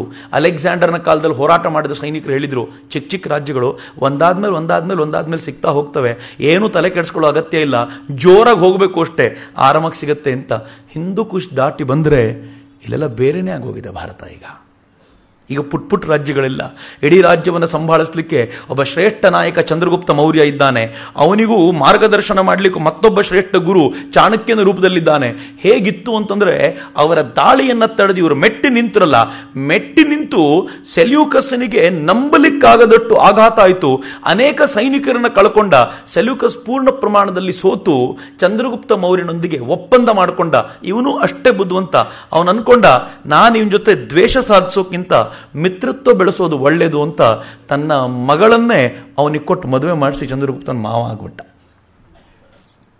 ನನಗೆ ಬಹಳ ಖುಷಿ ಯಾಕೆ ಅನಿಸುತ್ತೆ ಅಂತಂದರೆ, ಗ್ರೀಕರು ಭಾರತಕ್ಕೆ ಬಂದು ಭಾರತವನ್ನು ಗೆಲ್ತೀವಿ ಅಂತ ಹೇಳಿದ 4-6 ವರ್ಷಗಳಲ್ಲೇ ಸೋತು ಸುಣ್ಣವಾಗಿ ಭಾರತದ ಫ್ರೆಂಡ್ಶಿಪ್ಪನ್ನು ಬೆಳೆಸಲಿಕ್ಕೆ ತಮ್ಮ ಮಗಳನ್ನೇ ಕೊಟ್ಟು ಚಂದ್ರಗುಪ್ತ ಮೌರ್ಯನಿಗೆ ವಿವಾಹ ಮಾಡಿಸ್ಕೊಳ್ಬೇಕಾಗಿ ಬಂತಲ್ಲ, ಇದು ಭಾರತದ ಅಂತಃಶಕ್ತಿ ಅಂತ. ಈ ಅಂತಃಶಕ್ತಿಯನ್ನು ಗುರುತಿಸ್ಕೊಳ್ಬೇಕು ಅಂತ ಯಾವಾಗಲೂ ಇದು ಜಾಗೃತವಾಗಿರಬೇಕು. ಇದು ಯಾವಾಗ ಸಾಯುತ್ತೋ ಅವತ್ತು ಭಾರತ ಸತ್ತೋಗುತ್ತೆ. ಎಲ್ಲಿವರೆಗೂ ಇದು ಜಾಗೃತವಾಗಿರುತ್ತೋ, ಎಲ್ಲಿವರೆಗೂ ಈ ನ್ಯಾಷನಲಿಸ್ಟಿಕ್ ಸ್ಪಿರಿಟ್ ಜಾಗೃತವಾಗಿರುತ್ತೋ, ಅಲ್ಲಿವರೆಗೂ ಭಾರತ ಸದೈವ ಜಾಗೃತವಾಗಿರುತ್ತೆ. ಚಂದ್ರಗುಪ್ತ ಮೌರ್ಯ ಮಾಡಿದ ಶ್ರೇಷ್ಠ ಕೆಲಸ ಈ ಭಾರತದ ಅಂತಃಸತ್ವವನ್ನು ಮತ್ತೊಮ್ಮೆ ಬಡಿದೆಬ್ಬಿಸಿ ಇಡೀ ಭಾರತೀಯರನ್ನು ಒಟ್ಟು ಮಾಡಿ ಗ್ರೀಕರ ಪ್ರವಾಹವನ್ನು ತಡೆಗಟ್ಟಿ ನಿಲ್ಲಿಸಿದ್ದು. ಗ್ರೀಕರು ಪೂರ್ಣ ಪ್ರಮಾಣದಲ್ಲಿ ಭಾರತದಿಂದ ಹೋಗಿದ್ದಲ್ಲದೆ ಇನ್ಮುಂದೆ ಭಾರತದ ಮೇಲೆ ಕಣ್ಣು ಹಾಕಲ್ಲ ಅನ್ನುವಷ್ಟರ ಮಟ್ಟಿಗೆ ಭಾರತವನ್ನು ಅವರು ತಮ್ಮ ಮಿತ್ರತ್ವದೆಡೆಗೆ ಬೆಸೆದುಕೊಳ್ಬೇಕಾಗಿ ಬಂತು. ಆನಂತರ ಸಣ್ಣ ಪುಟ್ಟ ಅಕ್ರಮಗಳು ಮುಂದಾದರೂ ಕೂಡ ಯಾವತ್ತಿಗೂ ಗ್ರೀಕರು ಮತ್ತೆ ಭಾರತವನ್ನು ಗೆಲ್ಲಲಿಕ್ಕಾಗಲಿಲ್ಲ. ಮಿತ್ರರೇ, ಈ ಕಾರಣಕ್ಕೋಸ್ಕರ ನಾನು ಬಹಳ ಹೆಮ್ಮೆಯಿಂದ ಹೇಳ್ತೀನಿ, ಗ್ರೀಕರು ಭಾರತದ ಮೇಲೆ ಆಕ್ರಮಣ ಮಾಡಿದ್ರಷ್ಟೇ ಭಾರತವನ್ನು ಗೆಲ್ಲಲಿಕ್ಕಾಗಲಿಲ್ಲ. ಇನ್ನೂ ಒಂದು ಹೆಜ್ಜೆ ಮುಂದೆ ಹೋಗಿ ಹೇಳೋದಾದರೆ, ಭಾರತದ ಬಾರ್ಡರ್ನ ಸಣ್ಣ ಪುಟ್ಟ ರಾಜ್ಯಗಳನ್ನು ಗೆದ್ದು ಇದನ್ನೇ ಭಾರತ ಅಂತ ಅವ್ರು ತಿಳ್ಕೊಂಡಿದ್ರೆ ಅದು ಅವ್ರು ತಮಗೆ ಮಾಡಿಕೊಂಡಿರೋ ಮೋಸವೇ ಹೊರತು ಭಾರತವನ್ನು ಗೆದ್ದಿದ್ದು ಅಂತ ಏನು ಯುರೋಪಿಯನ್ ಇತಿಹಾಸಕಾರರು ನಮಗೆ ಪಾಠ ಓದಿಸ್ತಾರಲ್ಲ, ಅದು ಅಪ್ಪಟ ಸುಳ್ಳು ಅಂತ ಕೊನೆ ಪಕ್ಷ ಈಗಲಾದರೂ ನಾವು ತಿಳ್ಕೊಳ್ಳುವಂಥ ಅಗತ್ಯ ಇದೆ. ಭಾರತ ಅಖಂಡವಾಗಿಯೇ ಇತ್ತು ಮತ್ತು ಗ್ರೀಕರನ್ನು ಎದುರಿಸುವಷ್ಟು ಸಾಮರ್ಥ್ಯ ಇತ್ತು. ಎಷ್ಟರ ಮಟ್ಟಿಗೆ ಅಂತಂದರೆ, ಗ್ರೀಕ್ ಇತಿಹಾಸಕಾರರೇ ಹೇಳ್ತಾರೆ, ಭಾರತದಲ್ಲಿ ಅಲೆಕ್ಸಾಂಡರ್ನ ಎದುರಿಸಲಿಕ್ಕೆ ಯಾರೋ ಒಬ್ಬ ರಾಜ ಬೇಕಾಗಿರಲಿಲ್ಲ, ನಗ್ನನಾಗಿರುವಂಥ ಒಬ್ಬ ಪಂಡಿತ ಸಾಕಾಯಿತು ಅಂತ. ಅಲೆಕ್ಸಾಂಡರ್ಗೆ ಅರಿಸ್ಟಾಟಲ್ನ ಶಿಷ್ಯನಾಗಿದ್ದರಿಂದ ಸ್ವಲ್ಪ ಈ ಫಿಲಾಸಫಿ ಬಗ್ಗೆ ಸ್ವಲ್ಪ ಹುಚ್ಚಿತ್ತು. ಅವನು ಯಾರಾದರೂ ಒಬ್ಬರನ್ನ ಕರ್ಕೊಂಡು ಬನ್ನಿ ಅಂತ ಕಳಿಸಿದ್ದ. ಅನೇಕ ಋಷಿಗಳ ನಡುವೆ ಯಾರಾದರೂ ಒಬ್ಬರು ಬೇಕು ಅಂತ. ದಂಡಮೀಶ ಅಂತ ಒಬ್ಬರ ಬಗ್ಗೆ ಒಂದು ಉಲ್ಲೇಖ ಬರುತ್ತೆ. ಅವನ ಬಗ್ಗೆ ಪುಟಗಟ್ಟಲೆ ಗ್ರೀಕ್ ಇತಿಹಾಸಕಾರರು ಬರೀತಾರೆ. ದಂಡಮೀಶನ ಹತ್ರ ಹೋದ್ರಂತೆ, ಹೋಗ್ಬಿಟ್ಟು ನೀನು ಬರಬೇಕು, ನಮ್ಮ ರಾಜ ಅಲೆಕ್ಸಾಂಡರ್ ದಿ ಗ್ರೇಟ್ ನೋಡಬೇಕು ಅಂತಿದ್ದಾರೆ ಅಂತ. ಯಾರು ಅಲೆಕ್ಸಾಂಡರ್ ದಿ ಗ್ರೇಟ್ ಅಂತ ಇವರು? ಹೆಂಗಿರ್ಬೋದು ನೋಡಿ. ಅಲೆಕ್ಸಾಂಡರ್ ದಿ ಗ್ರೇಟ್ ಇವನು ಯಾರು ಅಂತ ಇವ್ರು ಮೊದಲನೇ ಪ್ರಶ್ನೆ ಕೇಳಿದ್ರು. ಕೇಳಿದ ತಕ್ಷಣ ಅವ್ರು ಹೇಳಿದರು, Alexander the great son of Zeus Dios, ಅವನು ದೇವರ ಮಗ ಅಂತ. ಇವರಂದ್ರು, ಅಲೆಕ್ಸಾಂಡರ್ ದೇವರ ಮಗ ಆದರೆ ನಾನು ದೇವರ ಮಗನೇ, ಏನಿದೆ ಡಿಫ್ರೆನ್ಸ್ ಇಬ್ಬರಲ್ಲೂ? ಅವ್ರಿಗೆ ಬಹಳ ಕೋಪ ಬಂತು. ಅಲೆಕ್ಸಾಂಡರ್ ನಿಮ್ಮ ತಲೆ ಕಡಿಯಬಲ್ಲ ಅಂತ. ಇವನು ಹೇಳ್ತಾ, ಕಡಿದ್ರೆ ಕಡ್ಕೊಳ್ಳಿ, ನಂಗೇನು ಬೇಜಾರಾಗಬೇಕಾಗಿಲ್ಲ, ಹೋಗು, ನಾ ಬರಲ್ಲ ಅಂತ. ಅಲೆಕ್ಸಾಂಡರ್ರೇ ಬಂದ ಇವನು ನೋಡಬೇಕು ಅಂತ. ಅಲೆಕ್ಸಾಂಡರ್ ಬಂದವನು, ನಿನ್ನ ತಲೆ ನಾನು ಕಡಿತೀನಿ ಅಂತಂದಾಗ ಅವ್ರು ಹೇಳಿದ್ರಂತೆ, ನನ್ನ ತಲೆ ಕಡಿಲಿಕ್ಕೆ ನೀನು ಯಾರಪ್ಪ? ನೀನು ನನ್ನ ದೇಹವನ್ನಷ್ಟೇ ಕಡಿಯಬಲ್ಲೆ, ಒಳಗಿರೋ ಆತ್ಮವನ್ನು ಮುಟ್ಟೋ ಸಾಮರ್ಥ್ಯವೂ ನಿನಗಿಲ್ಲ. ಇಷ್ಟಕ್ಕೂ ನಿಂಗೆ ಸಾಮರ್ಥ್ಯ ಇದ್ರೆ ಕಡಿ, ನಾನು ದೇಹದಿಂದ ಹೊರಗೆ ಬಂದುಬಿಡ್ತೀನಿ, ಇಬ್ಬರು ಈ ತಲೆ ಕಡಿಯೋದು ಹೆಂಗಿರುತ್ತೆ ನೋಡೋಣ ಅಂದ್ರಂತ. ಅಲೆಕ್ಸಾಂಡರ್ಗೆ ಬಹಳ ಗಾಬರಿ ಆಯಿತು. ಈ ಘಟನೆಯ ಮುಂದಿನ ಭಾಗವನ್ನು ಓಶೋ ನನ್ನ ಪ್ರೀತಿಯ ಭಾರತದಲ್ಲಿ ಉಲ್ಲೇಖ ಮಾಡ್ತಾರೆ. ನಂಗೆ ಭಾಳ ಖುಷಿಯಾಗೋ ಘಟನೆ ಇದು. ಅಲೆಕ್ಸಾಂಡರ್ ಬಗ್ಗೆ ಎಷ್ಟು ಚೆನ್ನಾಗಿದೆ ಅಂತಂದರೆ, ಅಲೆಕ್ಸಾಂಡರ್ ಅವನು ಕೇಳಿದಂತೆ, ಹೋಗಲಿ ನೀನು ನನ್ನ ದೇಶಕ್ಕೆ ಬಾ, ನಂದು ತುಂಬ ದೊಡ್ಡ ಸಾಮ್ರಾಜ್ಯ ಇದೆ, ನೀನು ಕೇಳಿದ್ದೆಲ್ಲ ಕೊಡ್ತೀನಿ ಅಂತ. ಅವರಂದರು, ಈ ಆಮಿಷಗಳನ್ನು ಯಾರು ಪವರ್ ಹಂಗ್ರಿಯೋ, ಯಾರಿಗೆ ಅಧಿಕಾರ ಬೇಕೋ, ಹಣ ಬೇಕು ಅಂತ ಓಡ್ತಿರ್ತಾರೋ ಅವ್ರಿಗೆ ಕೊಡು, ನಮಗಿದೆಲ್ಲ ನಡೆಯಲ್ಲ. ಇಷ್ಟಕ್ಕೂ ನಿನ್ನ ಒಟ್ಟಾರೆ ಆಸ್ತಿ, ಒಟ್ಟಾರೆ ಸಾಮ್ರಾಜ್ಯ ನನ್ನ ಪಾಲಿಗೆ ಹುಲ್ಲು ಕಡ್ಡಿ ಸಮಾನ, ನಾನು ಬರಬೇಕಾಗಿಲ್ಲ, ಅದಕ್ಕೆ ಹೋಗು ಅಂತ. ಇದು ನಮಗೆ ವಿಶೇಷ ಅನ್ಸಲ್ಲ. ನಾವಿದನ್ನು ಸಂತರ ಬಾಯಲ್ಲಿ ಕೇಳ್ತಾನೆ ಇರ್ತೀವಿ, ಪದೇ ಪದೇ ಕೇಳ್ತಿರ್ತೀವಿ. ಭಾರತೀಯರಿಗೆ ಇದೊಂದು ಕಾಮನ್ ಸಂಗತಿ. ನಾನು ಒಂದ್ಸಲ ಇತ್ತೀಚೆಗೆ ಒಂದು ಹೈಸ್ಕೂಲಿಗೆ ಹೋದಾಗ ಸುಮ್ಮನೆ ಒಂದು ಪ್ರಶ್ನೆ ಮಾಡಿದೆ, ಎಷ್ಟು ಚೆನ್ನಾಗಿದೆ ನೋಡಿ, ಈ ದೇಶದಲ್ಲಿ ಹುಟ್ಟೋ ಪ್ರತಿಯೊಬ್ಬನೂ ಫಿಲಾಸಫರ್ ಅನ್ಲಿಕ್ಕೆ ಇದಕ್ಕಿಂತ ಉಲ್ಲೇಖ ಬೇಕಾಗಿಲ್ಲ. ಒಂದು ಹಳ್ಳಿಯ ಹೈಸ್ಕೂಲು, ಅಲ್ಲಿಗೆ ಹೋದಾಗ ಸುಮ್ಮನೆ ಕೇಳಿದೆ, ನಿಮ್ಮೂರಿಗೆ ಜೇಬಲ್ ನಯಾ ಪೈಸೆ ಇಲ್ಲದ ಒಬ್ಬ ಭಿಕಾರಿ ಬರ್ತಾರೆ, ಪಕ್ಕದಲ್ಲಿ ನಿಮ್ಮೂರಿನ ಶ್ರೀಮಂತರೊಬ್ಬರು ಕೂತ್ಕೊಳ್ತಾರೆ. ಅವ್ರ ಜೇಬಲ್ ಕೈ ಹಾಕಿದ್ರೆ 1000 ರೂಪಾಯಿ ನೋಟೇ ಬರೋದು, ಇವರು ಜೇಬಲ್ ಕೈ ಹಾಕಿದ್ರೆ ಏನೂ ಬರಲ್ಲ, ಕಾವಿ ಬಟ್ಟೆ ಹಾಕ್ಕೊಂಡಿದ್ದಾರೆ, ಪಕ್ಕ ಭಿಕಾರಿ ಅವರು. ನೀವು ವೇದಿಕೆ ಮೇಲೆ ಬಂದರೆ ಮೊದಲು ಯಾರಿಗೆ ನಮಸ್ಕಾರ ಮಾಡ್ತೀರಿ ಅಂತ. ಹೈಸ್ಕೂಲ್ ಮಕ್ಕಳು ಹೇಳ್ತಾರೆ, ಮೊದಲು ಸ್ವಾಮಿಗಳಿಗೆ ನಮಸ್ಕಾರ ಮಾಡೋದು ಸರ್. ನಾನಂದೆ, ಜೇಬಲ್ ದುಡ್ಡಿಲ್ಲಪ್ಪ ಅವ್ರಿಗೆ, ನಿಂಗೇನೂ ಕೊಡ್ಲಿಕ್ಕಾಗಲ್ಲ ಅವರು ಅಂದರೆ. ಆ ಹುಡುಗರಂದರು, ಅವ್ರು ಏನು ಕೊಡಲಿಲ್ಲ ಅಂದರೆ ಏನು ಸರ್, ಇದ್ದಿದ್ದೆಲ್ಲ ಬಿಟ್ಟು ಬಂದಾರಲ್ರಿ, ಅವರಿಗೆ ಫಟ್ ನಮಸ್ಕಾರ ರೀ ಅಂತ. ನಂಗೆ ಎಷ್ಟು ಖುಷಿ ಅನ್ನಿಸ್ತು ಅಂದರೆ, ವಾಹ್ ಎಷ್ಟು ಚೆನ್ನಾಗಿದೆ. ಈ ದೇಶದ ಅತ್ಯಂತ ಸಾಮಾನ್ಯ ವ್ಯಕ್ತಿ ಕೂಡ ಅವನು ದುಡ್ಡನ್ನು ಗಣಿಸಲ್ಲ. ನಮ್ಗೆ ಅನಿಸಿದೆ ಎಲ್ಲರೂ ದುಡ್ಡಿನಿಂದ ಓಡ್ತಾರೆ ಅಂತ. ಆದರೆ ಒಬ್ಬ ಸಂತರ ಕಾಲಿಗೆ ಬೀಳಬೇಕು ಅಂತಂದ್ರೆ ಅವನ ಮನಸ್ಸಿನಲ್ಲಿರುವಂಥ ಈ ಧರ್ಮದ ಚಿಂತನೆ ಆಲೋಚನೆ ಮಾಡಿ. ಈ ಸಂತರು ಹಂಗೆ ಅಂದ್ರು, ಯಾರು ಪವರ್ ಹಂಗ್ರಿಯೋ, ಯಾರು ದುಡ್ಡಿನಿಂದ ಓಡ್ತಾರೋ ಅವರಿಗೆ ನಿನ್ನ ಆಮಿಷಗಳನ್ನು ತೋರಿಸು, ನನಗೆ ಬೇಕಾಗಿಲ್ಲ, ನನಗೆ ಹುಲ್ಲು ಕಡ್ಡಿಯ ಸಮಾನ. ಇದ್ದಿದ್ರಲ್ಲಿ ಅಲೆಕ್ಸಾಂಡರ್ ಪರವಾಗಿಲ್ಲ. ಅವನು ಕೇಳಿದ, ಅದು ಹೆಂಗೆ ಹುಲ್ಲು ಕಡ್ಡಿ ಸಮಾನ ಆಗುತ್ತೆ? ಅವ್ರಂದ್ರೆ ಬಾ ಹೇಳ್ತೀನಿ ಅಂತ. ಅವ್ರು ಕೂರಿಸ್ಕೊಂಡು ಹೇಳಿದ್ರಂತೆ, ನೀನೊಂದು ಮರುಭೂಮಿಯಲ್ಲಿ ಹೋಗ್ತಿರ್ತೀಯ, ವಾರಗಟ್ಟಲೆ ಸುತ್ತಾಡಿದ್ಯಾ, ಒಂದು ಹನಿ ನೀರು ಸಿಗದೆ ಸದ್ಯಕ್ಕೆ ನಿನ್ನ ಪ್ರಾಣ ಹೋಗ್ಬಿಡತ್ತೆ ಅಂತ ಗೊತ್ತಾದಾಗ ಯಾರೋ ಒಬ್ಬ ಹುಡುಗ ನೀನು ಒಂದು ಗ್ಲಾಸ್ ನೀರು ತಂದು ಕೊಟ್ಟರೆ ಏನು ಕೊಡ್ತೀಯ ಅವನಿಗೆ? ಅಲೆಕ್ಸಾಂಡರ್ ಹೇಳ್ದ, ಅರ್ಧ ಸಾಮ್ರಾಜ್ಯ ಕೊಡ್ತೀನಿ. ಕೂಡಲೇ ಅವ್ರು ಹೇಳಿದರು, ನೀನು ಅರ್ಧ ಸಾಮ್ರಾಜ್ಯ ಕೊಡ್ತೀನಿ ಅಂದ ತಕ್ಷಣ ಹುಡುಗ ಕೊಡಲ್ಲ ಹೋಗೋ, ನಾನು ನೀರು ತೊಗೊಂಡ್ಬಿಟ್ರೆ ಏನು ಮಾಡ್ತೀಯ? ಅಲೆಕ್ಸಾಂಡರ್ ಹೇಳ್ದ, ನನ್ನ ಪ್ರಾಣ ಉಳಿಸ್ಕೊಳ್ತೀನಿ, ಪೂರ್ತಿ ಸಾಮ್ರಾಜ್ಯ ತಗೋ, ಒಂದು ಗ್ಲಾಸ್ ನೀರು ಕೊಡಪ್ಪ ಅಂತ ಅವ್ನು ಕೇಳ್ತೀನಿ, ಪ್ರಾಣಕ್ಕಿಂತ ದೊಡ್ಡದು ಸಾಮ್ರಾಜ್ಯ ಅಲ್ಲ ಅಂತ ನಂಗೆ ಗೊತ್ತು, ನಾನು ಆ ನೀರಿಗೆ ಪೂರ್ತಿ ಸಾಮ್ರಾಜ್ಯನೇ ಕೊಡ್ತೀನಿ ಅಂದಾಗ ಅವರಂದರು, ನಿನ್ನ ಒಂದು ಇಡೀ ಸಾಮ್ರಾಜ್ಯದ ಬೆಲೆ ಒಂದು ಲೋಟ ನೀರು, ನನ್ನ ಪಕ್ಕದಲ್ಲಿ ನದಿನೇ ಹರಿತಿದೆ, ಇದನ್ನು ಬಿಟ್ಟು ಅದಕ್ಕೆ ಯಾಕೋ ಅಲ್ಲಿಗೋಸ್ಕರ ಬರಲಿ ಅಂತ ಕೇಳಿದ್ರಂತೆ. ಭಾಳ ಸುಂದರವಾದ ಈ ಘಟನೆ ಅದು. ದಂಡಮೀಶನ ಕುರಿತಂತೆ ಈ ಥರದ ಅನೇಕ ಉಲ್ಲೇಖಗಳನ್ನು ಅವ್ರು ಕೊಡ್ತಾ ಕೊನೆಗೆ ಅಲೆಕ್ಸಾಂಡ್ರಿಗೆ ಅವ್ರು ಹೇಳಿದ ರೀತಿ ಹೆಂಗಿತ್ತು ಅಂತಂದರೆ, ಅಲೆಕ್ಸಾಂಡರ್ ಕೂಡ ನತಮಸ್ತಕನಾಗಿ ಬರಬೇಕಾಯಿತು ಅಂತ ಗ್ರೀಕ್ ಇತಿಹಾಸಕಾರರು ಬರೀತಾರೆ. ಅಲೆಕ್ಸಾಂಡರ್ನ ಎದುರಿಗೆ ಒಬ್ಬ ನಗ್ನ ಫಕೀರ ಅಲೆಕ್ಸಾಂಡರ್ನ ಉಗಿದು ಕಳಿಸ್ಬಿಟ್ಟ ಅಂತ. ಇದು ಭಾರತದ ಸತ್ವ ಅಂತ. ಭಾರತ ಯಾವಾಗಲೂ ಅದಕ್ಕೆ ತ್ಯಾಗಕ್ಕೆ ಮಹತ್ವ ಕೊಡೋದು. ನೀವು ಯಾರಿಗೂ ಯಾರು ಹೆದರಲ್ವೋ, ಯಾರು ಪೂರ್ಣ ತ್ಯಾಗಿಯೋ ಅವನು ಯಾರಿಗೂ ಹೆದರಲ್ಲ, ಅವನು ಸಾವನ್ನು ಪ್ರೀತಿಸ್ತಾನೆ. ಅದಕ್ಕೆ ಸ್ವಾಮಿ ವಿವೇಕಾನಂದರು ಹೇಳ್ತಾರೆ, ಸನ್ಯಾಸ ಅಂತಂದರೆ ಲವ್ ಆಫ್ ಡೆತ್ ಅಂತ ಕರೀತಾರೆ ಅಂತ. ತುಂಬ ಚೆನ್ನಾಗಿದೆ. ನಾನು ಇತ್ತೀಚೆಗೆ ಬಳ್ಳಾರಿಗೆ ಹೋಗಿದ್ದಾಗ ಪಾಪ ಯಾರೋ ಇದನ್ನು ಉಲ್ಲೇಖ ಮಾಡ್ತಾ ಸ್ವಾಮೀಜಿ ಹೇಳ್ತಾರೆ, ಸನ್ಯಾಸ is A death of love ಅಂತಂದರು. ನಾನು ಹೇಳಿದೆ, ಅಯ್ಯಪ್ಪ ಹಂಗಲ್ಲಪ್ಪ, ಅದು ಸನ್ಯಾಸ ಅಂದರೆ ಡೆತ್ ಆಫ್ ಲವ್ ಅಲ್ಲ, ಲವ್ ಆಫ್ ಡೆತ್ ಅಂತ. ಸನ್ಯಾಸ ಅಂತಂದರೆ ಅವನು ಮೃತ್ಯುವನ್ನು ಪ್ರೀತಿಸಬೇಕು, ಪ್ರೀತಿಯನ್ನೇ ಸಾಯಿಸ್ಬಿಡೋದಲ್ಲ. ಅವನು ಮೃತ್ಯುವನ್ನು ಪ್ರೀತಿಸ್ತಾನೆ. ಎಷ್ಟರ ಮಟ್ಟಿಗೆ ಪ್ರೀತಿಸ್ತಾನೆ ಅಂತಂದರೆ ಅವನು ಆತ್ಮಹತ್ಯೆ ಮಾಡ್ಕೊಳ್ಳಲ್ಲ, ಬದುಕ್ತಾನೆ. ಆದರೆ ಮೃತ್ಯು ಎದುರುಗಡೆ ಇದ್ದಾಗ ಅದನ್ನು ಅಪ್ಪಿಕೊಳ್ಳಿಕ್ಕೆ ಭಾಳ ಖುಷಿ ಪಡ್ತಾನೆ. ಅದು ಸನ್ಯಾಸದ ಪರಿಧಿ ಅಂತ. ಈ ಕಾರಣಕ್ಕೋಸ್ಕರ ನನಗೆ ಇಡೀ ಭಾರತವನ್ನು ಕಂಡಾಗ ಅಲೆಕ್ಸಾಂಡ್ರಿಗೆ ಭಾರತ ಒಂದು ಪಾಠ ಮಾಡಿ ಕಳಿಸ್ಕೊಡ್ತು. ನೀನು ಭಾರತದ ಕಡೆ ಕಣ್ಣು ಹಾಕೋ ಅಗತ್ಯ ಇರಲಿಲ್ಲ, ಈ ಭಾರತಕ್ಕೆ ಬಂದು ಕಲಿಬೇಕಾಗಿದ್ದು ಬೇಕಾದಷ್ಟು ಸಿಕ್ತು ನಿನಗೆ ಅಂತ. ಅಲೆಕ್ಸಾಂಡರ್ ಬಗ್ಗೆ ನಮ್ಗೆ ಅನೇಕರು ಉಲ್ಲೇಖ ಮಾಡ್ತಾ ಅನೇಕ ಮೆಸೇಜಸ್ ಎಲ್ಲ ಓಡಾಡ್ತವೆ, ನೀವು ನೋಡಿರ್ಬೋದು. ಎಷ್ಟರ ಮಟ್ಟಿಗೆ ಅಲೆಕ್ಸಾಂಡರ್ ಅದನ್ನು ಹೇಳಿದಾನೋ ಇಲ್ವೋ ಗೊತ್ತಿಲ್ಲ, ಆದರೆ ಒಂದಂತೂ ಸತ್ಯ, ಅಲೆಕ್ಸಾಂಡರ್ ಸಾಯಬೇಕಾದಾಗ ಹೇಳ್ಕೊಂಡು ಹೋದಂತೆ, ನಂದು ಎರಡೂ ಕೈಗಳನ್ನು ಹೊರಗಡೆ ಮುಂಚಾಚಿಡಿ, ಯಾಕೆ ಅಂತಂದರೆ ಅದು ಆಕಾಶ ನೋಡ್ತಿರ್ಲಿ, ಯಾಕೆಂದರೆ ಜನಕ್ಕೆ ಗೊತ್ತಾಗಲಿ ಅಲೆಕ್ಸಾಂಡರ್ ದ ಗ್ರೇಟ್ ಅಂತ ಜನರಿಂದ ಕರೆಸ್ಕೊಂಡವನು ಹೋಗಬೇಕಾದ್ರೆ ಖಾಲಿ ಕೈಯಿಂದ ಹೋಗ್ಬಿಟ್ಟ, ನೀವಿನ್ಯಾಕೆ ಒದ್ದಾಡ್ತೀರಾ ಅಂತ ಜಗತ್ತಿಗೆ ಗೊತ್ತಾಗಲಿ ಅಂತ. ಅಕಸ್ಮಾತ್ ಇದು ಸತ್ಯವೇ ಆಗಿದ್ರೆ ಈ ಪಾಠ ಅವನು ಕಲ್ತಿದ್ದು ನನ್ನ ನಾಡಿನಿಂದ ಅನ್ನೋದ್ರಲ್ಲಿ ಅನುಮಾನವೇ ಇಲ್ಲ ಅಂತ. ನನ್ನ ನಾಡು ಇದನ್ನು ತುಂಬ ಸ್ಪಷ್ಟಕ್ಕೆ ಅವನಿಗೆ ಹೇಳಿ ಕಳಿಸ್ಕೊಡ್ತು, ನನ್ನ ನೆಚ್ಚಿನ ಮಿತ್ರರೇ, ಆ ನಾಡಿನ ಸಂತಾನ ನಾವು ಅಂತ. ಭವ್ಯ ಭಾರತವನ್ನು ನಿರ್ಮಾಣ ಮಾಡಬೇಕಾದಾಗ ಒಂದು ಹೆಮ್ಮೆ, ಮೊದಲನೇ ಹೆಜ್ಜೆಯ ಹೆಮ್ಮೆ ಇರಲಿ, ನಾವು ಇದೇ ಸಂತಾನ, ಅದೇ ಚಂದ್ರಗುಪ್ತ ಮೌರ್ಯನ ಮುಂದಿನ ವಂಶಜರುಗಳು ನಾವೆಲ್ಲ. ನಮ್ಮಲ್ಲಿ ಹರಿತಾ ಇರೋದು ಅದೇ ಉಪನಿಷತ್ ಕಾಲದ ಋಷಿಗಳ ರಕ್ತ, ಅದೇ ಮುಕ್ತಿಯ ಚಿಂತನೆ ನಮ್ಮೊಳಗೆ ಹರಿತಾ ಇದೆ. ವ್ಯಷ್ಟಿಯ ಮುಕ್ತಿ ಮತ್ತು ಸಮಷ್ಟಿಯ ಮುಕ್ತಿ. ವ್ಯಕ್ತಿಯೂ ಮುಕ್ತನಾಗಿರಬೇಕು, ಇಡೀ ಸಮಷ್ಟಿಯು ಮುಕ್ತಿಯ ಕಡೆ ಹಾತೊರಿತಾ ಇರಬೇಕು ಅನ್ನುವಂಥ ಪಕ್ಕಾ ಪರಿಕಲ್ಪನೆ ಹೊಂದಿರುವಂಥದ್ದು. ಹೀಗಾಗಿ ಕ್ಷಾತ್ರತೇಜ ಮತ್ತು ಬ್ರಹ್ಮತೇಜ ಈ ದೇಶದಲ್ಲಿ ಸಹಜವಾಗಿ ಹರ್ಕೊಂಡು ಬಂದಿದೆ. ಎಲ್ಲಾದರೂ ಅದನ್ನು ತುಳಿಯುವಂಥ ಪ್ರಯತ್ನ ಮಾಡಿದರೆ ನಾವು ಮಾಡಿರೋ ತಪ್ಪೇ ಹೊರತು ಈ ದೇಶದ ರಕ್ತ ಹಂಗಿಲ್ಲ. ಈ ದೇಶದ ರಕ್ತ ಅತ್ಯಂತ ಶುದ್ಧವಾಗಿರುವ ರಕ್ತ. ಆ ರಕ್ತವನ್ನು ಸ್ಮರಣೆ ಮಾಡ್ಕೊಳ್ತಾ ನಾವು ನಾಳೆಯ ಅವಧಿಗೆ ಸಜ್ಜಾಗೋಣ ಅಂತ ಅತ್ಯಂತ ಕಳಕಳಿಯಿಂದ ಪ್ರಾರ್ಥಿಸ್ಕೊಳ್ತೀನಿ. ಎಲ್ರಿಗೂ ಪ್ರೀತಿಪೂರ್ವಕ ಧನ್ಯವಾದಗಳು. ವಂದೇ ಮಾತರಂ. ಜೈ ಹಿಂದ್.